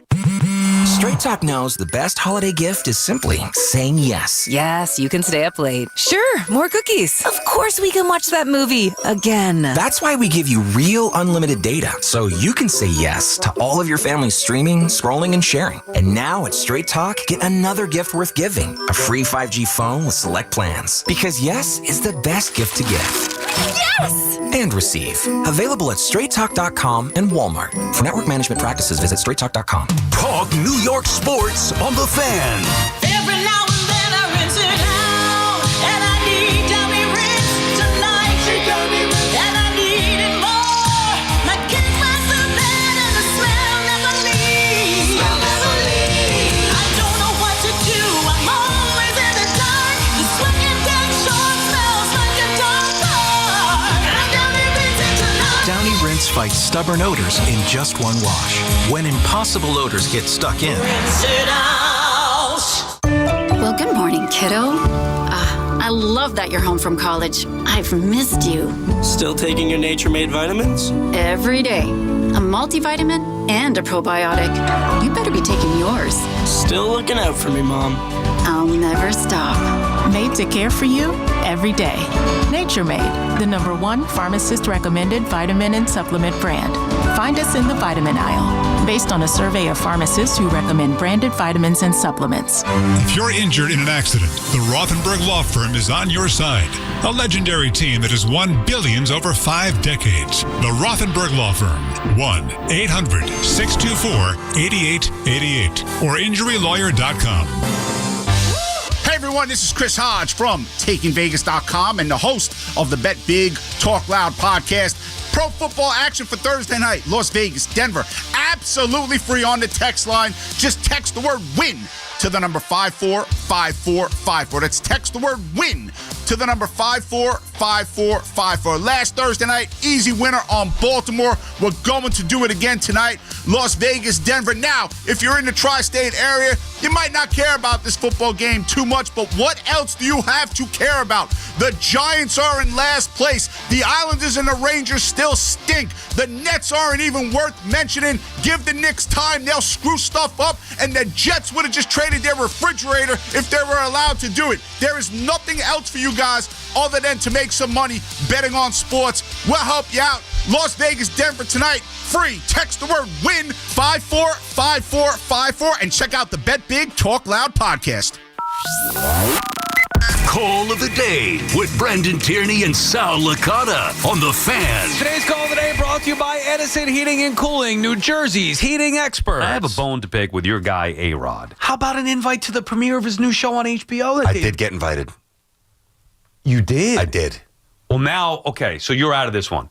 Now, I have a bone to pick with A-Rod. Well, you're going to have a bone to pick with me because you got invited as well. What? You got invited as well. You dropped the ball on this one. I didn't drop the ball on anything. Why did I drop the ball? That's a ball dropper. That's a ball dropper. You would know. Dude, you call us your buds. When you have this premiere, you're in town. Well, we're not getting any invites here. No, we did get the invites. Oh, well, now it gets back to you. That's what I'm saying. You dropped the ball. We could have been there on the red carpet with A-Rod. I'm looking at the text now at BT. Nick is going to invite you and Sal. Yeah, that does me no good now. Yeah, now I got a bone to pick with A-Rod. What the hell? No, I mean, maybe you'll get the next invite there. Nick's going to invite you and Sal to my HBO doc premiere this Monday in Midtown. And then Nick chimed in, his nephew. Yeah. He's like, yo, BT, I got you, brother. What's your email? Hook me up with Sal's as well. And I was sick. That's a ball drop. Now, to make up for it, you've got to hit him up and try to get him in studio this week while he's in town. Or next week. He's not available this week. I already went above and beyond. So you... Well, I mean, you make it seem like I did nothing. I got him on the show. You did nothing. You fell asleep. You did get him on the show. I got him on the show initially. I mean, I'll see what I can do. I want to be up his ass, we've dude. Got to continue to milk the Start teat. brown nose and A-Rod. Milk the teat. Let's start brown nose and A-Rod. I mean, come on. We're not brown nose and he's got a show coming out. It fits perfectly. I can't believe we were invited to that. You didn't even let me know. I'm like, man, my guy A-Rod. Come on, he's our pals. We're buds. You can't invite us to the red carpet. I'm seeing Susan post pictures of it and everybody else is out there. By the way, what type of bizarre world are we living in here? Did you hear who the morning show had on this morning? Yeah, Rick. Right, yeah. Rick Pitino. Okay. So Boomer and Gio have Rick Pitino on. Mm-hmm. BT and Sal have Sydney Sweeney on. Something is amiss in the landscape of New York sports talk. No? That's funny. Well, but the good news is I know I can get Rick whenever I want. Can they get Sydney Sweeney? No. So I think that we'll want, you know what I mean? You want Rick tomorrow? I'll get him on tomorrow. I was driving in listening to that. I was like, man, this is just bizarre world. Hearing them talk Johnny's Hoops with Rick Pitino, and I'm thinking back to Sydney Sweeney last week. BT and Sal, let's finish up on the phones. 888-808-1019, the number to call. Wilson is in Roxbury, New Jersey. What's up, Wilson? Hey guys, BT Sal, how are you? Good. Hey, listen, I got two comments and I've got a question for you. Last year when John Mara said, I know it doesn't look like it, but I think we're going in the right direction, nobody believed him. The only reason why he brought these two individuals back was because he just didn't want to make another change, man, which it was a horrendous reason why to do it, and here we are again 2-7. See, so Giants fans, man, we're sick and tired of looking at this guy in the sideline and looking at Joe Shane in the press box. No, we're sick and tired of a press conference. We got to be better. We got to do better. Not good enough. It's done with that. We're done. So I want to ask you something. This is the question I want to ask you. If they look dead again in the fourth quarter, right, against Chicago like they did last week, right? Is there a chance because somebody in the building has half a brain and says we can't do this anymore? Is there a chance that they're not allowed in the building on Monday, or we have to put up with this stuff for 2 more months?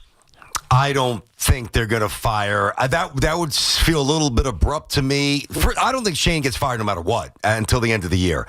I do think there's a window, like if they just hemorrhage out and maybe those final 3 or 4 games are like, hey, Kafka, take over the offense and we have to, just for optics' sake, perceptual sake, we're going to move on from Dable. I think that's a possibility, but Shane's not getting fired this year no matter what. I would fire them both now. Why wait? Now, if you're asking me what they will do, I'm nervous, and I said this the other day. We talked about a lot about the Giants so far this week. I'm nervous that they're going to retain Joe Shane.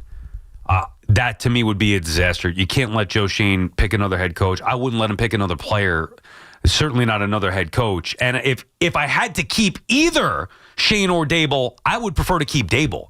That's how bad I think Shane's been. I think he's the bigger problem.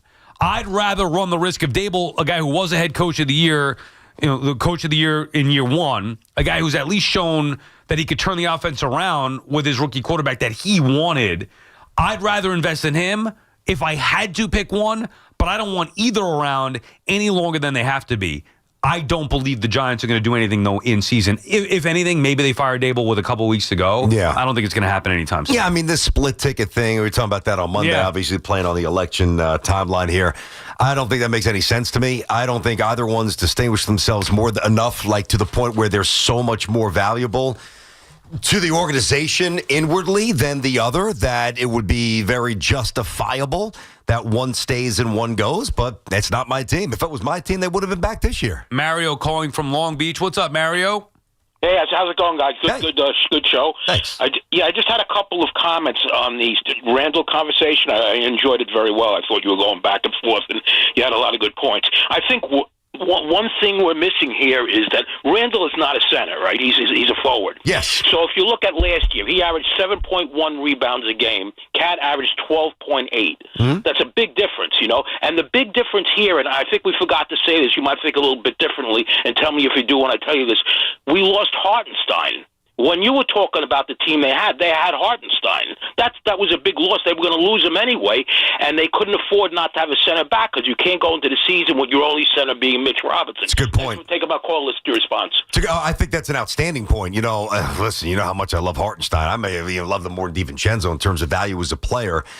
I think the presence of Hartenstein, his ability to pass, his ability to defend a lot of different spots, I think it covered up for some deficiencies, a lot of guys on that team, actually. So without Hartenstein, I mean, he was, now that's not the Knicks' fault that they couldn't retain him. It was just based on the finance. The Knicks could only give him $16 million, I think it was.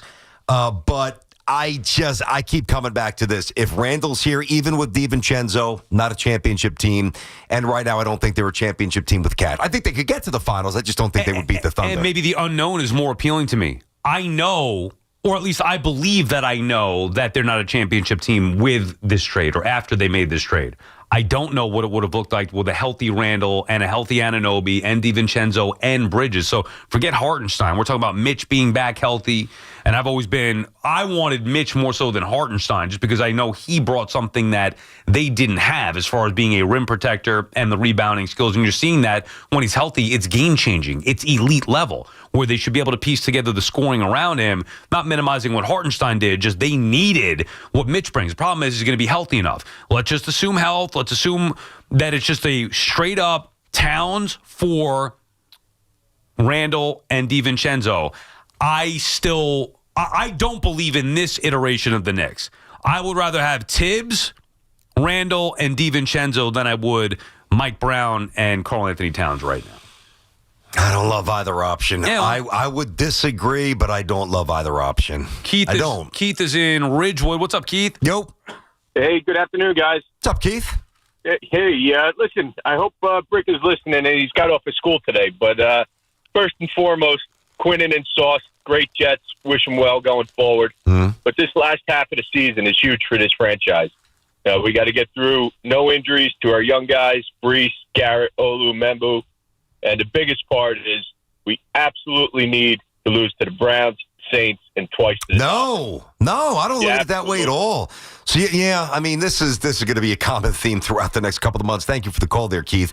No way. I think it's important for the Knicks, for the Jets to crank out some wins starting this Sunday, hopefully against the Browns, where, it just reinforces the messaging. I think the last thing you want is, all right, hey, we just got rid of two talented players, and now we start losing 40-10.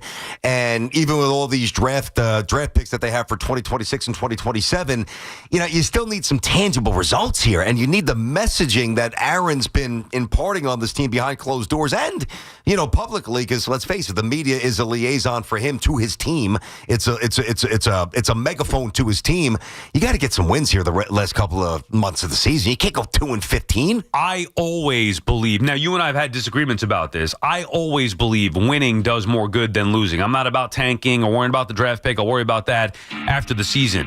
In this particular case, it's even more imperative that they win. It's year one, new regime. Aaron Glenn trying to lay the groundwork to rebuild a foundation, change the infrastructure, change the culture. You have to have some wins to back that up. You've already seen what could happen through the first 7 weeks when they were 0-7, how toxic and negative that can become. They have to win these games. And they better get this one coming up, because if they don't get this, you got to go into Foxborough. They got to play the Ravens with Lamar. Down in Jacksonville, New England again, the Bills. Might be smart.